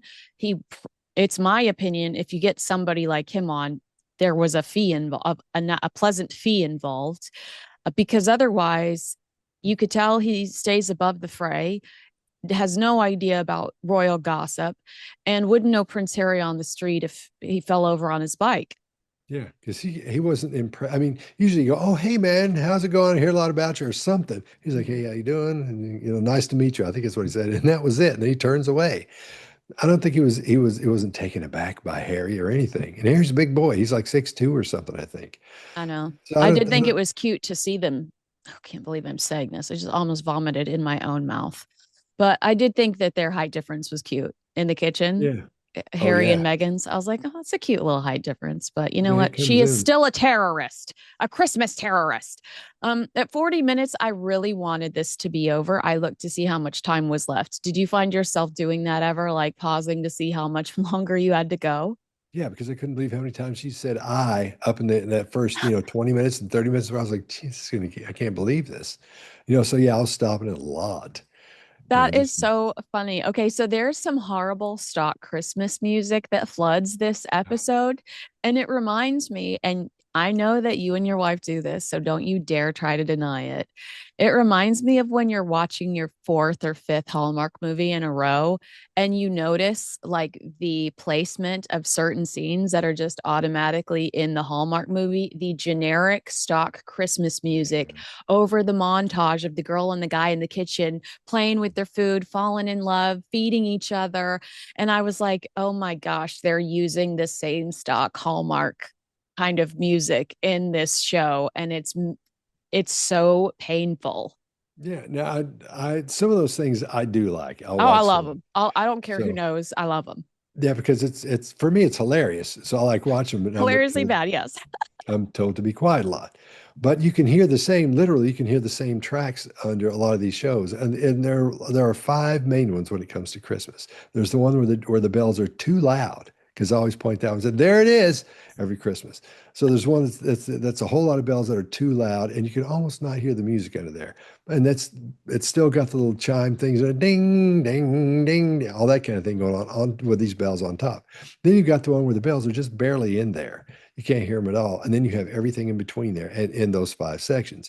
Then you have the one that's the heavy piano one. You got to have that one. Then you have the orchestra one, because that's when the love part starts coming in. Oh, yeah. And then there's always one with a guitar in there, But when they show the guitar one, that's when they always have the guy saying something important. Yeah. Even though it's happy Christmas stuff, he's telling some important thing that he knows about Christmas. And this happened when I was a kid. And there's always this really weird guitar part in there. Pay attention to that. You'll see what I'm talking about. I've watched a lot of those. That is so hilarious. Was it cheesy at all to you though when it kicked in for Meghan's show, or did you think this is just a team following a formula? Well, here's what bothered me was that one of the last ones on there, the jingle bell things were too loud, because there are jingle bell that the shaking bells are going the whole time through this thing. Every time there's music, those bells are in there. Now you want to hear that because it's Christmas, but it does get old after a while from an auditory perspective, because in the high end in your ears, if you're listening on a small speaker, it's not that big a deal. But if you listen to it on your TV, if you're watching on your TV or something, you're hearing those bells, after a while that wails on your high end. I would say your 10K on down. I honestly think that I thought a phone was ringing, and I was like, but I don't have a home phone. You know why? Because the bells you're talking about were toward the end, and it's the loud ones I'm talking, and they were lower. The tone of those bells is lower. Yeah. Or lower. I was like, where? I don't have a home phone. Why am I hearing a home phone ringing? I was really really irritated by that because Yeah. I was like, is something? Should I be worried? Is that an alarm? Um, so I wrote down, I think this show was probably more expensive than it was worth. It's beautifully done. She's Mm-hmm. got knickknacks. She's got plenty of food. You know, in the DIY room, it's beautifully decorated with foliage and lights hanging all over the place. I think this was a very, and we haven't even, I'm not even acknowledging the 12 costume changes. It looks like a very expensive show, but, and I don't know how much Netflix values you and I sitting on YouTube and having an hour long conversation about it. Like, how much do they value PR? How do they transition that? Is that a currency for them? Is that a return on investment for them? Because plenty of people will talk about this show. We talked about some of the headlines earlier, but I just don't know if this show was worth the expense. It's just content wise, there's nothing unique or interesting about it. All of this and that entire show could have been Mm-hmm. 10 quick TikTok segments. Yeah. Well, and I would say if you see her again, that won't be expensive. It'll be a situation where it's inexpensive. You know, if you're on a stage giving a speech or something like that, there's not much to that comparatively. You know, you're talking about millions when you're talking about what they did. That's a whole lot of money there. She said she's got 200 people working for her in that crew doing that. That's a whole lot of people. It really is a whole lot of people. Now, it may be what they need and what they're used to and all that, but I know for sure you can get that done for a lot less than that, a lot less people than that. But these days, everybody's doing anything they can to work since the situation out in Hollywood's so bad, you know, or in that business is just horrible. But I think the next thing we see her in is going to be really inexpensive compared to this to what she's been doing because it doesn't cost that much to do that. And I don't think the return on investment having her in the mix is doing what they want it to do. I really don't think so. There's haters that are going to watch it, you know, because I'm going to watch it just to go, oh my God, sit around, you know, and make fun of it. But there's other people that But actually we're like her. not going, if the ultimate objective is for us to turn around and go to asever.com and purchase a gift set, not only was I not inspired to do this, not only did I not see any of those items that she's been promoting for the holidays in the show, I wasn't inspired to get on her website and make a purchase. So what does that tell you? They've separated themselves from her in the sales thing or whatever their agreement was there apparently is up. And we've heard about that before. I'm not, you know, saying, Yeah, guess what? yeah. Guess what Scott, I breaking figured out? news. Yeah, but that shows that that's most likely what's happened is they're separating themselves from her because they're not in that business because it didn't show any of her stuff. Everybody else talked about their book, showed a picture of the book. What about this? What about that? Nothing from her. Of course, she's selling her the whole time. You could look at it that way, but they would have had something on there. Yeah, Because because I when use this jam all the she time. dribbles the honey over the pear, they could have shown an as ever honey or a QR code could have popped up to go order her honey on asever.com. Like there were Yeah. multiple ways that they could have included that brand and they didn't. And No. I I kind of agree with you, but I also wonder, are we just dealing with people that don't know what the hell they're doing? You've had a year to put out a Christmas special and somebody doesn't go, we should throw the honey QR code up there real quick. No, I think they know. I think they know. I think the deal has already been made and they had to make one more. Or maybe they already made it and said, we won't tell anybody until Christmas time that we've actually done one. We'll call it season 2 or whatever, however that worked out. I don't know. But yeah, I think it was already done. But I think those decisions were made and they were made consciously because when you're in a situation where you're selling something, I mean, look, we have this thing called body language tactics. Every time I'm on the news, every time I'm on any TV show, anytime I'm doing a podcast, you see that in the background because I want to, you know, we want people to take our courses. You know, that's the way it is. And we have these things back here, you know, 1 million, you know, on your subscribers, 100,000, 100,000. So we have all that stuff because we want people to see it. We're not saying that I just did, but we're not saying, and don't forget to get my whatever it is. Hell, he's put in the background. They could have done that product placement, especially with the honey, like you were saying, because she brings that thing out and puts it over there. Damn, it was a perfect. It didn't have to be in focus. Those people that do that are good at it. That are putting that show together. That's why it's so beautiful and looks so good. It is. It is So a they pretty could show. have done that. They could have pulled that off, but they didn't. Nobody tried. So I think it's a conscious effort to keep those things out. Mm. Well, yeah, because maybe they have decided that one Christmas from now or two Christmases from now, that relationship will be different, and they don't want to have to upload something new without, without a QR code or upload something Maybe new. that But maybe that business is going away. oh, I mean, you've said you felt like something was coming. Oh yeah, there's a change. I don't know what it is, but there's something coming. Agree with us, disagree with us, let us know in the comments below. Make sure you like, subscribe, and share this video with a friend. Thanks so much for watching one of my favorite best of compilations here in 2025. Make sure you like, subscribe, and share this video with a friend. Again, happy holidays, happy new year, and I look forward to seeing you again very soon.